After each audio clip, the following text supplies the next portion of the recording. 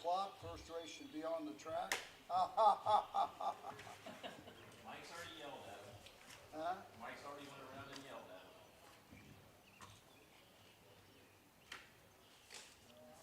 Somebody said we'd be done by 12 noon. No way. Taking the over? Morning, Rod. Yeah, Mike. How you doing? You call? Guys, the sausage biscuits in that bag, I'll help yourself if you want.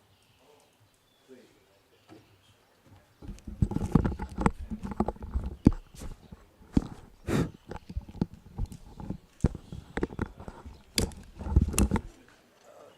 You mean some of them don't want to be schooled? Matt, my head your way here. No, huh? Sure. Yeah, no, it should be fine. Okay, thank you. Yeah. Oh, the 2-year-olds you're going to school. Okay, that's what you meant. Okay. Yeah. Yeah, I know. Yeah, you'll go around one time just like you did last year. Yep, gotcha. Yeah, thanks. This is probably my favorite color you got.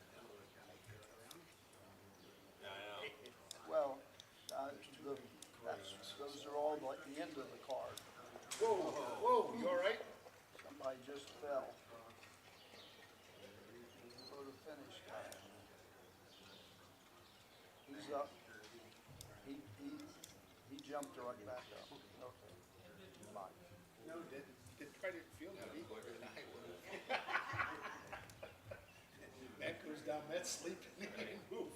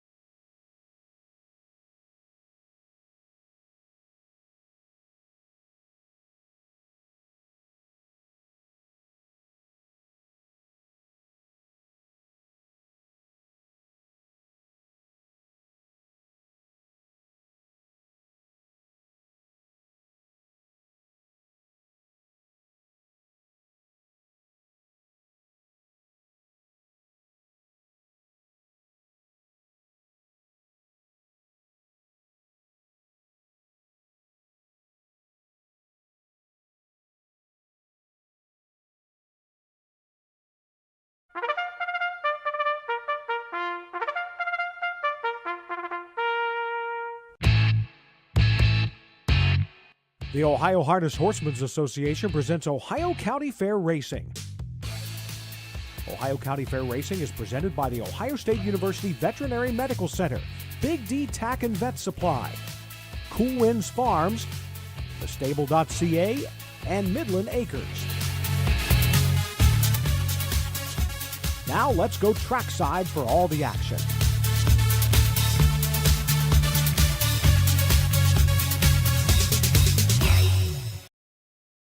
Good morning and welcome to the Delaware County Fairgrounds for Breakfast with the Babies. 18 qualifiers today, and we're going to have all the action for you right here on our Facebook page. Hello again, everyone. I'm Frank Froz, joined today by Susan Schroeder, Roger Houston, Matt Clark will be on the headphones as well and running the camera today, but we're off to an early start because of the heat wave that is the heat bubble, as they're calling it, falling over central Ohio. Temperatures yesterday up into the 90s. Today it's going to be just as miserable if you don't like the heat. And for the sake of the equine athletes, they've moved this up a couple of hours to 8 o'clock, and I imagine they're going to try to get them off as quickly as possible to make sure we stay as cool as we can. But again, we've talked about it with Matinee Madness, Susan. We've talked about it with the early fairs. These are big days for the trainers, for these horses. You know, they love these days. Big, important days, but also busy days. I was looking at the amount of horses. We got 97 horses split up between 23 trainers. So I was trying to count. Brian Brown's got 17 in, Tim Lane's got 9 in. Chris Beaver, there's too many to count. Exactly. I tried to count them earlier. Yeah, I couldn't count it goes them. into his name, and it looks like it goes down to a second row. So I've never seen that before. So he's definitely probably got 24, 25, something like that in. Chris's farm just up the way, Roger. We were there for freshman focus, and it's easy for him to get them here, but it's still a task to Just to show ship you 'em the all. difference, took Chris Beaver all of 10 to 15 minutes to get here. Rosie Weaver is in the very first race. She was on the track warming the horse up when we arrived on the scene at 7, so that must mean she left around 4:30, 4:45 to be here for the first race. Kind of like Matt.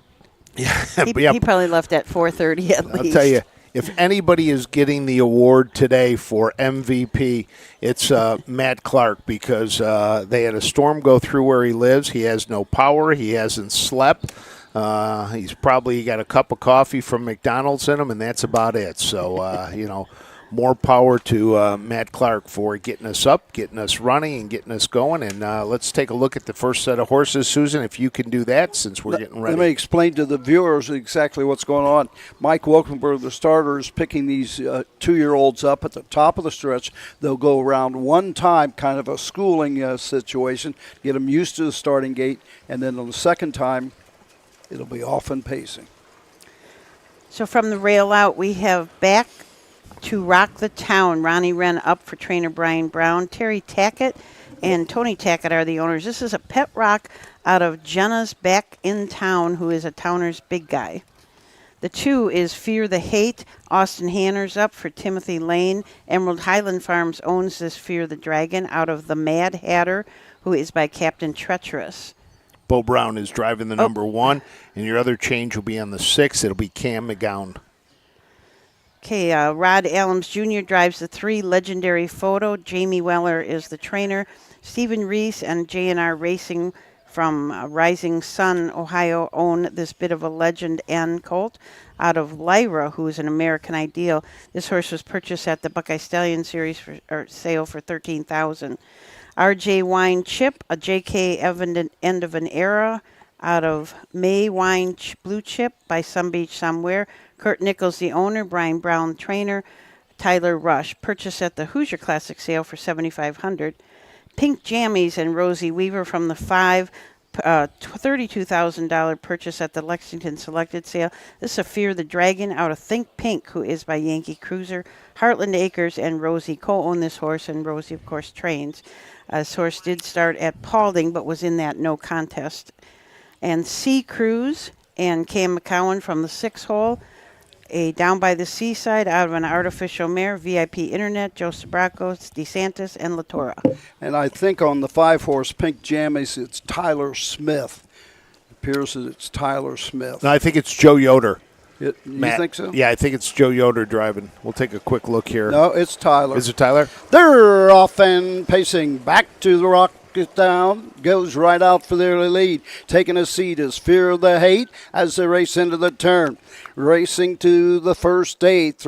Settling in third is RJ Wine Chip as they race around the turn. Going to the backside. Racing next comes C. Cruz.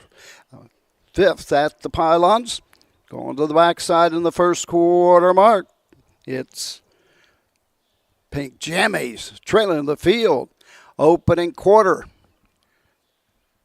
As they race into the turn, go on to the 3/8 mark. On top of the field, back to the rock the town. Racing second is Fear of the Hate. Pacing third, getting the trip is RJ Wine Chip at the 3/8 mark. Into the lane first time, coming to the halfway point. Racing up fourth. As they come over to the halfway station is Legendary Photo. Racing fifth, C. Cruz, and trailing the field, Pink Jammies. All in straight alignment as they race into the turn, go on to the 5/8 mark. On top of the field and continue to show the way. Bo Brown back to rock the town. Has the lead by a length and 3/4. Racing second, it's Fear of the Hate. Racing through the outside. Here comes Tyler Rush and RJ Wine Chip. Now second on the outside and going right on to the top. Back to rock the town. Racing second at the 3/4 mark. Into the turn. Racing third as they race around that final turn. That is Fear of the Hate. The others are gapped out. Eighth of a mile to go in Ohio. On top, RJ Wine Chip going to bring him into the lane. Back to rock the town as their second. Comes back to the outside. Racing third. As they race home, it's Fear of the Hate. To the wire, it's RJ Wine Chip. Back to rock the town. Home third. Fear the Hate. Looks like 59-3.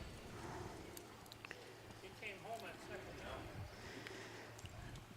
Tyler Rush I think we might need. made a real quarter pole move to the front. Never looked back. We might have to adjust this because 28 and then 102. That's second quarter and 34. I don't think that's right. Opening quarter was in 28. Down to the half in 102. 3/4, 131. The mile, 159, 3/5. So starting off with a 2-minute mile early on.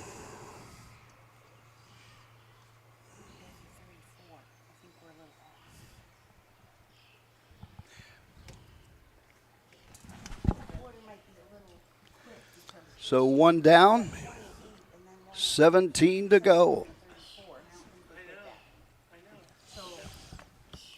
Here in Delaware, Ohio.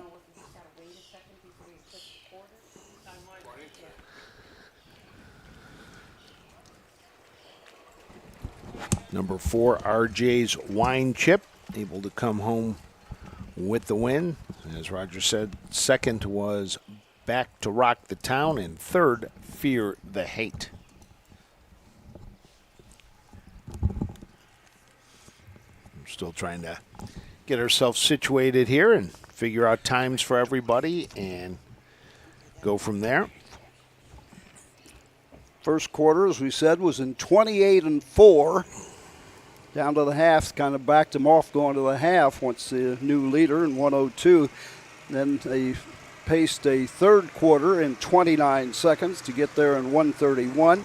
Then they come home in 28-3. And that's what you're going to expect in these qualifiers today for these young horses. Usually they'll go out of there pretty good. They'll back them off, come into the half, and then from there they really get into the race attitude. You know, it's like Rosie has told us, sometimes manners over speed, but just, you know, you want these young horses to qualify, have a good trip.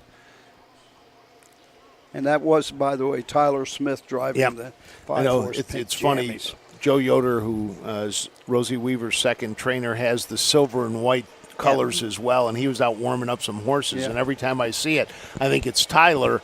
And then when you said Tyler, I looked up quickly, and I thought it was Joe, but it was Tyler when they came by. This is such a nice wide track to be able to school them on, and everybody's got plenty of room. It's just a great place to qualify these young horses.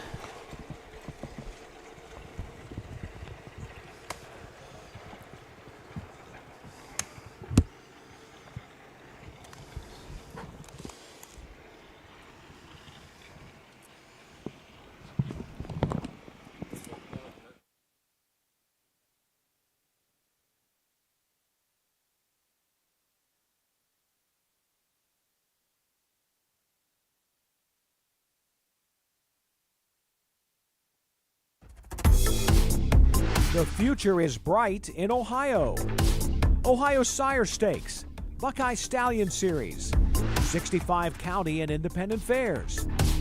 Whether it's the Ohio Sire Stakes, the Buckeye Stallion Series, or the County Fair, Ohio has a place for your racehorse.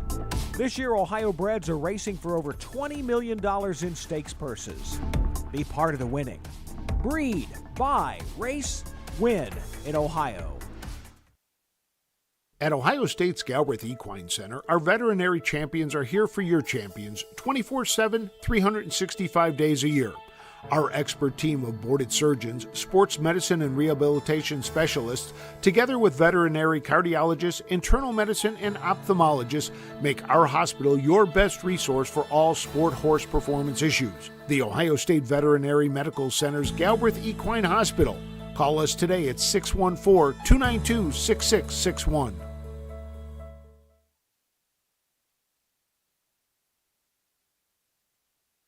The roots of harness racing are born at the county fairs. For over 150 years, people have gathered to watch horses battle it out for fame and glory. Catch the thrills this summer at an Ohio Fair Racing Conference County Fair. The OFRC races at 21 fairs in 19 Ohio counties. Trotters and pacers put it all on the line to be called the best in the Buckeye State. The Ohio Racing Conference, where the path to greatness begins. Complete order of finish that first race. Back to the Rock the Town was second. The 2, Fear the Hate, third. The 3, Legendary Photo, 6. The 4, RJ Winechip, the winner. The 5, Pink Jammies, 5. The 6, Sea Cruise, 4. Top down, 2, 3, 6, 1, 5, 4, 28 and 4, 102, 131. The mile, 159, 3/5. On to the second race, no changes or corrections, a field of 6 to go postward. Jason King was asking if there are program pages, and if you go to harnessracingohio.com, that's harnessracingohio.com, and you should be able to get your program pages right there. Let's take a look at the field for the second. The number 1 is Goo Goo Gone. Tyler Smith will drive for Chris Beaver. This 2-year-old colt by Goo Goo Gaga is out of the Andover Hall mare Synonymous Hanover, owned by Chris Beaver and Martin Yoder. Did have a qualifier at Scioto Downs on the 10th. Finished 4th in 2 minutes and a 5th. Country Cowboy is trained, owned, and driven by Melvin Schmucker. This is a What the Hill colt out of Cowboy Girl, who is by Cash Hall, trained or bred by Crawford Farms from New York. The number 3 is Surge Again. Rosie Weaver drives and trains this full count out of Super Katrina, owned by Heartland Acres, Rosie Weaver, and Cabby D LLC. Had a qualifier up at Northfield on the 13th, went in 2:04, finished in 2nd. Methuselah is the 4-hole with Chris Beaver up to drive. Chris Beaver is also the trainer, and co-owns this horse along with Knutson Trotting Incorporated from Delray Beach, Florida. This is a Centurion ATM out of Riley's Dream, who is a Muscle Hill. This horse raced at or qualified at Scioto on the 10th, so just about 8 days ago. Did make some breaks in that race, so I'm sure is here to see what he can do. Nice job on the name. I knew you were going to lead me to that one. It wasn't on purpose. The number 4 is Good Envy. Cam McGowan drives for his wife, Jessica. This is a What the Hill colt out of the Conway Hall mare Diva, owned by Jess McGowan, the Unstable Brothers, and Keith Gisser. A $27,000 purchase at the Ohio Select Sale. And from the 6 hole, Aaron Merriman will drive Jar Shinin.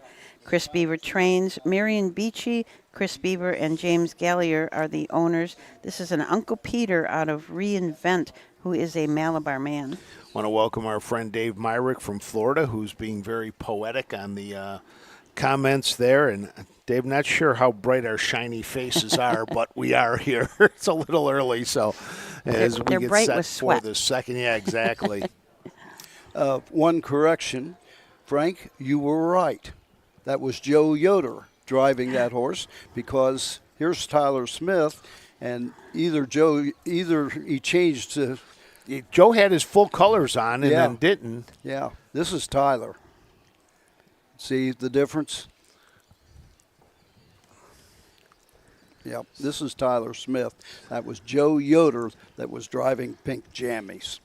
So, mark one for the big guy. That's about it today.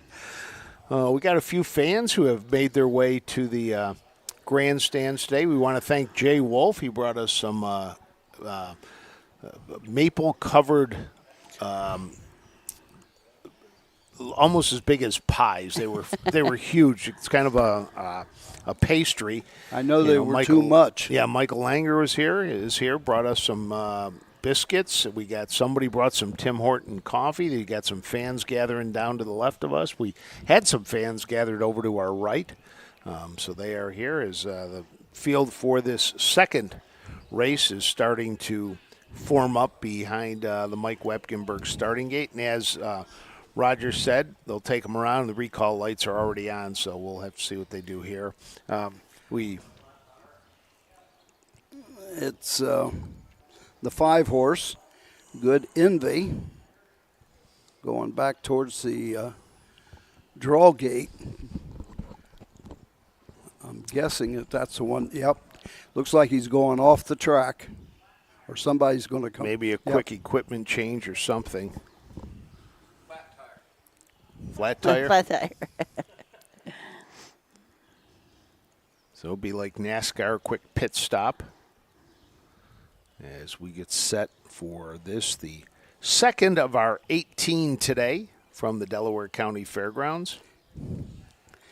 We have had a lot of racing early, haven't we? I mean, we had 16 and 20 at Paulding, 18 and 18 at Circleville. A lot of races. A lot of races. You know, it's not like we had a lot of racing because it's the same as we've had in the past, but on these racing days, we've had a lot of races. Yes. And I think it also, you're ringing, Roger. It's Mike. Find out what's going on. See, this is the best part about this, so that we can find out what's going on. You know, Roger's got the hotline to the starting gate. He's got a hotline across the way to the judges' stand. I know David Statz is one of our judges. I'm not sure who the other judges are today. starter Mike Wilkenberg confirms that it was a flat tire, and they don't change the wheel or anything like that. They just grab another sulky, and he's ready and he's back on. So the pit crew over there by the barn, fine job to get him in, get him out.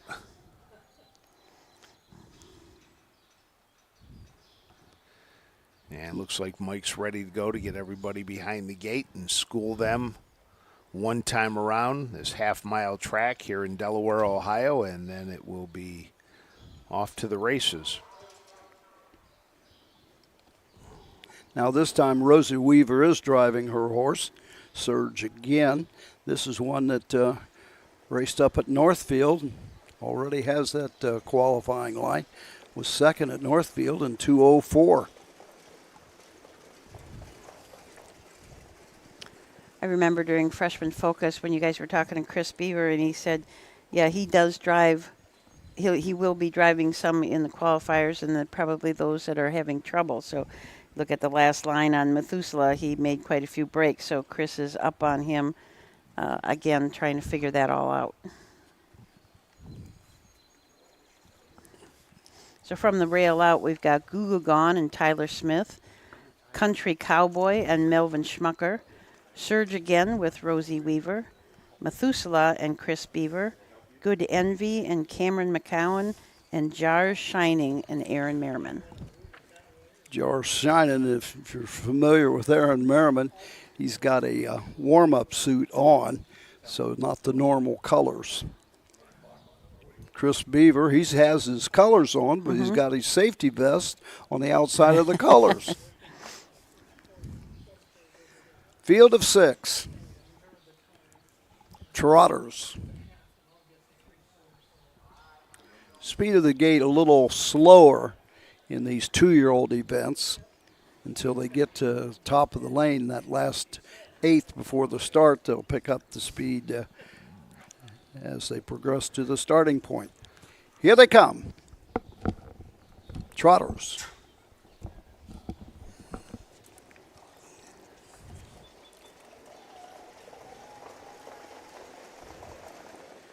They're off and trotting, going right out for the lead. That's Country Cowboy on the inside. Surge Again up on the outside second. Getting away third, it's Methuselah as they race into that first turn. Racing fourth as they race around the turn. It's Good Envy, followed by Jars Shining. And the trailer following the early break as they race over to the first quarter mark. Goo Goo Gone. Down the backside they go, making the break. Methuselah as Surge Again takes him to the quarter in 33 seconds. Into the turn, racing second, it's Country Cowboy. Trotting third, that is Good Envy. Around the turn, racing fourth is Jars Shining. Back trotting fifth, following that break, Methuselah, and further back, off stride again, Goo Goo Gone at the 3/8 mark. Into the lane first time, coming to the halfway station. It's Surge Again and Rosie Weaver showing the way by 2 1/4. Halfway home in 1:04 2. Into the turn they go. Country Cowboy trots second, racing third as they race around the turn. Go on to the 5/8 mark. It's Good Envy. Racing fourth is Jars Shining. Fifth, Methuselah. Now trotting is Goo Goo Gone down the backside. Here comes Aaron Merriman. Jars Shining. Now fourth, now third. Moving up on the outside at the 3/4 in 1:35 2. Into the final turn. It's Surge Again with the lead. Jars Shining on the outside second. Moving up on the outside is Good Envy. Ready to go 3 wide for Cam McGowan. Fourth on the inside is Country Cowboy. Into the lane they come. Less than an eighth to go in Ohio. Jars Shining on the outside. Surge Again on the inside. Nose to nose. Stride for stride. They come to the wire. It's Jars Shining. The mile, 2:05 4/5. Checking the time with a number of different timers that we have up here. Trying to get you the best accurate times. 33 for the first, 1:04 2, 1:35 2, 2:05 4 Roger had. And we're just double checking everything. But your winner was the number 6, Jars Shining, with Aaron Merriman. Came down the stretch, able to edge out the number 3, Surge Again, and Rosie Weaver.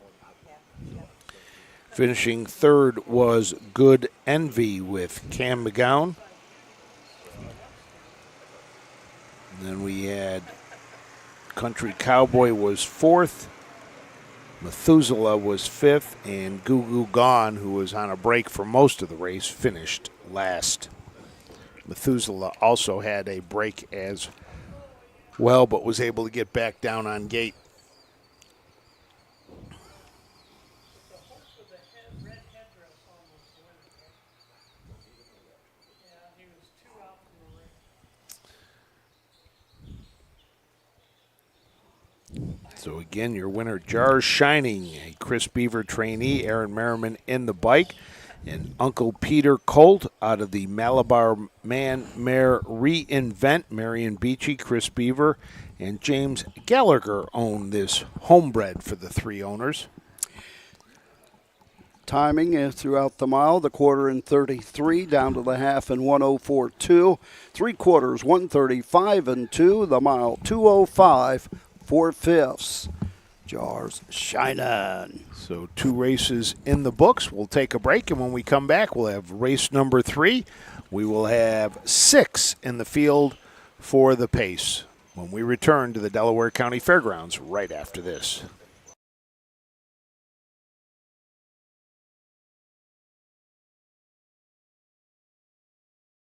For over 50 years, Midland Acres has provided top-quality Ohio-bred colts and fillies. As a third-generation farm with 500 acres of pasture for breeding to boarding and on-site veterinarian care, we understand the importance of delivering well-cared-for and well-mannered yearlings. Get in the winner's circle with the yearlings by Fear the Dragon, Yankee Cruiser, Pet Rock, Long Tom, and Bit of a Legend.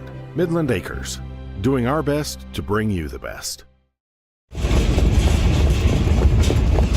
Hi, I'm Dean Gillespie, and I want to tell you about the Ohio Colt Racing Association. There's 19 member fairs, and they sponsor the Partial Futurity in Greenville, Ohio.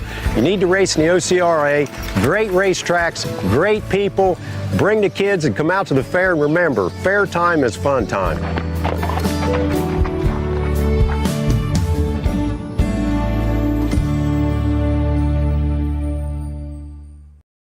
When you need supplies for your horse, one name stands out, Big D's. Since 1976, Big D's Tack and Vet Supply has been the equine experts you can trust. Whatever your horse needs is available at Big D's Tack and Vet Supply. Visit the retail outlet in Streetsboro, Ohio, or order online at bigdweb.com for fast shipping. Most orders ship that day. Or call 1-800-321-2142. Big D's Tack and Vet Supply. Volstead, Coach K. Hanover, Slay, Ohio's top trotters stand at Dublin Valley Farms. Volstead's offspring include Sugar Instead, the 2023 Ohio 2-year-old Trotting Filly of the Year, and 2024 Ohio Sire Stakes winner Jurassic Hattie. Coach K. Hanover, the son of world record holder Walner, and Slay, the son of Chapter 7, standing his first season at Dublin Valley Farms. I'll tell you, the photo finish by Frank, much faster than the photo finish that we have here. Number 1, Goo Goo Gone, 6. The 2, Country Cowboy, 4. The 3, Surge Again, 2. The 4, Methuselah, 5. The 5, Good Envy, 3. The 6, Jar Shinin', the winner. 6-4-2, 5-3-1, top down, and I told him to give me a call if it's different, so if we don't get a call from him. The quarter, 33, the half, 104.2, 3/4, 135.2, the mile, 205 and 4. And that takes us to the third event for 2-year-old pacers, field of 6. Driver changes, the 4, What You Gonna Do, Aaron Merriman. The 5, Guard the Fire, Emma Early. And number 6, Lorna Doone, Bo Brown. And I see Lorna Doone is scheduled for our Freshman Focus coming up with Brian Brown that we do on this Thursday, videotaping. You know what's going on. I haven't seen that list yet. I just saw the list for Scott and Zach Mogan yesterday. I sent the list yesterday to you. We had IT issues all day at the office. I know that. I've got a. Who knows if we got it or Do you want my copy? Nah, we'll get it later on. So we should be in good shape, though. So yeah, I didn't know you were having issues with your internet and such until late yesterday. Looking forward to doing 2 more of those this week. We got Scott and Zach Mogan tomorrow, and then Brian Brown on Wednesday. So Wednesday. No, Thursday. See, I lose days. I have lost days the last month.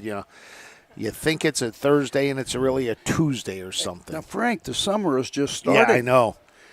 Think what it's going to be in another week or so. 10 days, 15 days down the road. I don't want to think about You that. won't even know what No. city you're Well, in. know what city? I'll probably drive to the wrong one. You watch. Before this year's over, I'm going to be in the wrong place going, where am I supposed to be for this fair? And hopefully get there just in time. So we get set to go. Why don't we take a look at the field for the third? These are 2-year-old pacers, and the first number one is Ollie Sweet Cake. Rod Allums Jr. will drive for Jamie Weller. This is a bit of a legend and filly out of All Rush by Dragon again, J&R Racing. Kistler and Sheila Mobis own this filly by Bit of a Legend N. Yeah. Yeah. Cam McCowan will drive the 2, Allegrissimo. This is a well-said filly out of Traditional, who is a Western Ideal. Brian Brown trains for Hutchinson Harness. This horse was purchased at the Ohio Selected Sale for $40,000. The number 3 is Icy Seaside, a $47,000 purchase for Spring Haven Farm. It is a homebred. Tim Lane drives. Tyler Smith drives. Tim Lane is the trainer. Now, it was sold at auction, but bred by Spring Haven Farm and owned now by Spring Haven Farm, so they must have bought it back at the auction. But making its first official appearance in a qualifier. What You Gonna Do and Aaron Merriman, we have the 4-hole. Ron Potter is the trainer for Last Laugh LLC. This is a Fear the Dragon out of Bad Girls Club, who is All-American native, bred by Spring Haven Farm, and this horse was sold at the Ohio Selected Sale for $15,000. The number 5 is Guard the Fire. Cam McGowan drives for Brian Brown. This Catch the Fire is out of Gargantua, Hanover. It's also owned by Hutchison Harness. It was a $35,000 purchase, and Emma Early will drive. I'm sorry, I said Cam McGowan. Emma Early will get the lines. Lorna Doone and Bo Brown have the 6-hole for trainer Brian Brown. Ron Salicito from Franklin, Tennessee owns this down by the seaside. It's out of Tripleton, Hanover, who is a shadow play. This horse was sold at the Ohio Selected Sale for $74,000. And the second dam, so the dam of Tripleton, Hanover, has produced winners over $2 million. That's the kind of information you can get from nobody but Susan Schroeder. By But the I way, I only want to have thank. 2. We must thank Frank Froz's photo finish system for coming up with the order of finish in that time. They had a malfunction of the. There you go. Oh, We gosh. got it. In fact, it's the only horse that'll qualify is probably the first 2 horses because they were within a half a length of each other, so they do not have times on the other horses. Trainer Todd Luther in the grandstands with his daughter, enjoying Yeah, the day today. His doesn't have anything in until I Yeah. think he said the 12th. I said, how many you qualified? They're expecting like 10, 12. I'm like, oh, 1. Yeah. One. Here to help Brian Brown if he needs any help. His young daughter in the stroller. I think my estimation that we would not be done by 12 noon is right on because Yes. I've got 20 minutes of We were a little 9. late. We were a little late starting though, so well, yeah, but Oh, if you'll notice, the horses on the track are just warming Right. up. Yeah. We don't have any horses yet for that third. That's one of the things that's kind of a problem around here is the fact that the only way they can call them to the track is through Mike Wolfenberg's PA system on his starting gate. So just one of the situations you have to live with. Got our first horse out on the track for the third race. a lot of work being done here at the Delaware County Fairgrounds leading up to the fair. They've been working on the barns. I know Tim Lane's barn has been redone, and Brian Brown has the other side of that barn. They've redone those. A couple of the other barns have been refurbished. The state legislature looking at some funds to redo the grandstand, which will be a welcome fix, let's just say. Hopefully they can come up with some sort of a bird eradication or a bird keep it away Yeah. system. I'm not sure that's possible, but once they redo the grandstand seating and stuff, if you've been to Delaware in years past, what a difference last year made with the ground level, with the Yeah. mutual Beautiful. option, the restrooms and everything. It was just almost impossible to compare it with the old that we had here at Delaware. And when they do this grandstand seating and such, you're going to see the same difference. Right. Believe me, Yep. it was just major. But, if they do, we're talking about a couple $1 million to do the inside here. Yep, and that's the funds are. The state is. It's in the budget for the. I think it's for the next fiscal budget. So they're waiting on that to be approved down in Columbus. But if they clean out all these old seats, maybe we should get a couple and raffle them Yes, off, give that them would be away. That would be a good idea. See I if have we can seen make at those some arrangements. barns where they drape netting down so that the birds can't sit on, because there's a lot of these iron girders that Right, the birds yeah. can I mean, just it'd be tough. sit on, and they especially like this area. Or you know what you do? You enclose the whole thing, make it air conditioned with windows that Come go on, up. You went from $2 million to $4.5 million. Yeah. No, probably 40 million the way Yeah. costs are right now. That would be a lot. I think it was the State Fair in West Virginia. They put balloons Oh, in the top of their grandstand. And they blow around and keep Yeah. the birds away. Scare them keep away. the Something birds different. Yeah. And you notice over a river or something, they have those balloons or things like that. And that's to tell airplanes, I guess. There it is. Well, we're waiting for the horses to come out for the third. 18 scheduled today. Of those, 14 of them. Oh, let me take that back. 13 are 2-year-olds. Then we will 16. have. No, then we've got a 3-year-old. 2 races of 3-year-old pacers, a race of 3-year-old trotters, and then an open pace and an open trot. So to there's follow it 4. So that makes 14 2-year-old races. So we will have a full day of racing here. As Todd Luther said it's about 20 degrees cooler by the barns. Well, yeah, they got a little bit of a breeze blowing, unlike up here. All 6 horses for this third race are on the track now. And so Chris Beaver and Clifton Bell were out warming the horses up. They were clearing the racetrack, and we're about ready to get away with our third race coming up. Mike Wepkenberg has the starting gate in position, waiting for the other ones to get there. So from the rail out, we're going to have Allie Sweet Cake with Rod Allums. That is a bit of a legend end. Allie Grissimo and Cam McCowan with the Well Said. Icy Seaside and Tyler Smith from the 3. This is a Down by the Seaside.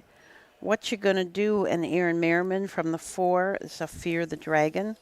Guard the Fire. Of course, they Catch the Fire with Emma Early up. And Lorna Doone and Bo Brown from the 6 hole, and that is another Down by the Seaside. When you say the name of the 4 horse, I think we've got to have that music. What you gonna do? Yeah. Matt, you should have thought of that. Matt was worried about his meat in his freezer going bad since last night. Oh, storms rolled through near Matt's house. Looks like the number 4. What You Gonna Do? Getting a little frisky behind the gate. Aaron Merriman straightening her out. 5 fillies and 1 gelding. And wouldn't you know it was the gelding? I thought it was a filly, but it is a gelding. Getting a little fractious behind the gate. A lot of people lining the back, the gate, or around the draw gate down to the lower turn. Also along the back stretch, some cars have gathered up, probably sitting there with their air conditioning on. Well, and they're by the food truck, too. So air conditioning and a food truck. Can't beat that. See, Shelley Johnson is here taking some photographs. Okay, let's go to- Personally, the thank early- Shelley Johnson for giving me a new set of driver photos. So the early start time did not bother a lot of people. They were up and at 'em and here early, ready to go, and we are ready to go with the third. Let's send it to Roger. 2-year-old Pacers in behind the gate. The gate swings into the stretch, and here they come.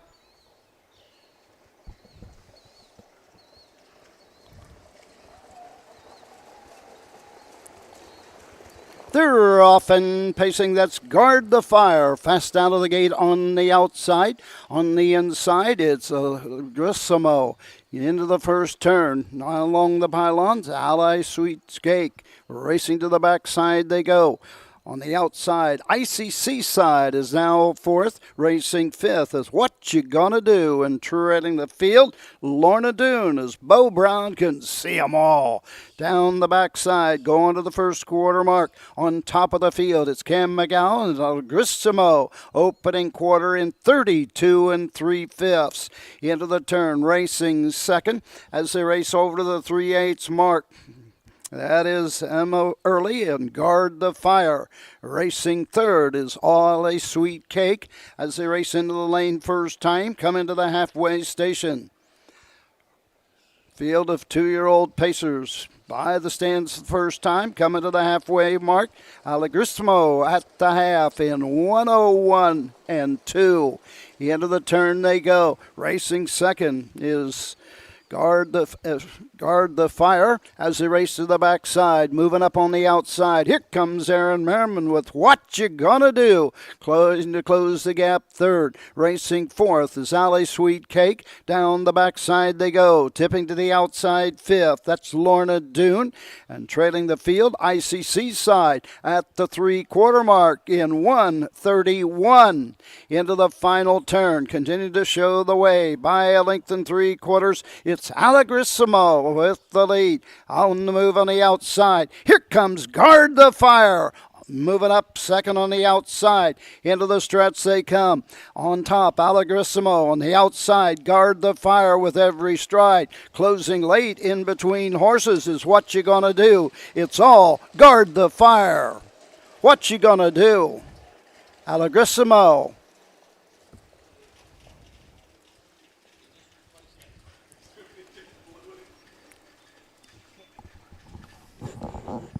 Use his vinyl. Use his vinyl. 159 flat.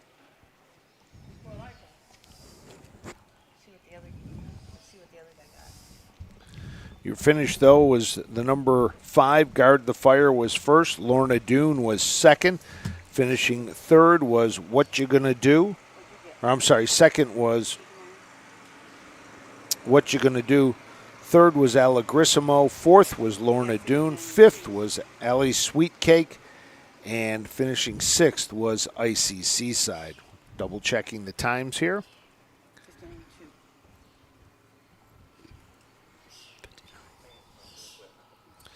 We had 32 3/5 for the first quarter, 101 2, 131, 159 3. But we'll wait and see if that's how it all plays out. We got enough watches around here. We're adding them together and taking averages. All the time. What is it? That would have been 28 3 for the final quarter. For the half, I think. I don't know why Todd Luther needs a watch. He does this every day. He should be able to see it in his head and know exactly how fast they're going. All right, Roger, we got waiting on Roger to give us our official times. Question mark. We had 59 and 2. He had 59 flat, and you had 59. So 59. Yeah, I think we had a 59 flat, a 59 1, and a 59 2. Comparing all the watches, the quarter 32 3, the half 101 2, 3/4 131, the mile 159 flat. So there you have it. That's now our official times. And again, your top-down rundown, Roger, if you want it, from the Frank Frost photo, 536. 2-1, 4 on the bottom.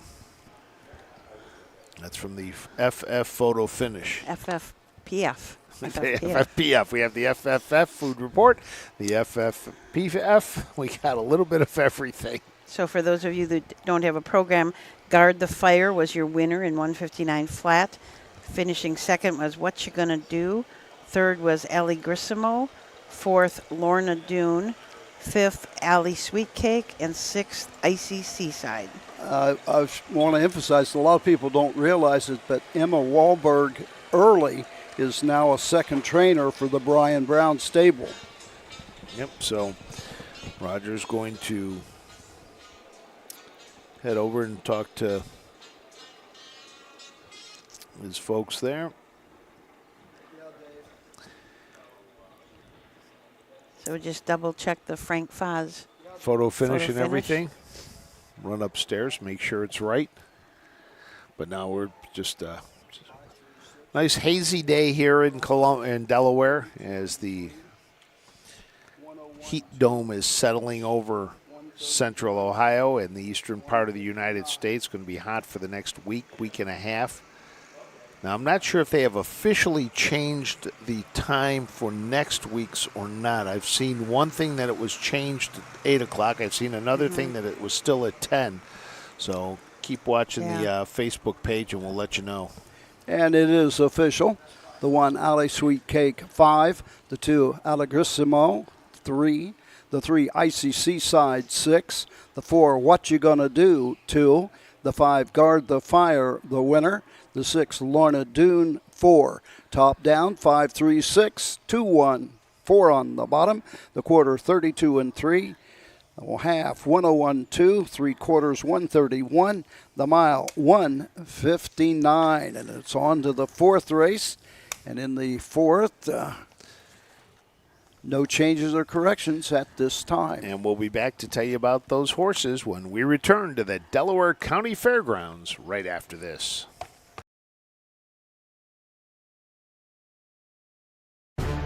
History, tradition. For over 100 years, 2- and 3-year-old trotters and pacers have started their careers on the tracks of the Home Talent Colt Stakes. See the future stars of Ohio harness racing at one of the Home Talent's 15 tracks. The stars of tomorrow are racing at a track near you today. The Home Talent Colt Stakes. You can't win them if you aren't in them.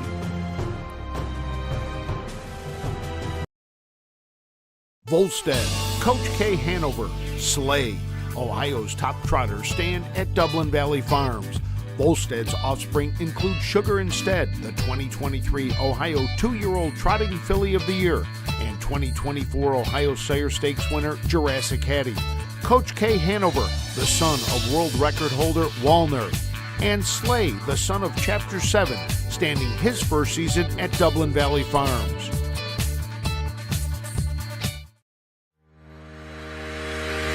Own a little and love it a lot. TheStable.ca is an award-winning fractional ownership operation. Buy as little as 1% of a racehorse and experience 100% of the thrill.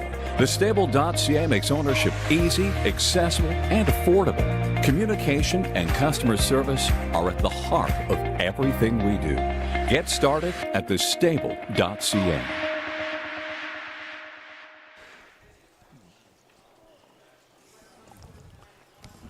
Welcome back to the Delaware County Fairgrounds as we get set for the fourth race today. I had to open up my book. I thought it was the fourth, and I was just laughing. I just got a comment. We said Todd Luther had the watch going, and, I said he'd need one, 159. And his mother-in-law, Amy Holler, said he can't count that high. Oh. Oh, hey, he had your granddaughter here. It was maybe the little one that was timing. Yeah. Oh, geez. So, let's take a look at the fourth race, and you want to go first or second? You accuse me of giving you the hard ones. Let me figure out here who. Now there's no really hard ones in this one. So you go first. From the rail, Chicka Lounge and Trevor Smith. This horse is trained by Jeff Smith. This is a Marseille filly out of the Young Princess by Yankee Glide, owned by Bet the House LLC from St. Petersburg, Florida, trained by Crawford Farms from New York.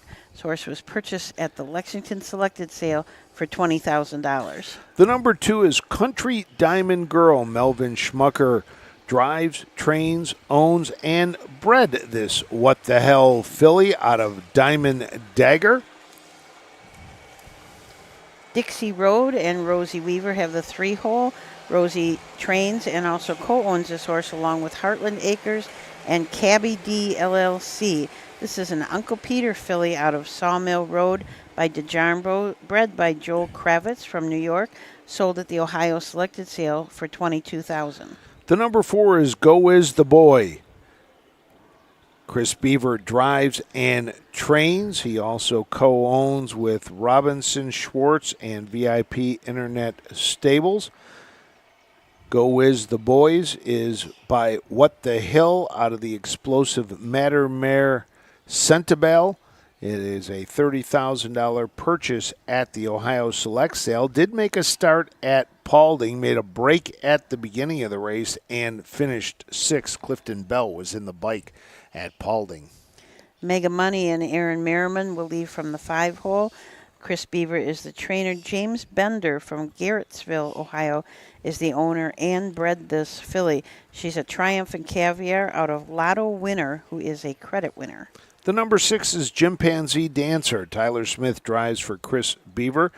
This colt is by Chimpanzee out of the Dewey Cheatham and Howe mare Westland Dancer. Equinox Racing of Toronto own Chimpanzee Dancer, who qualified at Scioto Downs, finishing 3rd in 2:02 and 4 back on June 10th, just 8 days ago. So that is the field for the 4th. Looks like just 2 of them are out on the track right now, waiting for the other 4. I see one from the Beaver Barn making its way out now. That looks like it is number 4, Go Is the Boys. Chris Beaver in the bike. So speaking about the qualifiers at Scioto, this horse one of these horses qualified. Chimpanzee Dancer. There were qualifiers yesterday. They're going to be qualifiers next Monday. And next Monday we're also having the, the 3rd or 4th annual cookout at the qualifiers. We are. Yes. It's going to be hot. Yep, and you're going to cook. Oh, I heard boy. You're going to be the cook. So Frank Fraz will be firing up the grill, and we'll have hamburgers, hot dogs, stuff like that. So in the patio area at Scioto. So if you're coming over to watch your qualifiers anyway, you can grab a sandwich. Yeah, and then we'll be back here next Tuesday for qualifiers from Delaware as well. We'll also have fair racing from the Putnam County Fair on Tuesday and Wednesday. So we are starting to get into the, no pun intended, heat of things. Yes, heat of things. As the horses are out there. Looks like we've got 4 of them out right now. 5 of them I see, waiting on 1 more. Aaron Merriman has Mega Money out there. Chris Beaver has Go Is the Boys are out. Country Diamond Girl is out as well. Dixie Road. Dixie Road has made her way out. And the last horse is coming to the track. Tyler Smith looks with like, yep. Chimpanzee Dancer. Yeah, everything coming from the left side there, Chris Beaver. Chris has taken over like 2 or 3 of the barns to our left, which is at the barns at the very top of the stretch. And if you're looking at a clock, that'd be about 9 o'clock. Brian Brown's barn, along with Tim Lane, is out at about 11 o'clock. Talk about we're just getting started with all these racing, and I noticed on the staking guide that this is the start of it. $23 million that these colts will race for this year. That's a lot of money. Yeah, it is. Yes, it is. As they are starting to form up.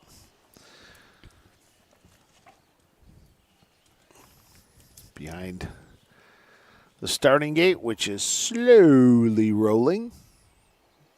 They will go one time around the track, and then off they will go. We always have someone from Sweden when Emma's going to drive, right? Someone from Sweden is watching. Got Milford, Delaware. A lot of people from Canada, Ocala, Florida, Margate, Florida, Greene, Ohio, Warren, Michigan, Indiana, Kentucky, Indiana, Ohio, Michigan. Lots of people watching, so we appreciate you joining in. Watch these nice colts. Brenda's looking for program information. You can go to harnessracingohio.com, and programs should be there. Download them and follow along. So this the fourth race trot. From the rail out, we have Chicka Lounge and Trevor Smith, Country Diamond Girl and Melvin Schmucker, Dixie Road with Rosie Weaver, Go Whiz the Boys and Chris Beaver, Mega Money, Aaron Merriman, and Chimpanzee Dancer and Tyler Smith. I understand that Chimpanzee Dancer is going to appear next week at the Chica Lounge. And that's located on Dixie Road. Dixie Road. So go with the boys. Go with the boys and bring to the Mega Chica Lounge Money. on Dixie Road to see. I always like to do that. To see Chimpanzee Dancer and Country Diamond Girl, and they're going to be making mega money. You'd be surprised how many horses' names you can put into a paragraph. Exactly. Of one race. You just made a sitcom, right, didn't you? Here they come. 2-year-old trotters.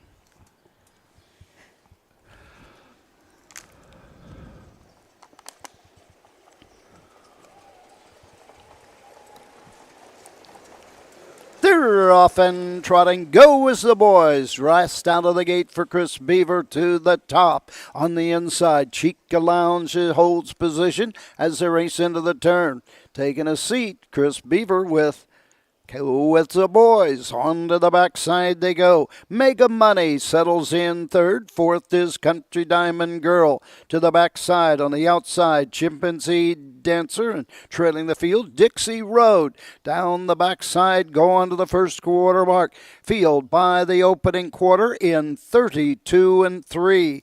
Into the turn, racing second is Go with the boys. Gapped out third as they race around the turn. Mega Money. Racing fourth, coming to the 3/8 station. Trying to close the gap is Country Diamond Girl as they race into the lane first time, coming to the halfway point. On top of the field and showing the way, Trevor Smith and Chica Lounge as they race over to the halfway station. They're halfway home in 102-3. Into the turn they go. Go with the boys is here second. Racing third, Mega Money as they race to the backside. Racing fourth and trying to close the gap, Chimpanzee Dancer. Racing next on the outside, it's Dixie Road. Now fifth and trailing the field is Country Diamond Girl. Down the backside of the three-quarter station. On top of the field, it's Chica Lounge as they race over to the three-quarter mark in 133-4. Into the final turn. Go with the boys. Racing second. Racing third on the inside is Mega Money. Moving up on the outside with every stride is Chimpanzee Dancer. Now fourth, now third, and closing for Tyler Smith. Into the stretch they come. It's Chica Lounge with the lead. Racing second, Go with the boys. Coming to the wire, it's all Chica Lounge. Outside, Chimpanzee Dancer over Mega Money. Go with the boys. Dixie Road and Country Diamond Girl.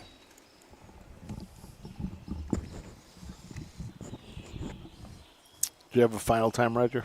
No, I didn't. Nope. You get Susan Schroeder will work her way around and get the final time from all of our different timers here today. And we'll see what we come up with.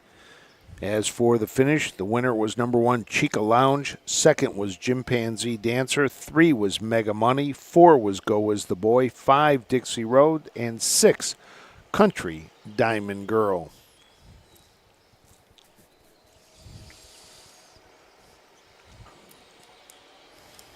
Chica Lounge.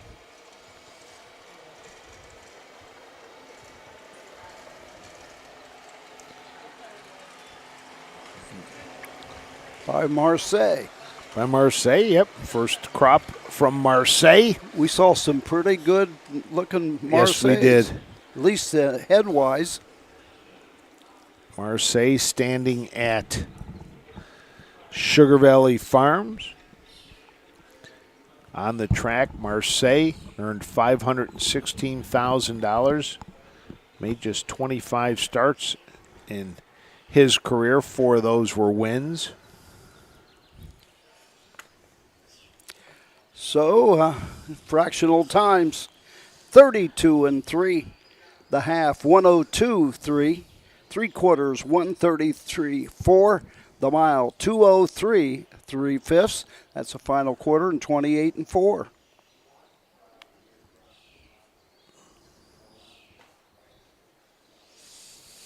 Again, top down, 165.432. Is that official? That's No. official by me. It's Okay. official by me, too. But So there you go. That's all we'll that see matters is- then. hopefully they got the photo finish camera back in operation. So for those of you that don't have the program, that is Chica Lounge was your winner. Chimpanzee Dancer was second. Mega Money third. Go Whiz the Boys fourth. Dixie Road fifth. And Country Diamond Girl was sixth. So you can, I think Frank just mentioned, you can get your programs at Harness Racing Ohio. And the next fair you come to would be Ottawa or Marion or one of these fairs. Make sure that you pick up your harness racing passport. And every fair that you come to, you come up to the broadcast area and we'll give you a little sticker. And those that have the most stickers by the end of the year are going to have just great, fantastic prizes. The prizes are a surprise right That now. they are. Even to us. Nah, we got an idea. Yeah. We've got it figured out, but now we'd Does it have anything to do with a passport? no. No. No, Does it does You not. not. mean not a trip to Paris, No, France? no trip to Paris, France. Paris, Illinois, maybe, but Paris, Kentucky, maybe it's Kentucky. Oh. There you go. We'd send you to. There's got to be a Paris, Ohio somewhere, I would think. Yeah, I would think there would be. You know, stop by there and see what life was like. Maybe they got a little Eiffel Tower. No, you know where we'll send somebody to? Where? Salina, to see the big statue, Yes. the big thing. Yeah. Have they Whatever named that- it yet? I don't think I know so. they were talking about. They were in the process of naming it, I think. Yeah, that is worth a trip to see. Oh, without a If doubt. you're anywhere near Salina, stop at the fairgrounds. They have this, it's got to be, 50 feet tall? At least a At least. Sasquatch made of wood that is Yeah. just really neat. Get your picture taken with it. Yep. When we were there for the matinee, there was a lot of people that drove in just to take their picture and look at it. And it's got an old tractor in front of it, which gives you some kind of proportion for the As to how size. big it And really it's is, yes. huge, just huge. And then what did they build it in 8 days? I Something think that's like what that. they It said. was really yeah. a very short time that this company came in and did that. It's amazing to see. Tractor out dragging the track right now as we get set for race number 5. A few horses are out warming up. One of our timers got earlier top this down? morning said, "No, this track looks like this every day. Yep. It's just a great track. They have a 165. great crew." 432. It's funny. The only thing you're looking at right here that you would go, oh, that doesn't look good, is the winner's circle. And it's Yes. only because they put so many beautiful flowers in the week of Delaware. Right. You know, they put put the mats down, put the flowers in, all the mums, and then you got the flags up behind it. Yeah. You know, that's other than that, it looks like it would look on a race day. You know, not as many people lining the fence. Right. But I mean, even the little brown jug Hedge. That's what it is. Results are Bush's official. hedge. Number 1, Chica Lounge, the winner. The 2, Country Diamond Girls, 6. The 3, Dixie Road, 5. The 4, Go Wiz the Boys, 4. The 5, Mega Money, 3. The 6, Chimpanzee Dancer, 2. Top down, 165, 4-3, 2 on the bottom. Fractions, 32 and 3, 102 3, 133 4. The mile, 203 3/5. In the upcoming 5th race, scratch the 1, Pappy Grad. Scratch the 1, Pappy Grad. Number 2, Faithful Nation. The driver will be Ken Holiday. Ken Holiday will drive the 2, Faithful Nation. And Cam McGowan will drive the 4, Meadowbrook Amy. The 4, Meadowbrook Amy, the driver, Cam McGowan. And we will tell you about the 5 now in the second race when we return to the Delaware County Fairgrounds after these messages.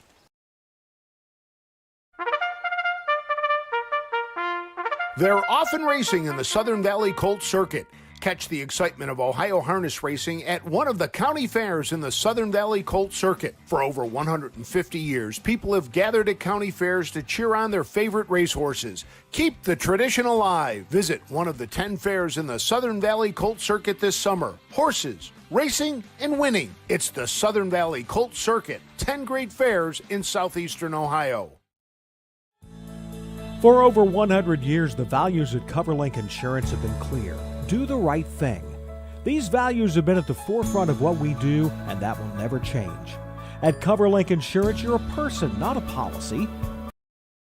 Whether you raise livestock or own the family farm, CoverLink's farm insurance can be tailored to meet your needs. Trusted advice and solutions to protect what matters most. Great service from great people, CoverLink Insurance. Cool Winds Farm wants to thank all the bidders and buyers that supported the Ohio Selected Jug Sale. Cool Winds Farm in Lima, Ohio is a full-service, standardbred breeding facility that specializes in stallion management. Cool Winds Farm stands the popular Dancin' Yankee, whose first crop of 2-year-olds are now racing. Cool Winds also welcomed Western Fame to their stallion barn, who won nearly $2 million competing against the best pacers of his generation.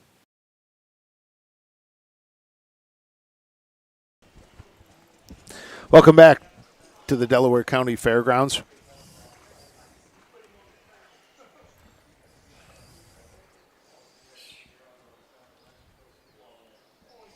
As we get set for the 5th race here today, and this will be 2-year-old pacers going behind the gate. We're going to scratch the number 1, Pappy Grad, and we'll take a look at the rest of the field. The number 2 is Faithful Nation, owned by Robert Brooks, trained by Robert Brooks. This is a 2-year-old filly, but Western Vintage of All-American Nation by Arts Place. Faithful Nation have the services of Ken Holiday. The number 2 is Cinematic. Tyler Smith drives for Tim Lane. This is a Stay Hungry filly out of the mare Ambrose Cinnamon. Emerald Highland Farms of Mount Vernon owns Cinematic and also is the breeder of this filly. 4-horse is Meadowbrook Amy, owned by T. Nichols, Joe Sabraco, T. Gillis, and JF Racing. Brian Brown, the trainer, 2-year-old filly by J.K. Indavanera out of Roxanne by Rockin' Image. Cam McGowan will drive the 4, Meadowbrook Amy. The number 5 is Do That Flying Again. Rod Allums Jr. drives for Jamie Weller. This is a Do Me That Again. A filly out of Flying Native, JR Racing, and Sheila Mobis are the owners. This was a $3,500 purchase at the Buckeye Classic sale. Number 6 is Miss Fancy Nancy, owned by T. Nichols, Joe Sabraco, VIP Internet Stable, and JF Racing. Brian Brown trains. 2-year-old filly by J.K. Indavanera out of Sing It Like Aretha by Some Beach Somewhere. Bo Brown drives the 6. Miss Fancy Nancy purchased at the Lexington Select Sale for $20,000. I failed to mention that 4-horse Meadowbrook Amy, a $44,000 purchase at the Hoosier Classic. We got a couple later on in the card, Roger, $100,000 purchases. So you'll be able to see it. Oh, our colleague Ashley Daly making her way from the backside over to here. Ashley serving as the identifier today to make sure the horses are who they say they are. She just got home from where? Peru. Peru! Took the trip down to goodness. Peru. Did you have a good time? 44,000. She made it back. Was that your honeymoon or what? Oh. The horses finishing up on the track. A couple more warming up. Chris Beaver out warming one up as well. As a couple of them are out already. I saw Cam McGowan and Bo Brown go by with theirs. It looks like we have, looks like all 5 may be out on the track, all working their way on the back stretch. A couple of warm-up horses. As soon as they get done, we'll be ready to roll.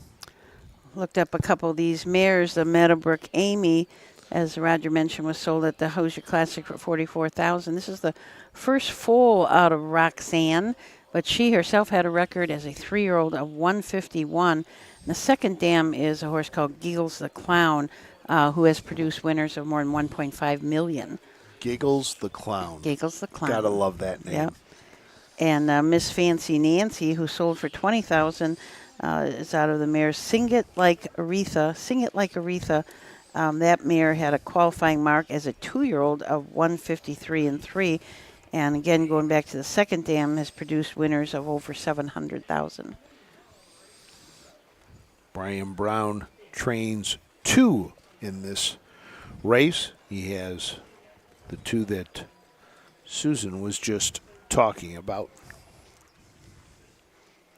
Sometimes you look these mares up and, you know, either the mare was really fast or maybe if she didn't have something. But, boy, when you go back to those second dams, there is a lot of pedigree back there. Well, and that's, you know, it's funny when you talk to different people going to the sales, what they look for. It's like, you know, when we had Scott Mogan on the air down at Circleville, he says when he gets the book, the first thing he does is he looks at the pedigrees. That's the first thing he does, then picks them out. And then he says he tries to get to the farms before he watches the videos. And, you know, some will watch the videos religiously. He likes to go to the farms, look at the yearlings, and then go back, look at the videos at that point, and then, you know, then you kind of set a price and say, okay, if I can get it for this, great. If not, you know, move on to the next one. And that is such a busy time of the year for these trainers. I mean, you've got finals of sire stakes. You've got a lot of big races happening August or end of August, September, even to the end of July. And yet they're out there at the farms looking at the horses, and it's a very busy time. You know, something they don't do nowadays that many years ago they always did, it's especially down in Lexington and some other locations as well, is actually have a show day at their farm where you can see the horses live in a straight paddock thing, see them pacing or trotting and everything. Because let's face it, when you go to the sales and you look at the videos, they may have 6 videos of one horse. You think they're not going to show you the best No, of the 6? without a doubt. Absolutely. So it's very important to go to the farms, and that's why they had those live show days in years past, and they don't do it very often anymore. Maybe it's because how much the growth of sales have occurred over the years. I'd like to thank Rod Allums, Rosie Weaver, Chris Beaver. Who else? Ken Holliday. Showing up in their driver colors today. They read Jennifer Brown's email or message, didn't they? So we got, this is the 5th race from the rail out. The 1 is scratched, so the 2 is Faithful Nation with Ken Holliday up. Cinematic and Tyler Smith. Meadowbrook Amy, Cam McCowan. Do That Flying Again, Rod Adams Jr. And Miss Fancy Nancy. We got a problem. Oh. Houston, we have a problem with the 6-horse. Miss Fancy Nancy returning to the barn area.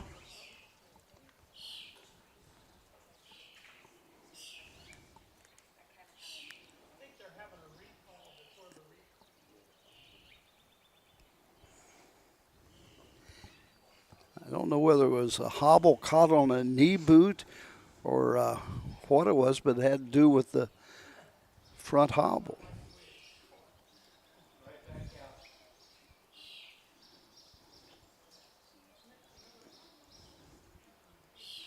No knee boots, so something was askew.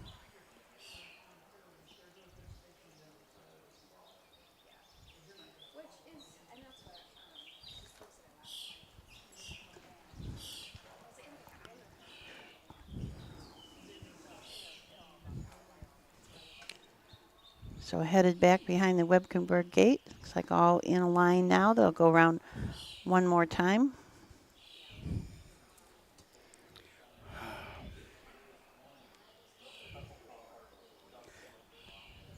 Thank goodness we're in the shade.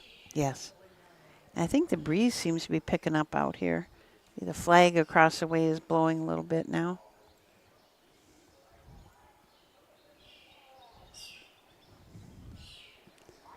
More than likely, this is not the first time that the horses have been behind the gate.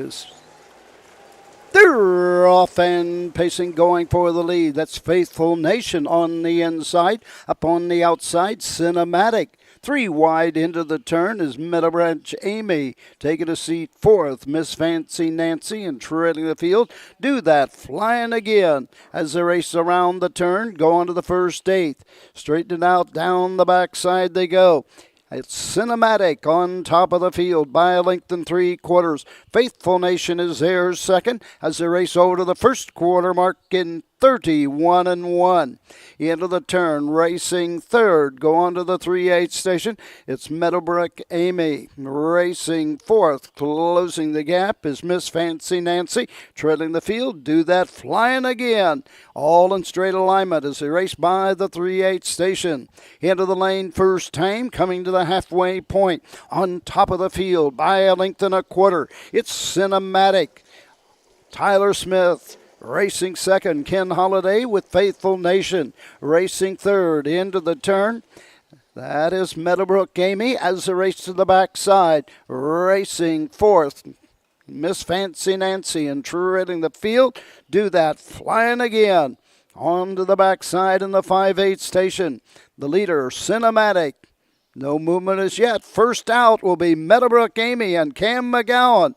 Now third, moving up on the outside second at the 3/4 mark in 1:31-4. Into the final turn. On top of the field and with the lead, it's Cinematic. Been there almost every step. 3 wide on the outside. Here comes Miss Fancy Nancy and Bo Brown. Now 4th, now 3rd. In between horses, Faithful Nation.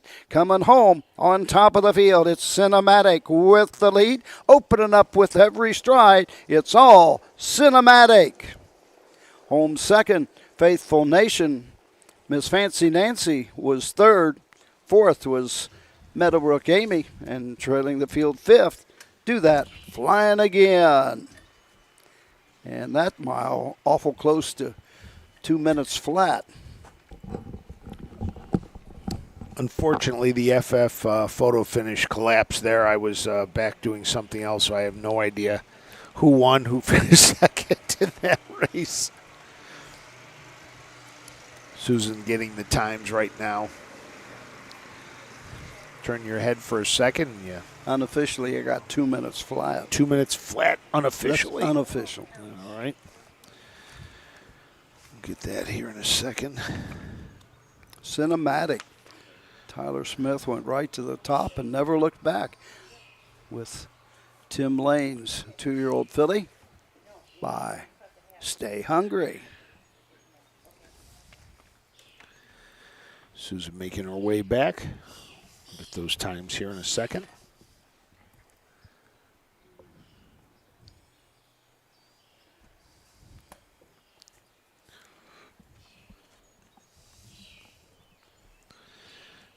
And they're going to figure out what the times here on this one are, and then we will have that for you here in a second.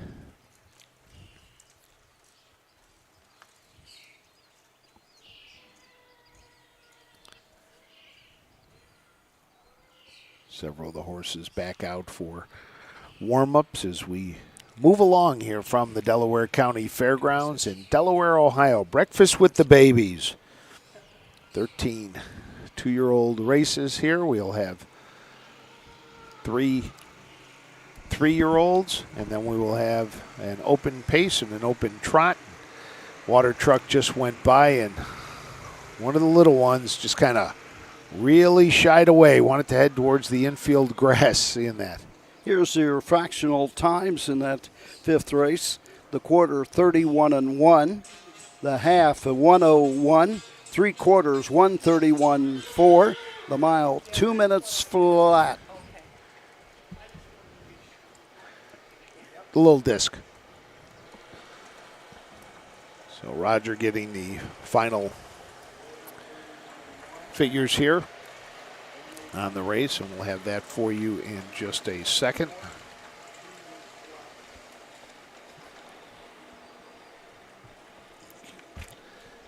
As we are getting the rundown here you go.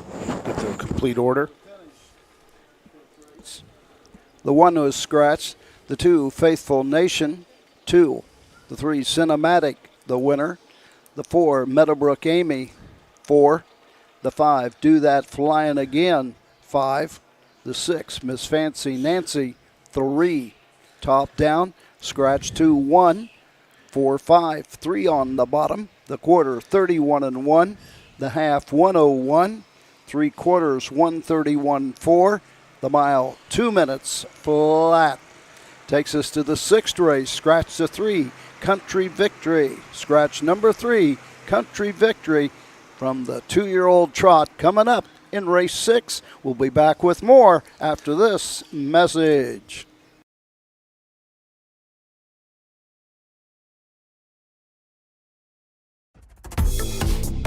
The future is bright in Ohio.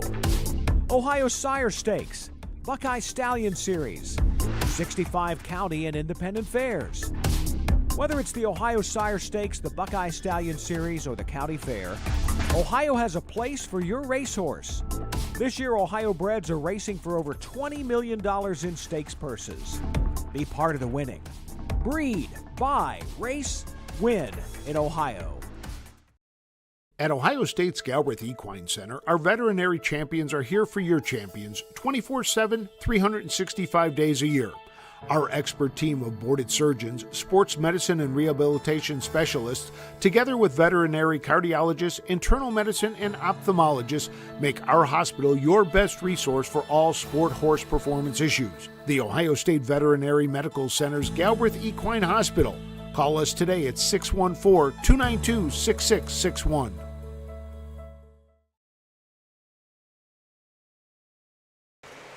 Welcome back to Delaware County Fairgrounds as we get set for our 6th race today. I want to thank everybody who's joined us along our Facebook page as well as YouTube. Joined us for the qualifiers this morning. Program pages are available at harnessracingohio.com. You can head over there and take a look and pick those up. I want to send along best wishes to Don Irvine Jr. having some surgery this morning. Let's see what else we can find from everybody checking in. We appreciate people checking in from all over. We've got people checking in from Sweden, Indiana, a couple from Indiana. There's Delaware, Canada, so Michigan, all over. So we've got that going. And, yep, as David Myrick said, prayers out to Don Guns Irvine from our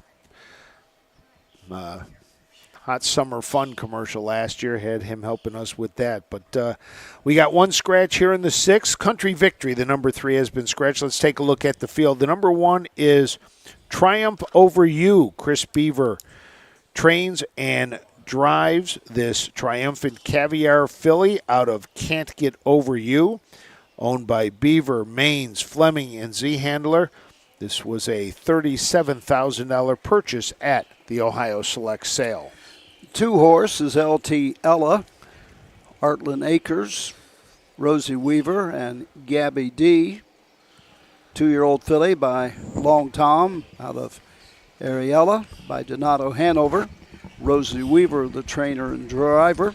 This was a $46,000 purchase out of the Ohio Select Sale. LT Ella, one of the ones we featured in Freshman Focus earlier this year. Scratch the number 3, another one of our Freshman Focus honorees, if you want to say, is the number 4, Mia Sangria. Aaron Merriman drives for Chris Beaver. This is a muscle up the goal filly out of the Pilgrim's Taj Mare Evanora, owned by Chris Beaver, Jim Burnett, and Tim Homan. Sandra Burnett is the breeder of Mia Sangria. The 5 is Youthful Camp, owned by Beth the House, LLC. A 2-year-old filly by What the Hill of Avant Garde by Credit Winner. The trainer is Jeff Smith. His son Trevor Smith drives Youthful Camp. $25,000 purchase out of the Lexington Select Sale. And the number 6 is Lady Ann Volvo. Tyler Smith will be in the bike for the 3rd Chris Beaver entry in this race. This is a filly by Wallner out of the Father Patrick mare, Lady Allaire. Beaver, Robinson, Fleming, and VIP Internet Stable are the owners. This was a $32,000 purchase at the Lexington Select Sale. So Chris Beaver has 3 of the entries in this race. We do have one scratch, that being the number 3, Country Victory.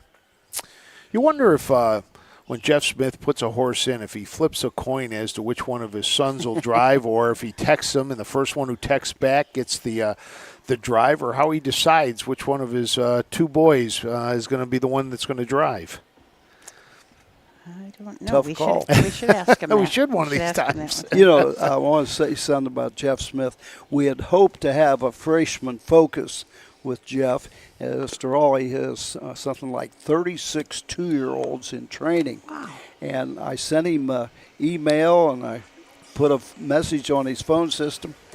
Jeff then did not respond, so we had to go ahead and set up a other schedule. And then I get a text from Jeff about 2 weeks after that. Says, "Hey, I'm sorry. We can do it anytime you want to do it." And I had to tell him, well, we had to go ahead. You know, he didn't see the message right away. Yeah, it's funny, Roger. We do 13 of these. We could do 26. I mean, there's enough trainers with 2-year-olds in the state. We could do twice a week. You and I would be, running ragged, but, and poor Matt would be editing all of those things. But you would be running ragged and I'd be dead. No, it wouldn't be that bad. But no, I mean, we have a lot of fun when we do these things. We'll be out tomorrow down at Winter Circle Training Center south of Columbus, and for Scott and Zach Mogan. And for those that are watching our broadcast today, I want to send out our condolences to Todd Whitney and his better half, Lori Graffam, passed away early this morning. And Lori was a great woman.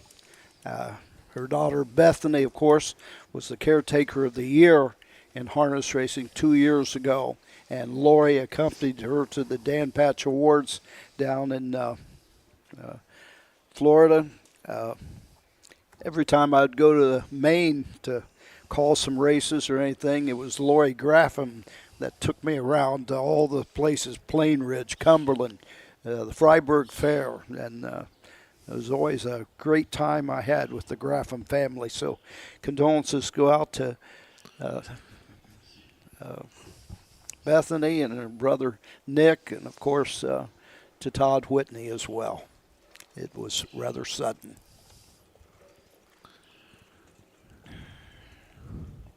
Horses on the track getting ready for this, the 6th race, scratched down from 6 down to 5.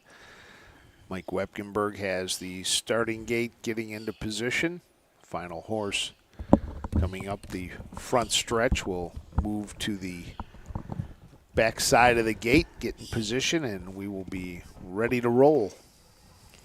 You know, it seems like we have these sale results in here, and we're seeing a lot more horses being brought home from the Lexington selected sale. So I think the Ohio breds are getting so much better that they're accepting them into that select sale at Lexington. It's amazing, but in doing Freshman Focus, the number that said that they purchased out of that Lexington select sale. And that says volumes for the breeding in the state of Ohio. Exactly. It's just not an Ohio product. You got people from New York, New Jersey, all over the country there in Lexington, and a lot of them are purchased in Ohio breds. Well, I think so many people say, and I certainly agree, that we have the best all-rounded program because we have the Sire Stakes, the Buckeye Stallion Series, and then so many fairs. Fair championship for those people that just go to the fairs. I mean, really a program for everybody.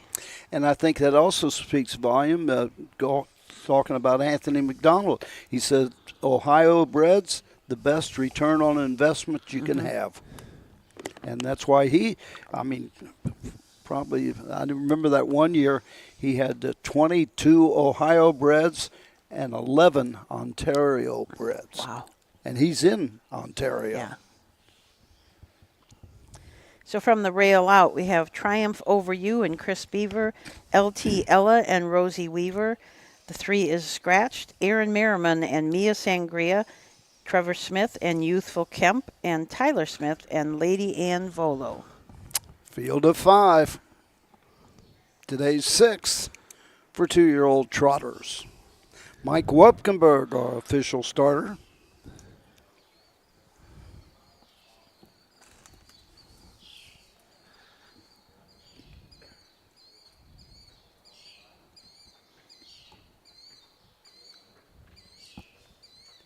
Two-year-old trotters are all in behind the gate.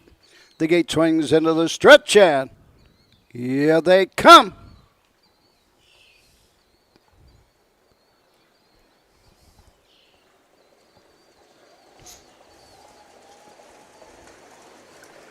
They're off and trotting. That's Triumph Over You. Goes right out for the elite. Off stride at the start. It's Mia Sangria as they race into the turn. On top of the field, Chris Beaver with Triumph Over You. In our freshman focus, we asked Chris who cuts the miles out, and he says, I prefer myself on top. And that's where he is here, down the backside with Triumph Over You. Right there, second. Rosie Weaver closing the gap with LT Ella as they race over to the first quarter. Opening quarter in 33 flat. End of the turn. Go on to the 3/8 mark. Moving up third. That's Youthful Kemp racing fourth. Around the turn, it's Lady Ann Volo. And treading the field, Mia Sangria back trotting, but way back. Field of trotters by the 3/8. Into the lane first time, coming to the halfway point. Triumph Over You leads by a length and a half. Chris Beaver setting the fractions here. They race the half in 1:04. Into the turn. LT Ella trots second, racing third. Into the turn, Youthful Kemp. And next comes Lady Ann Volo, and treading the field, Mia Sangria to the backside. No movement as yet to go after the leader. Triumph Over You takes him down the backside of the 3/4. LT Ella trotting right there second. Racing third is Youthful Kemp as they race over to the 3/4 mark. They're at the 3/4 in 1:36 into the final turn. On the move on the outside, Youthful Kemp now third, now second and challenging Triumph Over You. LT Yellow racing third with an eighth of a mile to go in Ohio. It's Triumph Over You on the inside. Youthful Kemp up on the outside second. LT Yellow racing third. Through the lane on the outside, it's Youthful Kemp drawn away with each and every stride. Racing second, a Triumph Over You, LT Ella, followed by Mia Sangria, and trailing the field, Lady Ann Volo.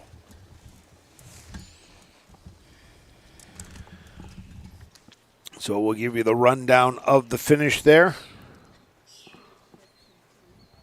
We had the number 5, Youthful Kemp, the winner. Triumph Over You was second. LT Ella was third. Finishing fourth was Mia Sangria. Fourth was Mia Sangria, and fifth was Lady Ann Volvo. Unofficially, I think. Trying to see. I got 2:05 and 4. Let's see what the other timers have.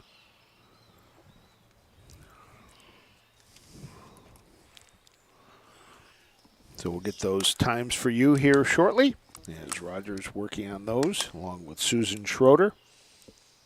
All of us have our roles of what we need to do. And the fractional times, the quarter 33, the half 104, 3/4 was in 1:36, the mile 2:05 4/5. So there you go. Your times for the 6th race. Again, your winner, Youthful Kemp, number 5. Second was Triumph Over You, and LT Ella finishes third. Not many of these 2-year-olds have seen race action so far. A few of them were at Paulding. Yeah. Well, there was almost no past performance on all the 2-year-olds. There was nothing. It was just, What were the mutual payoffs like up at Paulding? There were a couple big ones. Yeah. It's just, it's you're kind of at that point looking at drivers and trainers and hoping you're getting lucky. Yeah. As usual with a lot of the 2-year-olds, you had some breaks. But overall, it was a great 2 days of racing. A lot, like Susan said earlier, a lot of races. And then to go to Circleville and do back-to-back 18-race days. It'll be interesting to see what the next week, what they look like up at Putnam County. See how many races we'll have up there. But, I would expect it's going to be another, 15 race cards, a couple of those probably, especially as we get to the point before they start to clean out a little bit, and we have two fairs, 3 fairs in that. Yeah, because we're still pretty spread out. I mean, you went the 16th of June at Circleville, and then to the 25th and 26th at Ottawa, and then we have a break till the 2nd of July, 2nd and 3rd, and then nothing till the 8th, and then it gets starts. busy. So, yeah. Roger.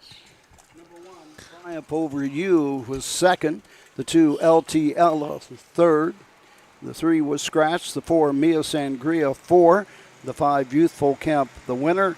The 6, Lady Ann Volo was 5th. Top down, 2, 3, Scratch. 4, 1, 5 on the bottom. The quarter 33. The half 104. 3/4 136. The mile 2:05 4/5. 7th race coming up. Number 3, Strange Summer. Make the driver Bo Brown. Number 4, Princess by the Sea. Austin Hanners will drive, and will return to Delaware, Ohio, qualifying day after these messages. For over 50 years, Midland Acres has provided top-quality Ohio-bred colts and fillies. As a third-generation farm with 500 acres of pasture for breeding to boarding and on-site veterinarian care, we understand the importance of delivering well-cared-for and well-mannered yearlings. Get in the winner's circle with the yearlings by Fear the Dragon, Yankee Cruiser, Pet Rock, Long Tom, and Bit of a Legend. Midland Acres, doing our best to bring you the best. Hi, I'm Dean Gillespie, and I want to tell you about the Ohio Colt Racing Association. There's 19 member fairs, and they sponsor the Partial Futurity in Greenville, Ohio. You need to race in the OCRA. Great racetracks, great people. Bring the kids and come out to the fair, and remember, fair time is fun time.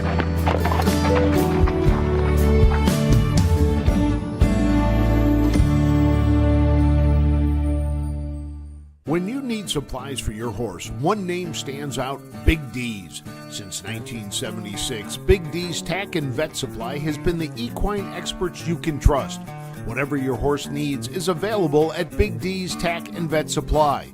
Visit the retail outlet in Streetsboro, Ohio, or order online at bigdweb.com for fast shipping. Most orders ship that day. Or call 1-800-321-2142. Big D's Tack and Vet Supply. Okay, welcome back to Delaware, where we have 18 qualifying races. Somebody just asked us to talk about qualifying time, so I thought I'd share with you for the Ohio Sire Stakes, 2-year-old trotters. In order to be eligible to race in the Sire Stakes, they had to trot on a half-mile track in 2.6 or faster, on a 5/8 in 2.4 or faster. So that's for 2-year-old trotters, half-mile track 2.6, 5/8 mile track 2.4 or faster. Now the pacers for 2-year-olds had to qualify in at least 2.2 or faster on a half-mile, or 2 minutes or faster on a 5/8.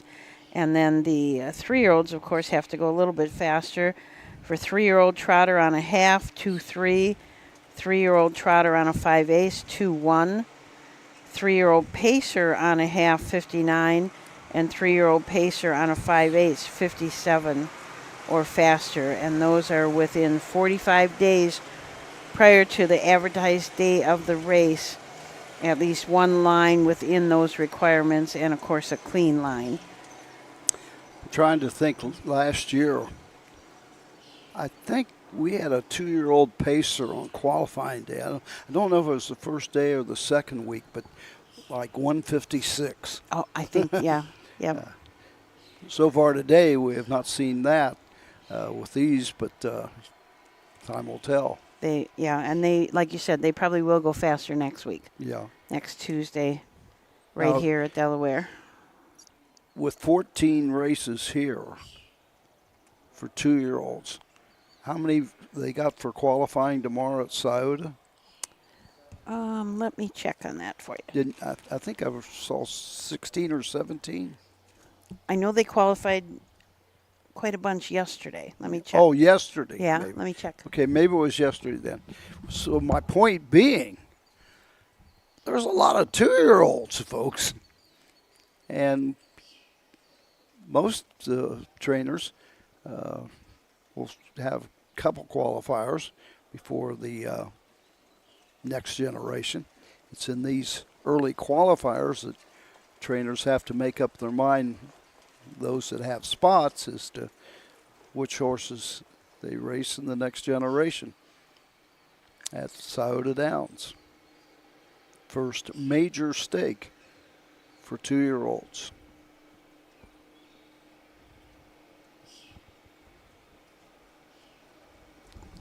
The 7th race, Pacers, field of 6 to go postward. Yesterday they had 12 races of 2-year-olds. So 12 and 14 is 26. If you got 5, that's 130. And they may have had more than 5 horse fields down. Yes, they did. There were 7, 8, 8. 2 of them was 6 in, but the rest were mostly 8 horse fields. Horses making their way to the racetrack for our next race coming up. Bo Brown on the 3. Austin Hanners on the 4. Take a look at the horses in the 7th. Did you guys do that already? No. Okay, the number 1 is Judge Me Again. Aaron Merriman will drive for Chris Beaver. This is a Western Vintage out of the Some Beach Somewhere mare Naked at the Beach. Beaver, Burnett, Fleming, and Homan own. This is a $24,000 purchase at the Buckeye Classic sale. The number 2 is I'm Afraid Not. Tyler Smith drives for Tim Lane. This is a Fear the Dragon out of Afraid Not, Hanover. Emerald Highland Farms own. They also bred this filly. The number 3 is Strange Summer, a $100,000 purchase at the Lexington Select sale. Brian Brown trains. This is a tall, dark stranger out of the Sand Shooter mare Summer in Sand. Douglas Overheiser, Rocco Ruffalo, and Mark Winship own Strange Summer. Bo Brown will be in the bike. And Strange Summer is a half-sister to a horse called Anthem. It's got a mark of 50 and 4, and Perplexed, a mark of 52. The number 4 is Princess by the Sea. Brian Brown also trains this Down by the Seaside filly, which is owned by Enos Weaver. Austin Hanners will drive. This was a $70,000 purchase at the Ohio Select sale. This is a homebred that it looks like Enos Weaver, who bred it, bought back at the sale. The number 5 is Santa Barbara Beach. Tim Lane trains. Tyler Smith will drive this Down by the Seaside, owned by Lehman, Stambaugh, Keith, and Calvert. A $45,000 purchase at the Ohio Select sale. And the number 6 is Keenan Beachfire. Cameron McGowan drives for Jess McGowan. This is a Bring on the Beach out of the mare Keen Santana. Joshua Teets, and here's the stock of Bucyrus are the owners. Going back up to the 4 horse, the Princess by the Sea, who's at a $70,000 purchase. She is a half-sister to 3 $200,000 plus winners. So we were talking about the qualifiers at Scioto, and they had one race. These are the 2-year-olds, went 57 and 1. There were 2 races that went 57 flat, 1 in 57 and 1, 1 in 57 and 2, and 2 in 57 and 4. So the 2-year-olds certainly were going fast at Scioto yesterday.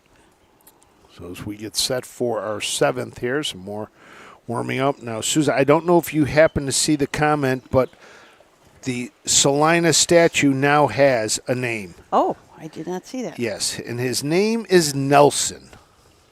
Nelson? Nelson. Last name Saskatchewan? Just Nelson. Just Nelson, okay. The Salina statue? The Salina Sasquatch statue that they built this year. I mean, you've got to see it. It is a destination stop now for the Salina Fairgrounds to see this thing. It's probably 50, 60 feet tall. Roger thinks we're crazy. Carved out of wood. That's like the, I forget what fair it was, but there was a big Hereford Bull statue somewhere. Oh. Can't think what. I mean, I stopped and got my picture taken by Yeah. it. It was that big. And well, this thing is that tall, and he's sitting down. ew. He's not standing up. Yeah, exactly. So. It is huge. Oh, by the way, driver change here.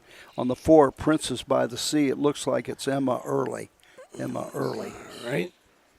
I'm early to drive the 4, and it's starting to get a little toasty here. Almost as hot as it is at the Gulf of Mexico. And yeah, Amy Holler, we'll try to speak up so you can hear us over the waves in the Gulf of Mexico. Yeah, rub it in, why don't you? Just rub it in. Down at Anna Maria Island, Florida. How many vacations a year does she take? I don't know, but hey, Amy, if you're down there and you stop at a bar called Tommy Knockers, mention my name. They might know me, the owner. And they might kick you right back out, Amy. Don't think you're getting a free drink off of the other Frank down there. I know him too well.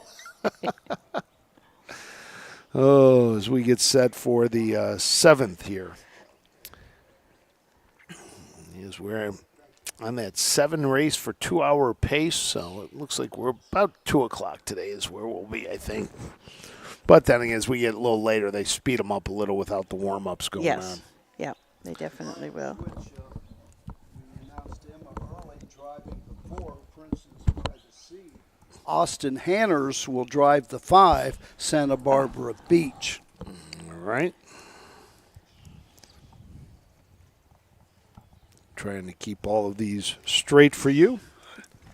And I think we need to do a hyphen on Emma's name, because when you first said Emma Early, I thought, who is Emma You had Early? no idea. No idea. Well, I did too It at was Emma first. Wahlberg. I did too. We noticed, I think it was when we were up here doing the Freshman Focus with Cam McGowan and Ron Steck, I noticed Emma was out training horses with Brian Brown, and that's the first I knew that she was working full-time as the second trainer with Brian Brown now. Hey, Roger, I have a picture of Nelson. There's a picture of Nelson. Nelson at the Salina Here, Fair. let me. I can make it brighter here. No, that's all right. I don't want to be anyways near that thing. That's scary. How tall did you say it is? It's about 50 feet. I mean, if you take a look here at this one, you can see the tractor in front of it. Oh, So my put that gosh. into perspective. You got to be kidding. And they made that all. It's all out of wood. All out of wood. And They made it in a week, I think. Yeah, I it think was that's what it about a was. week. But really, no, if you're out and about and you're anywhere near the Salina or the Mercer County Fairgrounds in Salina, you have to stop in and at least drive in and take a look at it. It's right near the front gate. Susan from the rail out. Yep, 7th race is Judge Me Again and Aaron Merriman. I'm Afraid Not with Tyler Smith. Strange Summer with Bo Brown. Princess by the Sea and Emma Early. Santa Barbara Beach, Austin Hanners. And in the 6th hole, Cam McCowan and Keen in Beach Fire.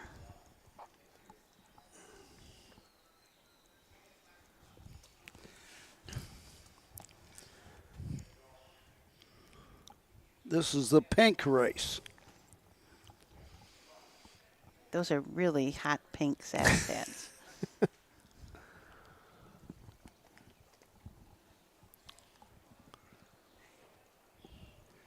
Pacers in behind the gate. The gate swings into the stretch and here they come.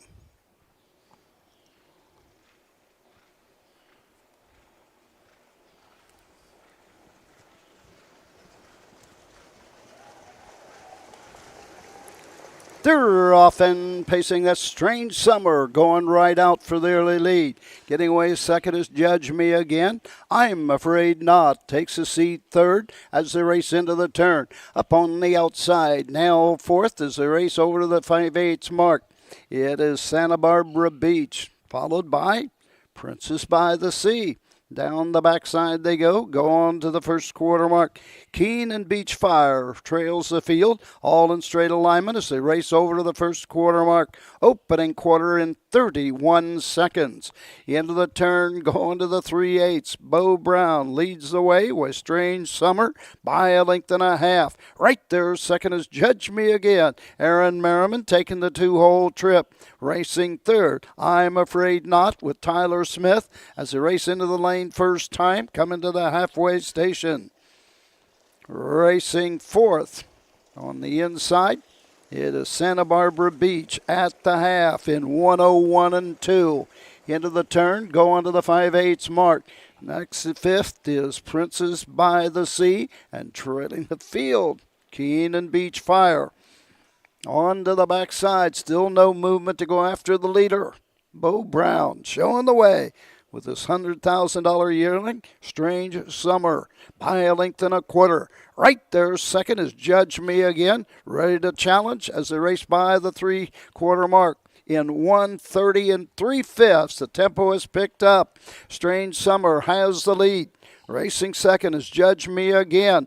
Third on the inside, I'm Afraid Not. Moving up on the outside, here comes Emma Early and Princess by the Sea.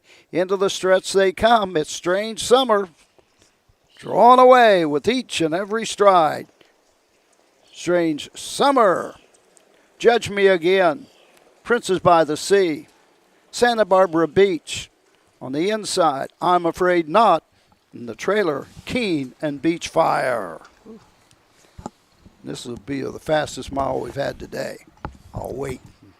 I know what I had Compare. today. I got 58. I got 58 and 3 is what I have. 58 and 3. So that's what I had. So here's your finish. Strange Summer was your winner. Judge Me Again was second. Princess by the Sea was third. Santa Barbara Beach was 4. I'm Afraid Not was 5. And finishing sixth was Keenan Beach Fire, number 6.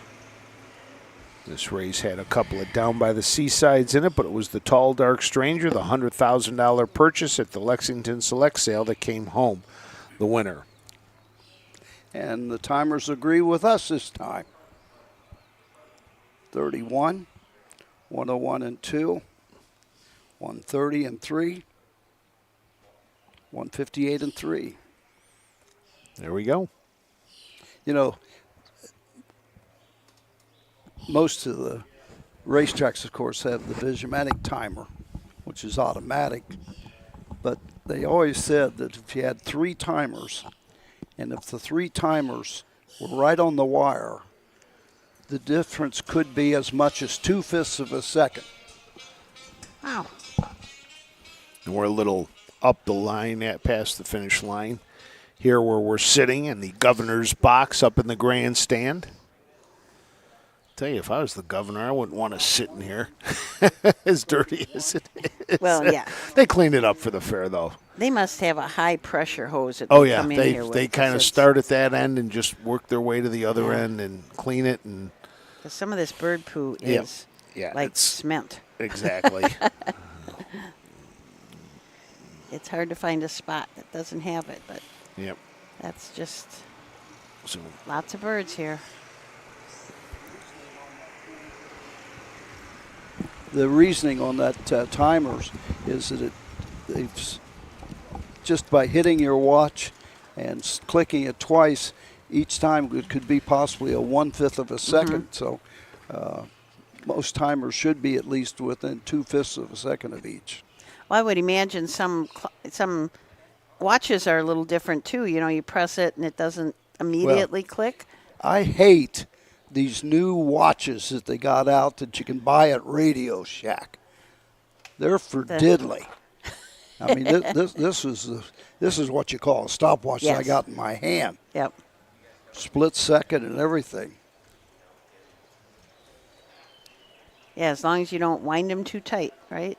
You just have to. Those are a little bit picky on how to wind those up. Those old ones.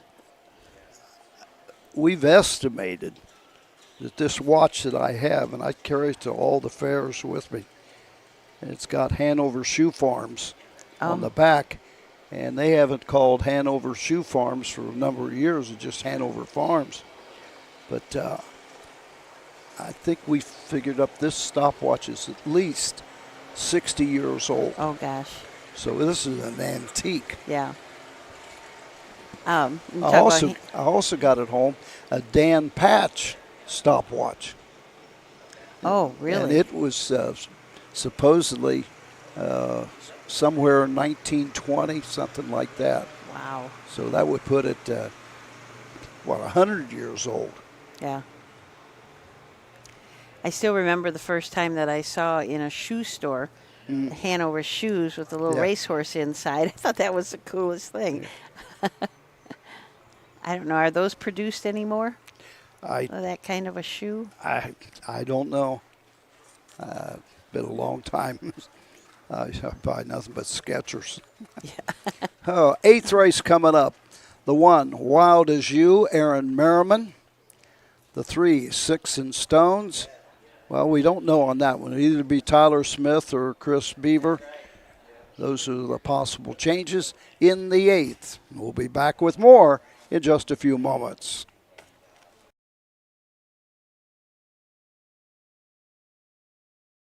The roots of harness racing are born at the county fairs. For over 150 years, people have gathered to watch horses battle it out for fame and glory. Catch the thrills this summer at an Ohio Fair Racing Conference County Fair. The OFRC races at 21 fairs in 19 Ohio counties. Trotters and pacers put it all on the line to be called the best in the Buckeye State. The Ohio Racing Conference, where the path to greatness begins. Volstead, Coach K. Hanover, Slay, Ohio's top trotters stand at Dublin Valley Farms. Volstead's offspring include Sugar Instead, the 2023 Ohio 2-year-old Trotting Filly of the Year, and 2024 Ohio Sire Stakes winner Jurassic Hattie. Coach K. Hanover, the son of world record holder Walner, and Slay, the son of Chapter 7, standing his first season at Dublin Valley Farms.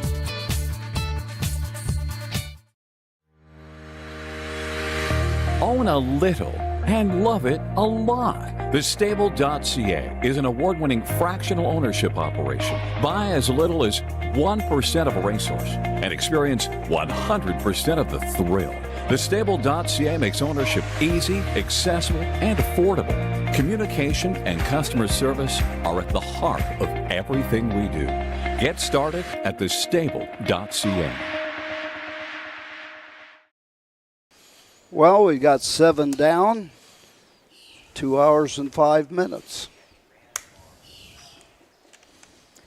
Those that are counting, 11 to go. Somebody just told us we were talking about that big statue at Salina. Nelson. Nelson and I are good buddies. And Roger mentioned the big Hereford Bill. And Mark said that is on Highway 224 outside of Ottawa. Ottawa. It's that big Hereford I knew I Bill. saw going to Lisa. That's a wild thing. Lisa Schwartz was working the same fair that I was working.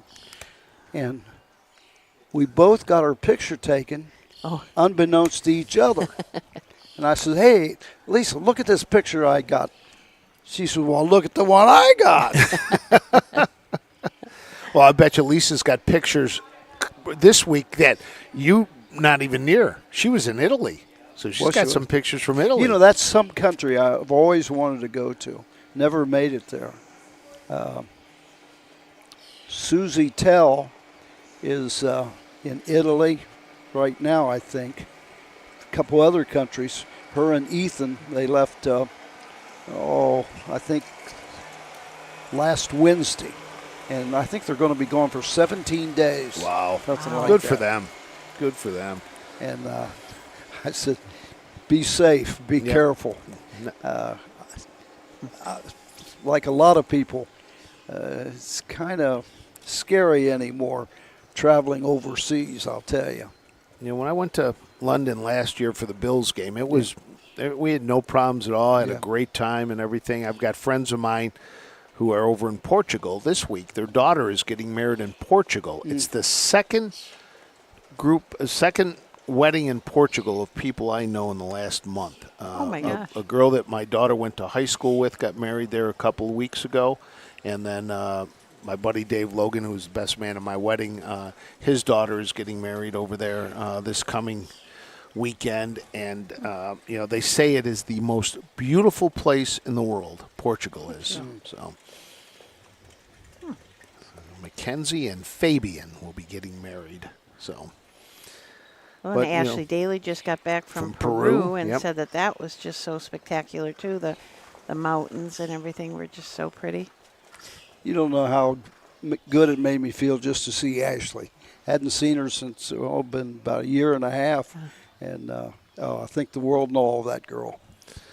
So we get set here for the 8th race of the day. This will be 5 going to the gate in a trot. And we'll give you the rundown here. The number 1 is Wild As You. Clifton Bell will drive.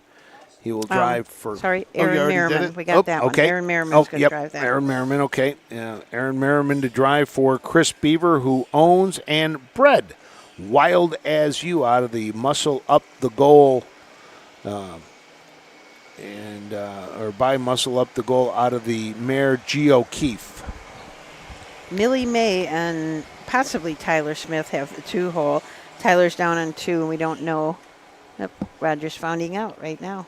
Number 2, Millie May, will be driven by Austin Hanners. Austin Hanners drives the 2. That means Tyler Smith will drive the 3. Okay, so Austin Hanners and Millie May have the 2-hole for trainer Rosie Weaver. Owners are John Schlebach, Walnut View Farm, and Larry Keem. They are all from the Millersburg area. This is a long Tom filly out of Agenda Tom Ridge by Tom Ridge. This horse raced over at Paulding, finished third, trotted the mile in 2:17-2, last quarter in 32-1. The number 3 is Six and Stones. Tyler Smith will drive for Chris Beaver, who owns along with Robinson, Sobraco, and DeSantis. This is a 6-pack out of the Andover Hall mare Lane Hanover.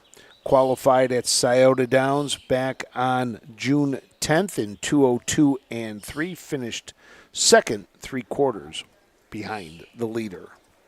Sassy Sally and Rosie Weaver will leave from the 4-hole. Rosie is also the trainer and co-owns this Marseille filly along with Heartland Acres.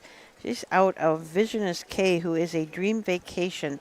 $14,000 purchase at the Blooded Horse Sale. This horse qualified up at Northfield on 6:13 in a 2-year-old qualifier. Finished second, came last quarter in 31 seconds, and was individually timed in 2:07-2.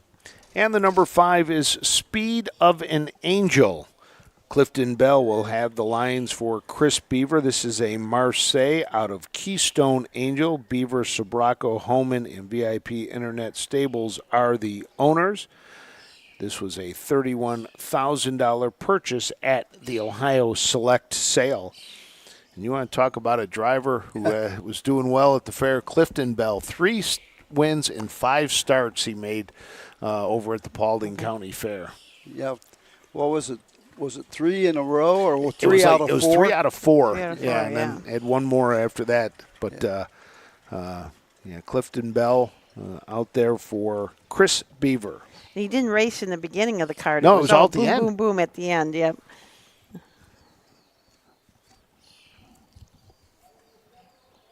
So Mike Wepkenberg just calling him to start forming up behind the gate. I think we're supposed to reach a high today of 91 at 3 o'clock this afternoon. Well, let's see just to make sure. That's what my phone was telling me yesterday afternoon at least. No precipitation. It was funny yesterday. I walked out and told my daughter, it's hot, but it's a dry heat. And she kind of looked at me. She goes, well, yeah, no humidity. I said, well, you know what a dry heat is? She goes, no, what? I said, it's just hot. It doesn't matter whether it's wet or dry. It's still hot. I came over yesterday, and when I left Cannonsburg area, it was like 78 degrees. So I'm in a air-conditioned automobile driving 175 miles to get to Grove City. I get out of the car at Grove City, and it felt like it was 95, 100, but it was in the low 90s, I believe. Yeah, they're saying for here today, 92 the high today. Tomorrow, 92.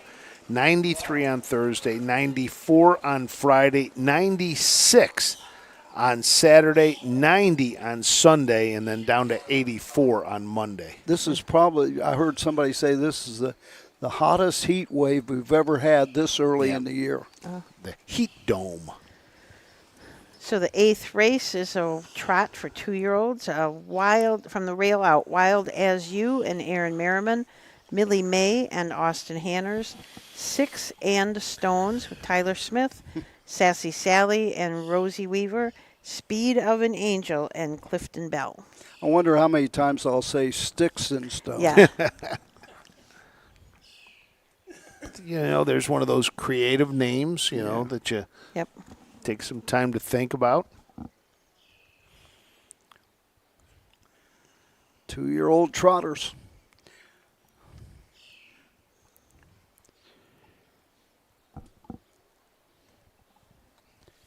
Been impressed by how well all of the horses today have handled the starting gate. Of course, that's something that Mike Wopenberg is mighty proud of and makes all those trips to the county fairgrounds for schooling sessions really pay off. Here they come. Race 8, 2-year-old trotters.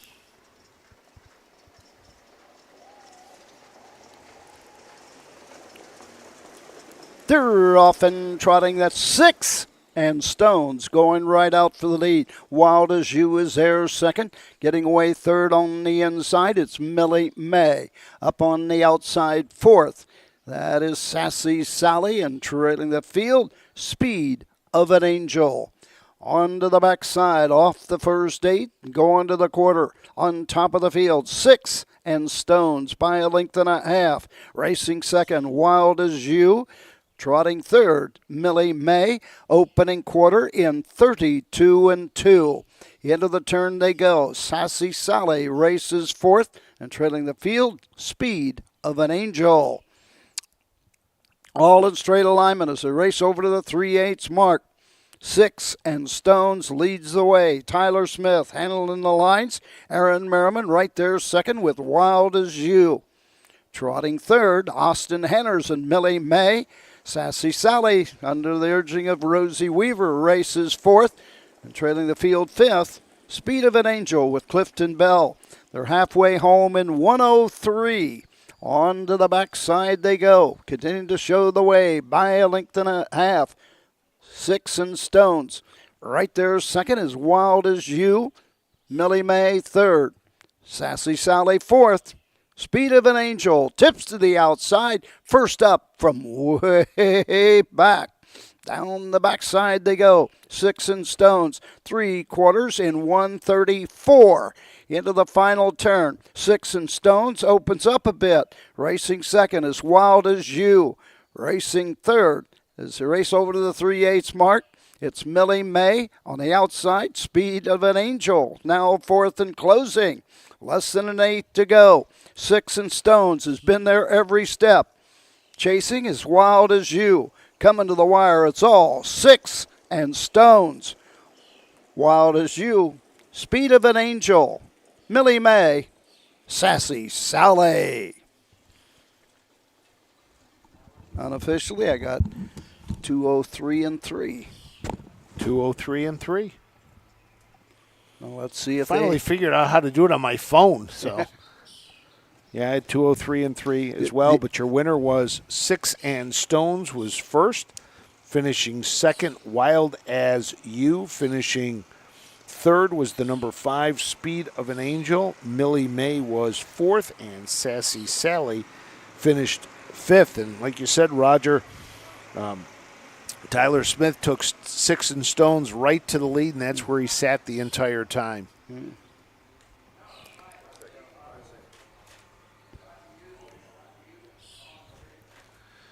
Get the official word here. Compare all the different watches. The only time I use my phone is when I go to my granddaughter's soccer games. So you know how long the halves are? You know, they're 25 minutes or something like that. Keep an eye on that so you know what they're doing. It's got so this over the last season, the other parents come, how much time left in that? How much time left? Quarter, 32 and 2. 3/4, 103. 134. 203 and 3. Every one of the times I had was on except for the third quarter time. I had 133 and 4. So I was off by a fifth. On my, on my job. Doc Holliday in front of us warming one up here as Roger converses with the folks across the way in the judges' stand. David Statz working today. I think Deb Rush is the charter. All right. Didn't see her over there.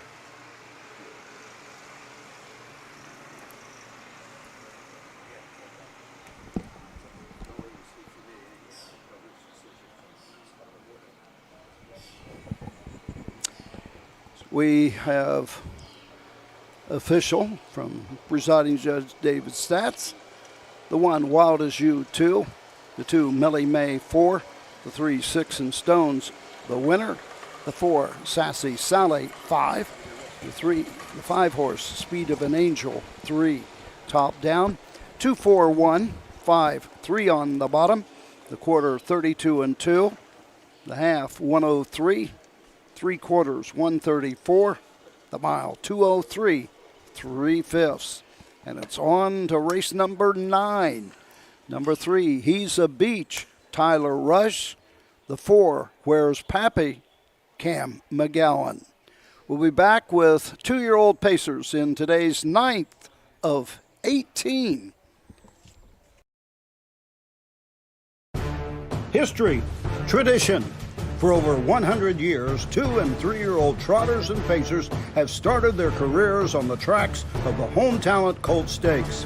See the future stars of Ohio harness racing at one of the Home Talent's 15 tracks.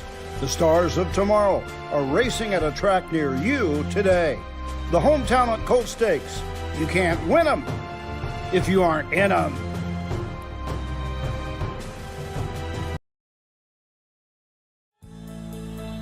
For over 100 years, the values at CoverLink Insurance have been clear. Do the right thing. These values have been at the forefront of what we do, and that will never change. At CoverLink Insurance, you're a person, not a policy. We're here to get you the right coverage: home, auto, business, and farm. CoverLink covers you, your family, and your business. Trusted advice and solutions to protect what matters most. Great service from great people. CoverLink Insurance. Cool Winds Farm in Lima, Ohio is a full-service standardbred breeding farm. Cool Winds stands the popular dancing Yankee, a 2-time world champion, along with 2019 Jug winner Southwind Ozzy, the son of Some Beach Somewhere. Cool Winds also stands the royally bred $2 million earning Western Fame. Be sure to inspect the Cool Winds yearlings at the Ohio Selected Jug Sale at Pickaway on Friday, September 13th.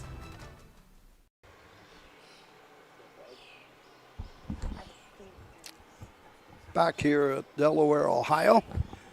Today's 9th race coming up. I actually feel sorry for the folks that are standing back by the paddock, down the backside, out around the final turn. Why? Because they're in the sun? Yeah. Yeah, but they got breeze. We don't. I hope that you got some sunscreen. Wow. Now, we got water, though. So we got water and some sparkling water drinks. Mine's getting a bit warm. So is mine, but we got more if you need it. Yeah. Well, that was the one thing I made sure I did last night was pack the cooler and got to the grocery store to get a thing of ice before you even got to our meeting place. The wild thing is, Frank and I, when we're coming up to Delaware, we always meet at Dublin. And for the first time, in the last, 4 years. I beat Roger there. You got me there. You got me by minutes. But, it was funny. I got there and I could see you at the light. I said, "Okay, I got." Oh, him. you did see me. I saw you at the light. The wildest thing is, I saw you in the parking lot at that light. Now that's because I was hoping I'd have enough time to go through that drive-in. Well, we could have. No, there were 3 or 4 cars and there was a long line, so I passed up breakfast. Yeah, no problem. Did you get one of those maple buns? Yeah, but that was a little too much. Oh my gosh, that thing was heavy. I mean, we got some McDonald's sandwiches there, which are probably still warm from the heat. Horses out warming up again. We're going to be here again next Tuesday for more qualifiers, and we're not sure yet officially of what time those will start. Yeah. They are scheduled to start at 10. I did see one thing that said they had already moved them to 8, but I don't know if that was official or not. Mm. So we'll have to get with Jennifer Brown and check. And again, First Lady of the Delaware County Fair. I wish these drivers would wear their summer colors, but make it so much easier Right. for me anyway. But I do thank the drivers. We asked all drivers to do it, and Most of them have at least their warm-ups on. yeah, so. those. Yeah, but you ever notice how many warm-up suits look the same? Oh, yeah, without a doubt. Yep. You get into that gray and Austin Hanners, Tyler Smith, Cam McGowan. Those are the three that are very similar. Bo Brown's easy to recognize. Emma, she's easy because Right, it's yep. all black. all black.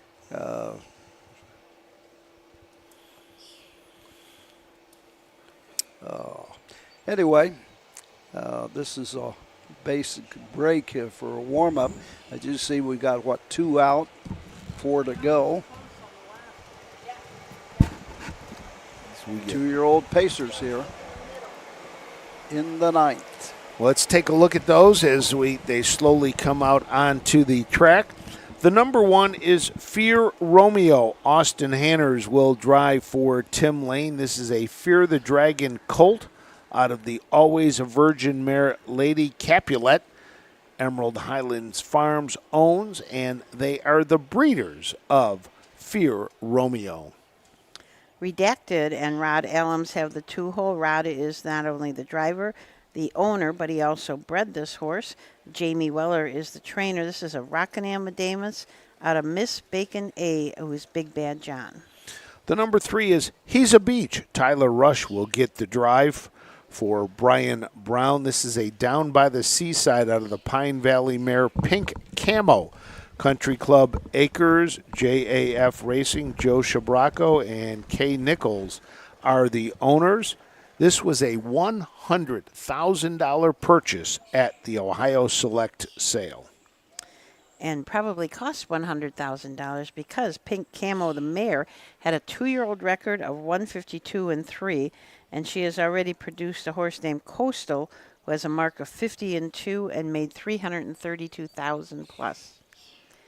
Where's Popeye? Popeye, how would you say that? Well, that's now. Pappy. Well, is Pappy? it though? Is it? The Boston Red Sox. It was Big Poppy, who spelled it that way, and then you have Pappy. I mean, so I don't know. however you want. Okay. I didn't know about the Boston Red Sox. Big So, Poppy. Yep. yeah. David Ortiz. So where's somebody? Well, look at the sire. Right. Poppy Rob Hanover. Was so it I guess Poppy or Pappy? Yeah, Poppy. Pappy. Pappy. Happy. There you go. Okay. Peter Blood, you would know. Peter Blood, I'm sure he's not watching the qualifiers here at Delaware. You never know. Never know. So where's Peppy? Trained by Brian Brown, owned by Philip Steinberg, VIP Internet, and Jody Jameson. This is a Puppy Road Hanover out of A Better Lady, who is by Better's Delight. Sold at the Lexington Selected Sale for $45,000, and Cam McCowan will drive. The number 5 is Fear of the City. Tyler Smith drives for Tim Lane. This is a Fear the Dragon out of City Delight, Emerald Highland Farms. This is their second entry in this race. They own and bred. And Gorgeous Jet and Mickey Holiday from the 6th. Ken Holiday is the trainer, and Crazy Parrot Farm from Frisco, Texas is the owner, and the breeder is also from Texas, Robert Bowers. I think he is the owner of Crazy Parrot Farm. This is an I'm Gorgeous out of a Jerome's Jet mare, Choose My Jet. Raced over at Paulding and finished second. Made a couple breaks right at the wire, so was placed third. Was individually timed in 2:8-2 last quarter in 31-3. So that is your field for the 9th, as it looks like all 6 are on the track now. Mike Webgenberg will move the starting gate into position. These 2-year-old Pacers will be schooled one time around the half-mile track here at the Delaware County Fairgrounds, and then they will be off. Now, as an announcer, I got to remember Bo Brown, he's not in this race, but color's very similar, at least the driving suit of Mickey Holiday. So Mike has the starting gate now moving as they settle in behind the gate. Looks like the number 6 that Mickey Holiday is driving, a little wound up, but now settles down as they get in behind the gate. So from the rail out, we have Fear Romeo, the Fear the Dragon, with Austin Hanners up. Redacted by Rockin' Amadeus with Rod Allums. He's a Beach, a Down by the Seaside with Tyler Rush. Where's Puppy, a Puppy Rob Hanover, driven by Cam McCowan. Fear of the City, a Fear the Dragon by driven by Tyler Smith. And Gorgeous Jet in Mickey Holiday, and that is an I'm Gorgeous. 6 of them in the 9th. I wonder if that Fox is out there in the infield. I don't know. Last year, were you here last year, Matt? Yep. Remember the Fox? I do. He wasn't around, though, during the jug. I think he was gone. I think they relocated him. He had taken up residency in the Little Brown Jug hedge out there. Glad to see that guard cat is not in my announcer's booth. Somebody sent me that text message picture of a black cat in the Roger Houston announcer's booth. So here they come. Let's turn it to Roger. 6 2-year-old Pacers. Here they come.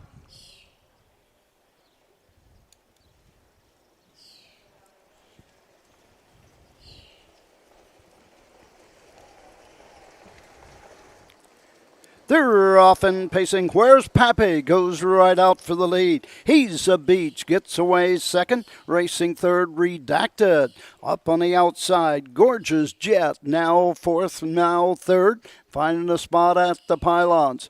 As they race around the turn. Going to the backside. And the first 8th.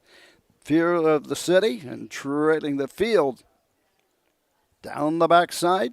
It's Fear Romeo. Field of Pacers race over to the first quarter mark. Opening final in 32 3/5.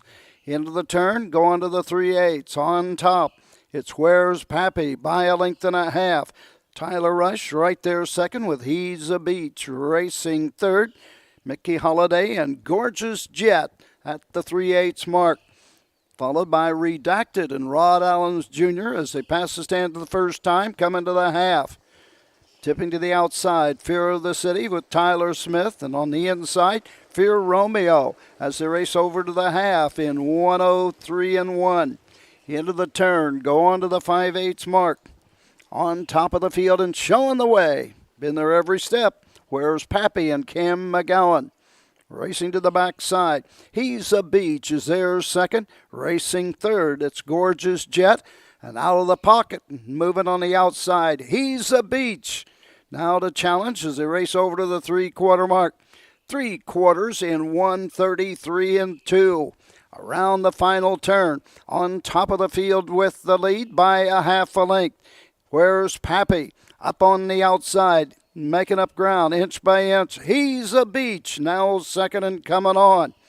Into the lane, Gorgeous Jet. On top of the field, on the outside, it's He's a Beach, inching away with each stride. Home second, Where's Pappy? Third was Gorgeous Jet, racing fourth, Fear of the City. Fifth was Redacted, and trailing the field, Fear Romeo.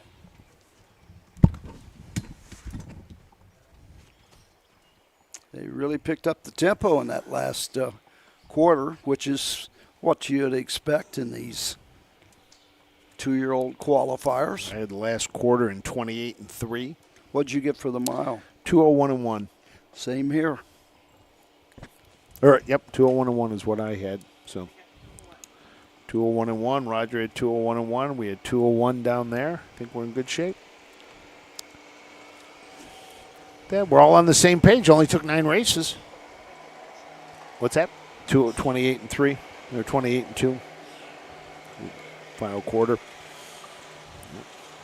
better watch out. I could be deadly with this thing now at the fairs. Nah, too much other stuff going on. As we get It was so set here, funny. so. We was watching some race the other night on TV, Dustin and I. Oh, it was I think it was the North American Cup or something. I don't know. Anyway, they go fast fractions, and they go by the 3/4 pole. Dustin said, "Hey, they're motored." And I said, "Yeah, this is going to go in 47 and 2." Timer popped up about 20 seconds later. 47 and 2. There you go. Sometimes you just get a feel for how a race is going. Who won that one? I think what we should have The you 3. do. He's a Number beach. 3, he's a beach. Yep, the $100,000 purchase. Pink Camo raced over at the Meadows, Roger. You remember her? I think that was a Burke. Pink Camo, the dam of that horse. I'm trying to think. One of the, I don't know if he's still director of the OHHA or not. The doctor. Mossbarger? Dr. Mossbarger? No. He owned Pink Camo, I thought. Doctor. Oh, come on.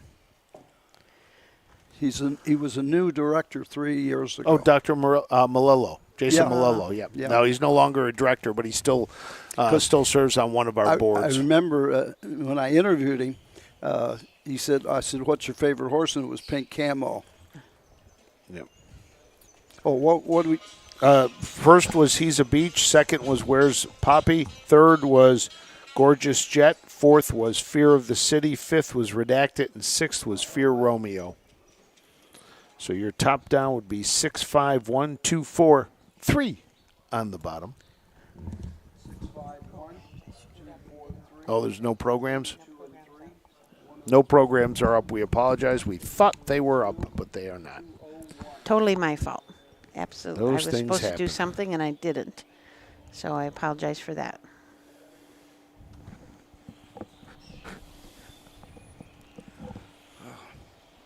All right. I'm driving Matt crazy. Turn my mic on. Turn it off. Turn it on. Turn it off. Turn it on. Turn it Not off. that. It's the heat, Roger. It's getting to me.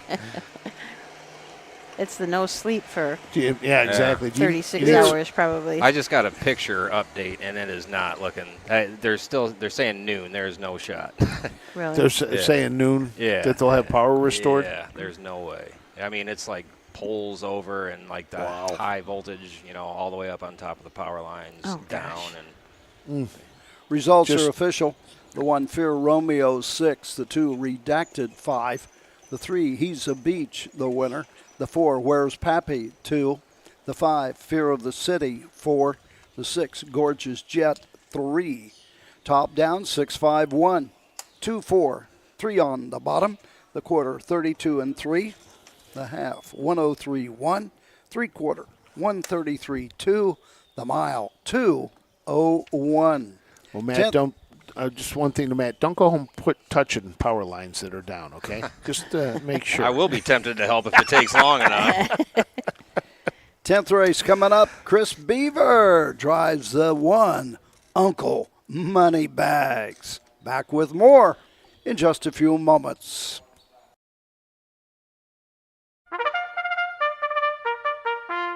They're often racing in the Southern Valley Colt Circuit. Catch the excitement of Ohio harness racing at one of the county fairs in the Southern Valley Colt Circuit. For over 150 years, people have gathered at county fairs to cheer on their favorite racehorses. Keep the tradition alive. Visit one of the 10 fairs in the Southern Valley Colt Circuit this summer. Horses, racing, and winning. It's the Southern Valley Colt Circuit. 10 great fairs in southeastern Ohio. The future is bright in Ohio. Ohio Sire Stakes, Buckeye Stallion Series, 65 county and independent fairs. Whether it's the Ohio Sire Stakes, the Buckeye Stallion Series, or the county fair, Ohio has a place for your racehorse. This year, Ohio breds are racing for over $20 million in stakes purses. Be part of the winning. Breed, buy, race, win in Ohio.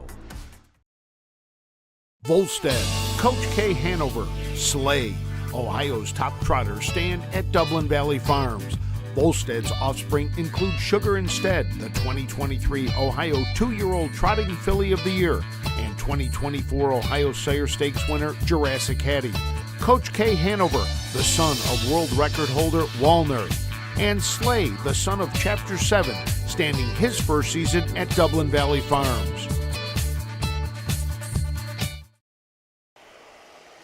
Welcome back to the Delaware County Fairgrounds as we get set for our 10th race out of 18 today.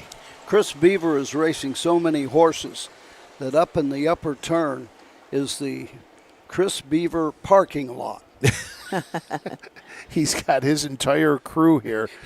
Yeah. Everybody from the barn probably down They here. They probably taking had a care of them. sheriff's escort bringing them to the racetrack. Well, they probably got down here, and knowing the way Chris operates, he probably loaded them up. The ones that are finished already took them back. They got them in their stalls, and and then those caretakers will take care of the ones they took back, and then turn around and come back, pick up another load.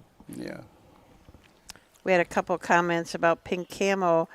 Said Pink Camo was bought by Ty Loy as a yearling, and then when she won in 52 and 3, then the Burke Brigade bought her.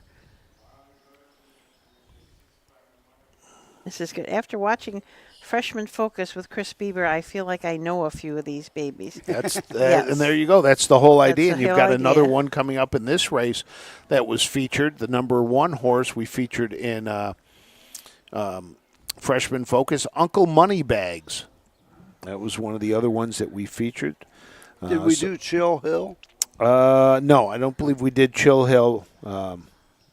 Yeah. Did we? We did. See, Matt remembers all of them. So if there's anyone you have any doubt about, ask Matt. We didn't do them. Chill Hill? I think, I'm sure we did. Yeah. The name sounded familiar to me. So 2 from the Freshman Focus features. And it's funny, and I've told this story before, Roger.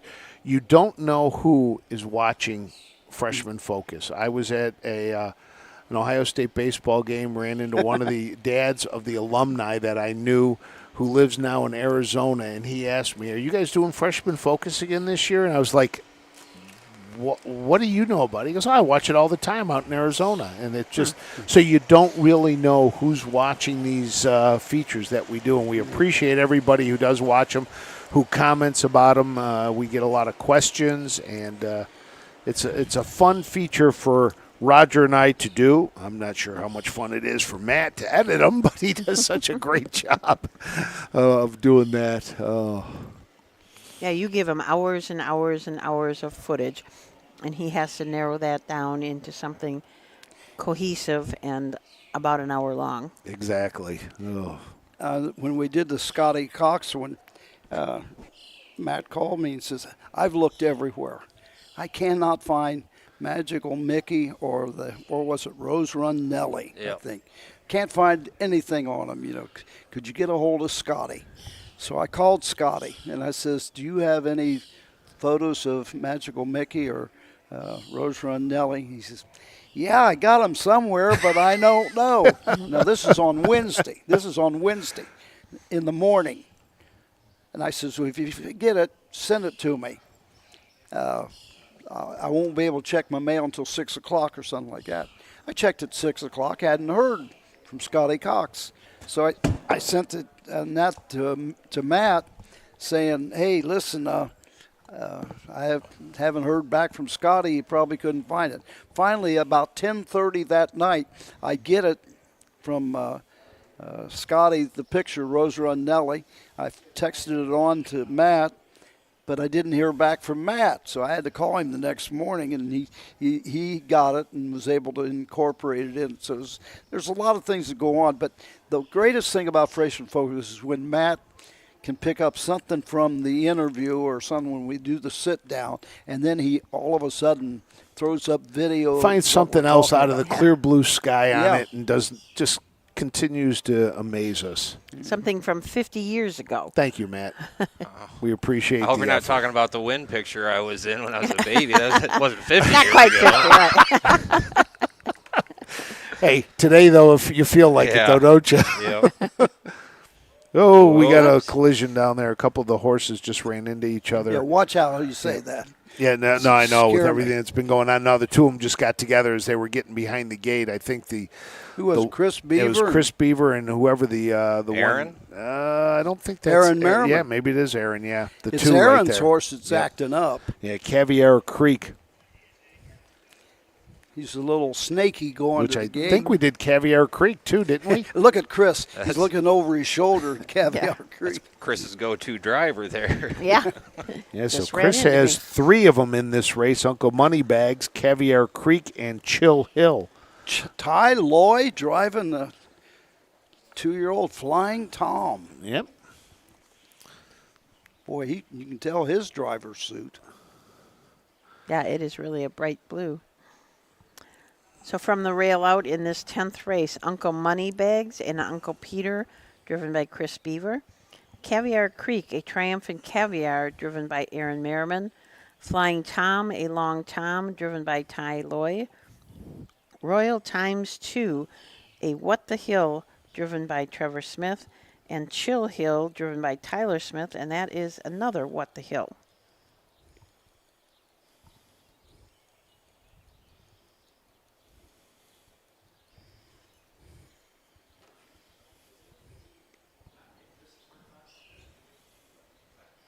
From folks, when we talked to Chris Beaver, asked him how many miles he puts on his vehicle a year, and he's at least 50. And I says, you think he'll catch Aaron Merriman? He has 85,000 miles each year.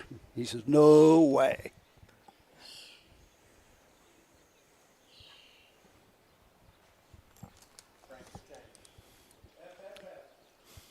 Trotters in behind the gate. Gate swings into the stretch, and here they come.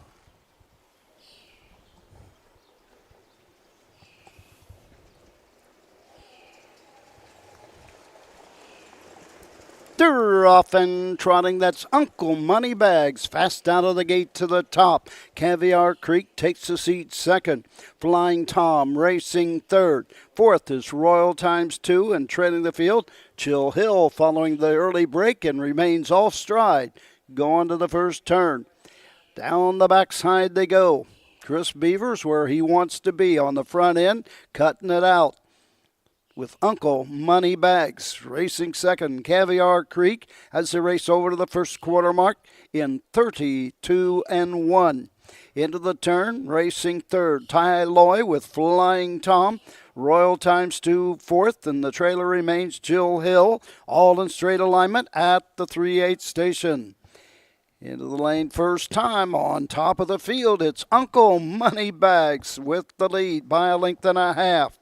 Caviar Creek is there second, racing third. Flying Tom. Fourth is Royal Times 2 as they race over to the halfway point in 1:02.3.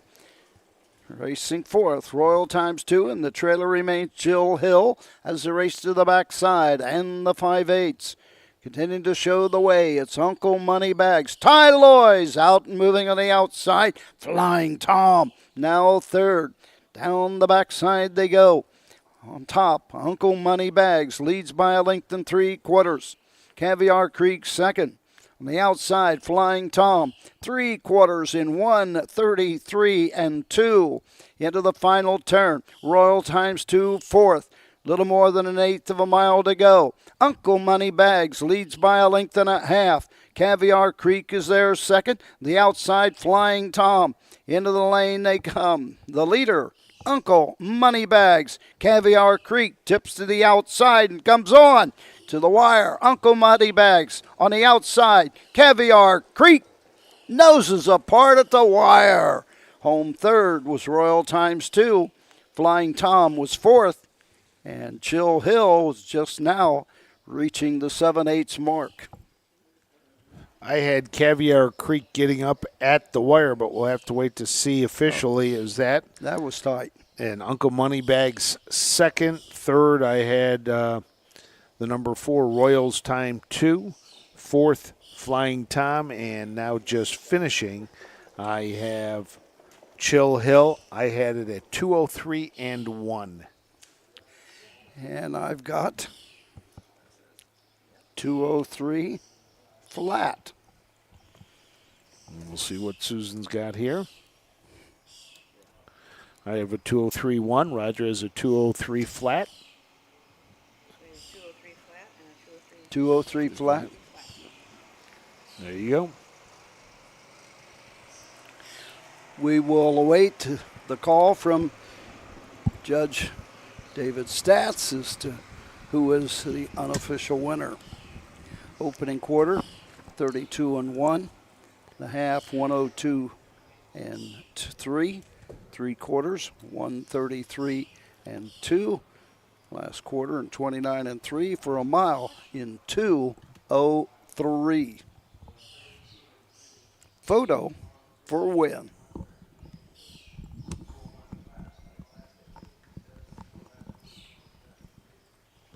We are not right on the finish wire.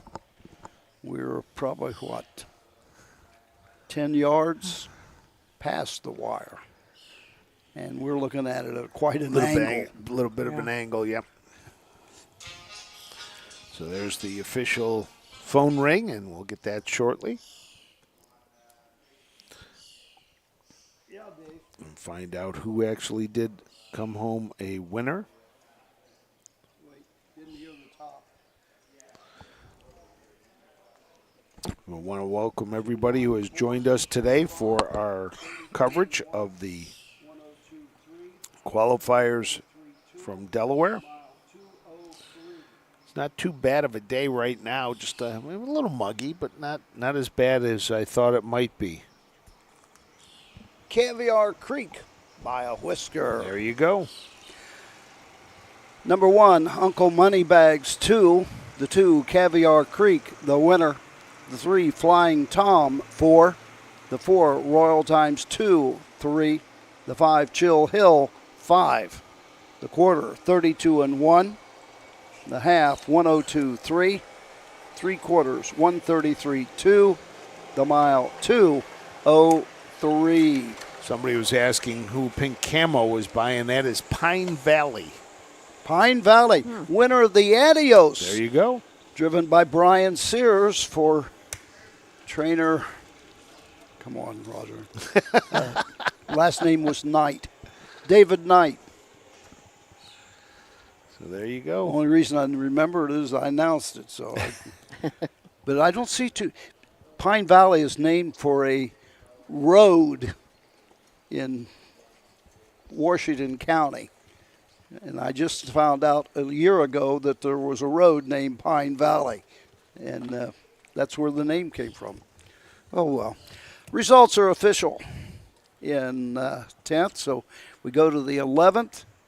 Cam McGowan will drive the 2, Seaside Star, another horse that we will feature on Freshman Focus coming up with Brian Brown.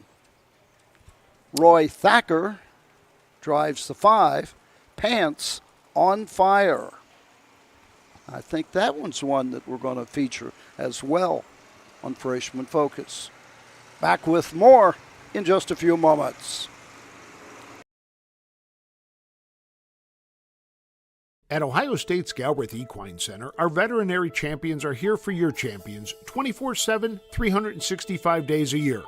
Our expert team of boarded surgeons, sports medicine and rehabilitation specialists, together with veterinary cardiologists, internal medicine, and ophthalmologists, make our hospital your best resource for all sport horse performance issues. The Ohio State Veterinary Medical Center's Galbraith Equine Hospital.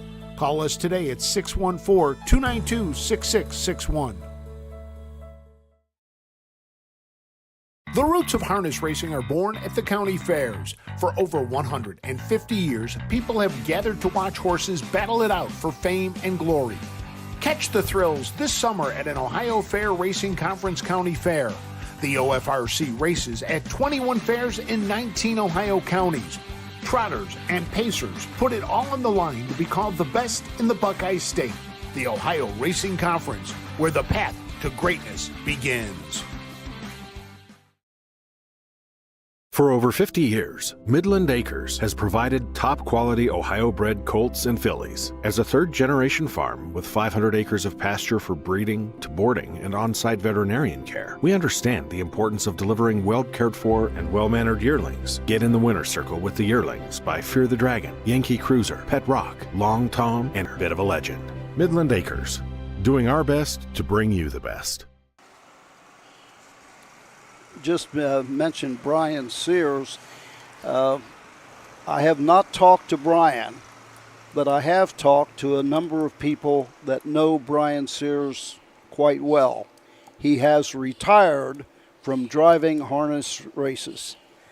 Of course, one person told me, he says, why wouldn't he retire? He still got the first dollar he ever made. I think he's 54 years old or something like that, but it takes a hung toll. Up the line. Takes a toll on you after a while. You just, they say when you're ready to, you're ready to retire. Yeah, he was down to driving horses about 6 or 7 months a year, and finally decided that's it. Well, right now we're getting ready for our 11th. As Roger told you, a couple of driver changes. Cam McGowan will drive the number 2, and Roy Thacker will drive the number 5 in this race. So let's take a look at our field for today. The number 1 is Our Baby Shark. Alan Anderson drives and trains this Shady Shark Hanover out of the Art Major mare Linda's Passion, owned by Lester Peters and Richard Tomei. They are also the breeders of Our Baby Shark. Number 2 is Seaside Star, owned by Milton Lehman, Joe Sabraco, P. Steinberg, and Alan Keith. Brian Brown, the trainer. Cam McGowan drives. This 2-year-old colt down by the seaside is a rock and roll example by Rock and Roll Hanover. An $85,000 purchase at the Lexington Select Sale. The number 2 is Always Crunchy. Austin Hanner drives for Tim Lane. This is a colt by Captain Crunch out of the mare Rockin' in Cash. James Stambaugh, Alan Keith, and Tim Lane are the owners. Stambaugh and Keith are the breeders of Always Crunchy. The 4 horses, Rose Run All-Star, Darren Dowler, H. Battler, H.E. Ratliff, and Don Tiger, Cannonsburg, PA. Darren Dowler, the trainer and the driver, $23,000 purchase at the Buckeye Sale. 2-year-old colt, but well said, out of Crying Game by Badlands Hanover. The number 5 is Pants on Fire. Roy Thacker will drive for Brian Brown. This is a Catch the Fire out of the American Ideal mare American Myth, owned by VIP Internet Stable, R. Thacker and W. Johnson, and Cedar Point Beach Racing. Pants on Fire was a $20,000 purchase at the Ohio Select Sale. So that is your field. Our Baby Shark, the number 1. Number 2 is Seaside Star. Number 3, Always Crunchy. Number 4, Rose Run All-Star. And number 5, Pants on Fire. Rose Run All-Star, co-owned by Don Tiger, also the owner of Charlie May and Shane Falco. Talked to Don a couple of weeks ago. This is, I think, the only horse that he is in partnership with anybody. I think the rest of them are all horses that he owns alone.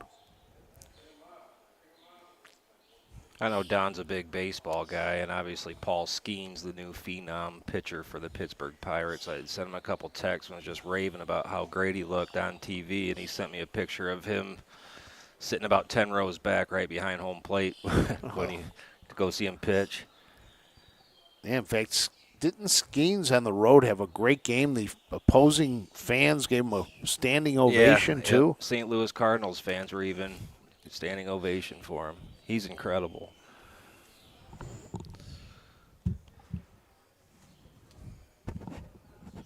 Derek Givner with Daily Racing Form has joined us today. Glad to have Derek along.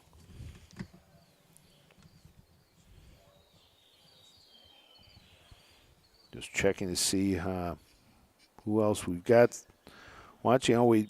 Here's one for you. Gary Schmidt says, love waking up in my 74-degree room in Las Vegas and watching races in bed from Delaware at 5 a.m. See, the difference is when I'm there, I'm just getting back to the room at 5 a.m. So, You know what I forgot at 7:30 this morning? wake up, Delaware. Good morning, Delaware. Oh, we'll have to do it again and see how that goes. As we'll be here in the morning next week. So they're getting ready to get behind the starting gate and make their way around. The schooling for these 5 2-year-old pacers. We'll have, after this, we've got 2 more 2-year-olds after this race, and then it's on to the 3-year-olds. 5 of them going behind the gate. Austin Hanners has always Crunchy right up on the gate. That's one of the things you watch, too, is as they come around for the schooling, some of the drivers keep them off a little farther off the gate, get them more comfortable with it as they move on there. And then some of the other ones get right up on the gate.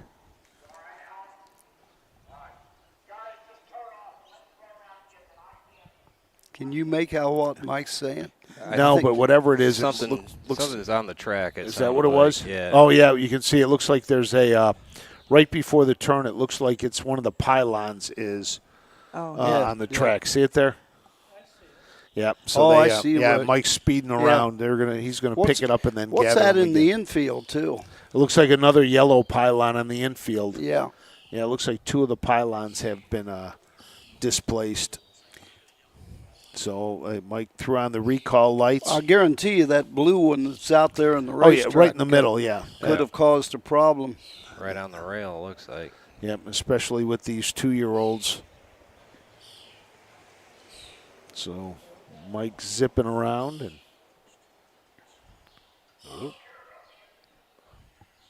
it looks like he sees it now. As you can tell by watching that, not the easiest thing to get out of, but Mike's got it down to a science now. And he's going to pick it up. He gets a little round of applause as he waves that he picked it up. He might be watching in the starting gate. He is. You know he is. Number of times I think he pops in and out because it'll say Mike Webber is watching. And again. Another thing I saw on Facebook this week, they said that somebody asked, I think it was Murray Brown asked, what should I see? He's going over to Prague and some other places on a trip and possibly would go to the races at some track. And somebody says, well, if you do go there, see if you recognize that starting gate. It was a little brown jug gate.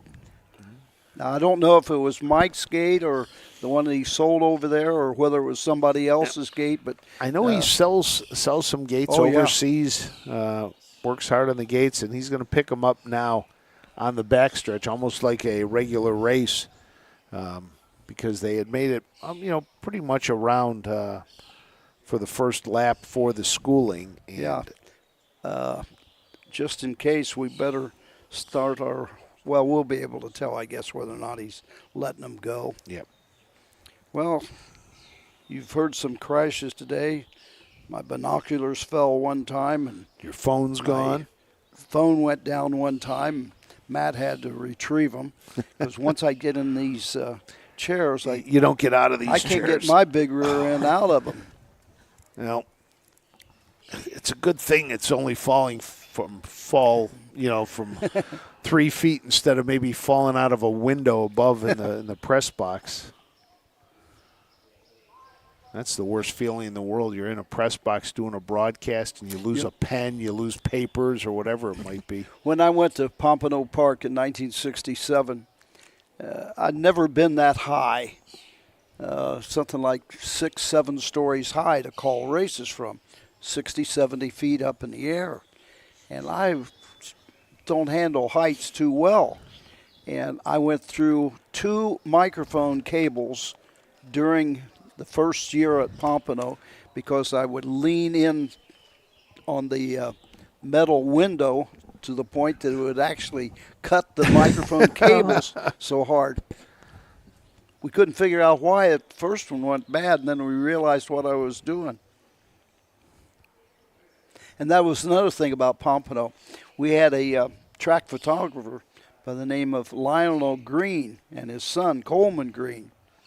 And straight up from the winner's circle, you could hear every single word that was said in the winner's circle. Believe it or not, 65 feet up in the air, you could hear it for some reason or another. And Coleman one day asked his son, or Lionel asked his son Coleman something, and I dialed it real quick and give him the answer.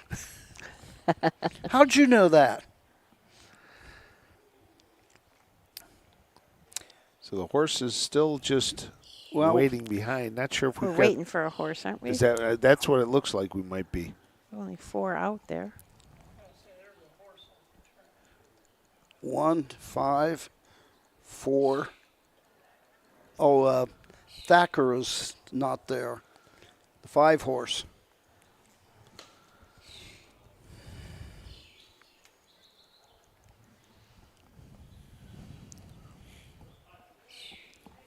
I'm not sure where he went off the track, and well, it's a Brian Brown horse, so you'd think it'd be back there, in that corner, but I don't see anything. Brian's walking towards the starting gate. Well, yeah, he's kind of walking towards the starting gate, unless he's just maybe going to yell something out to Mike at that point.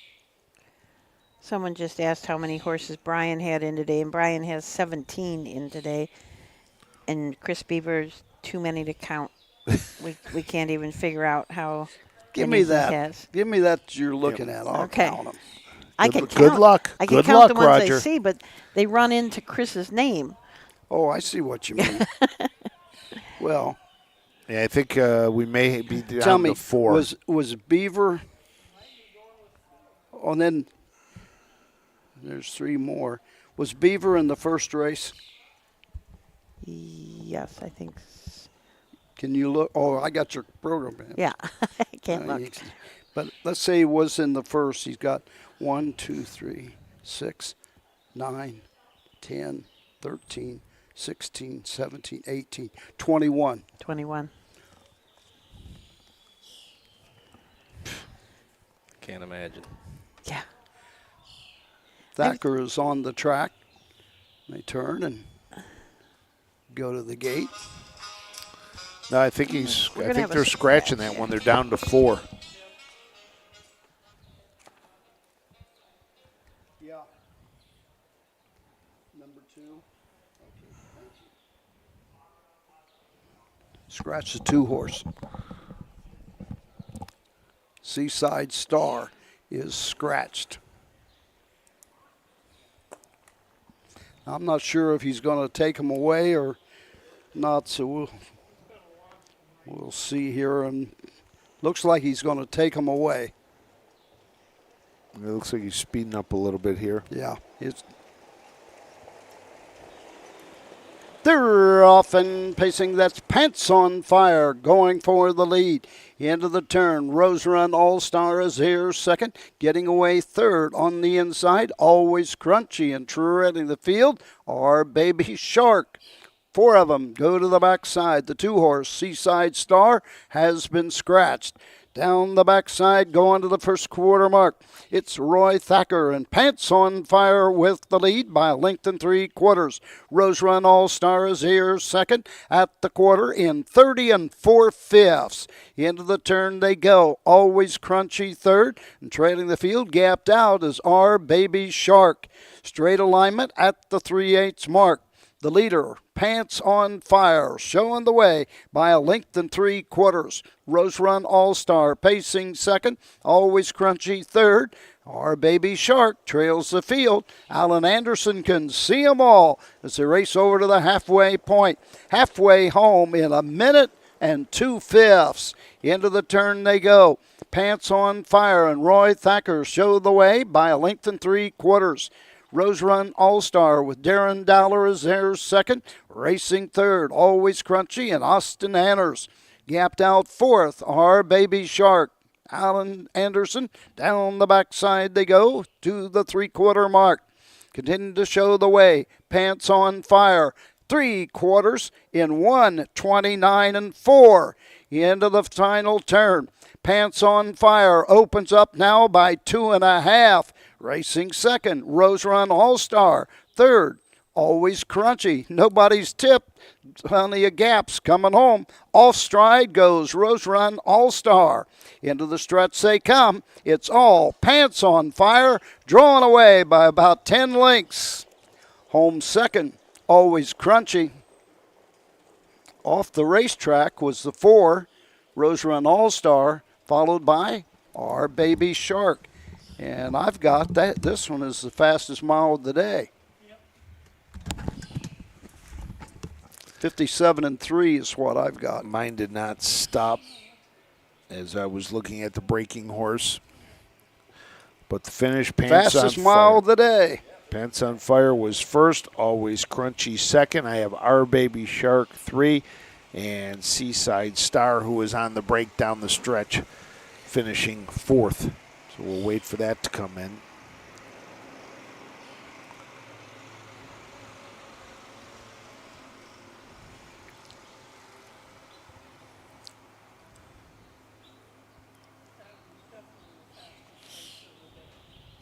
So far.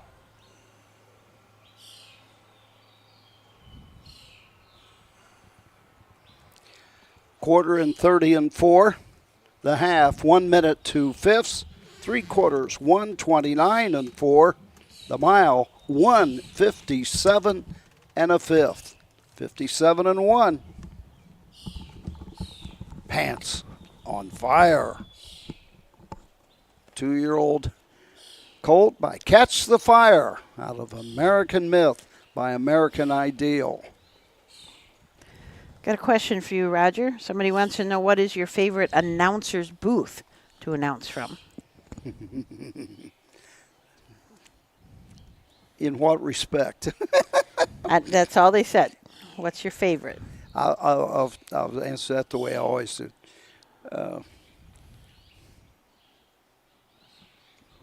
For obvious reasons.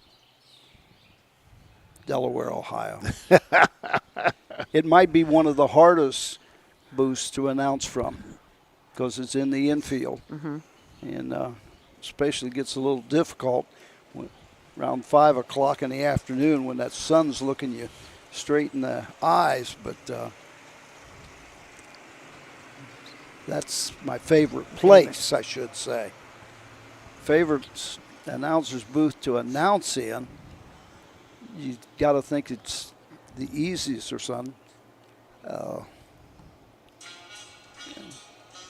I have to think about it.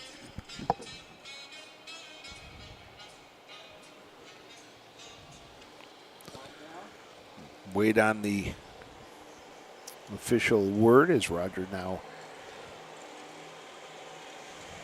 on the phone across the way as we get set for the 12th coming. Wait on the final for this, the 11th.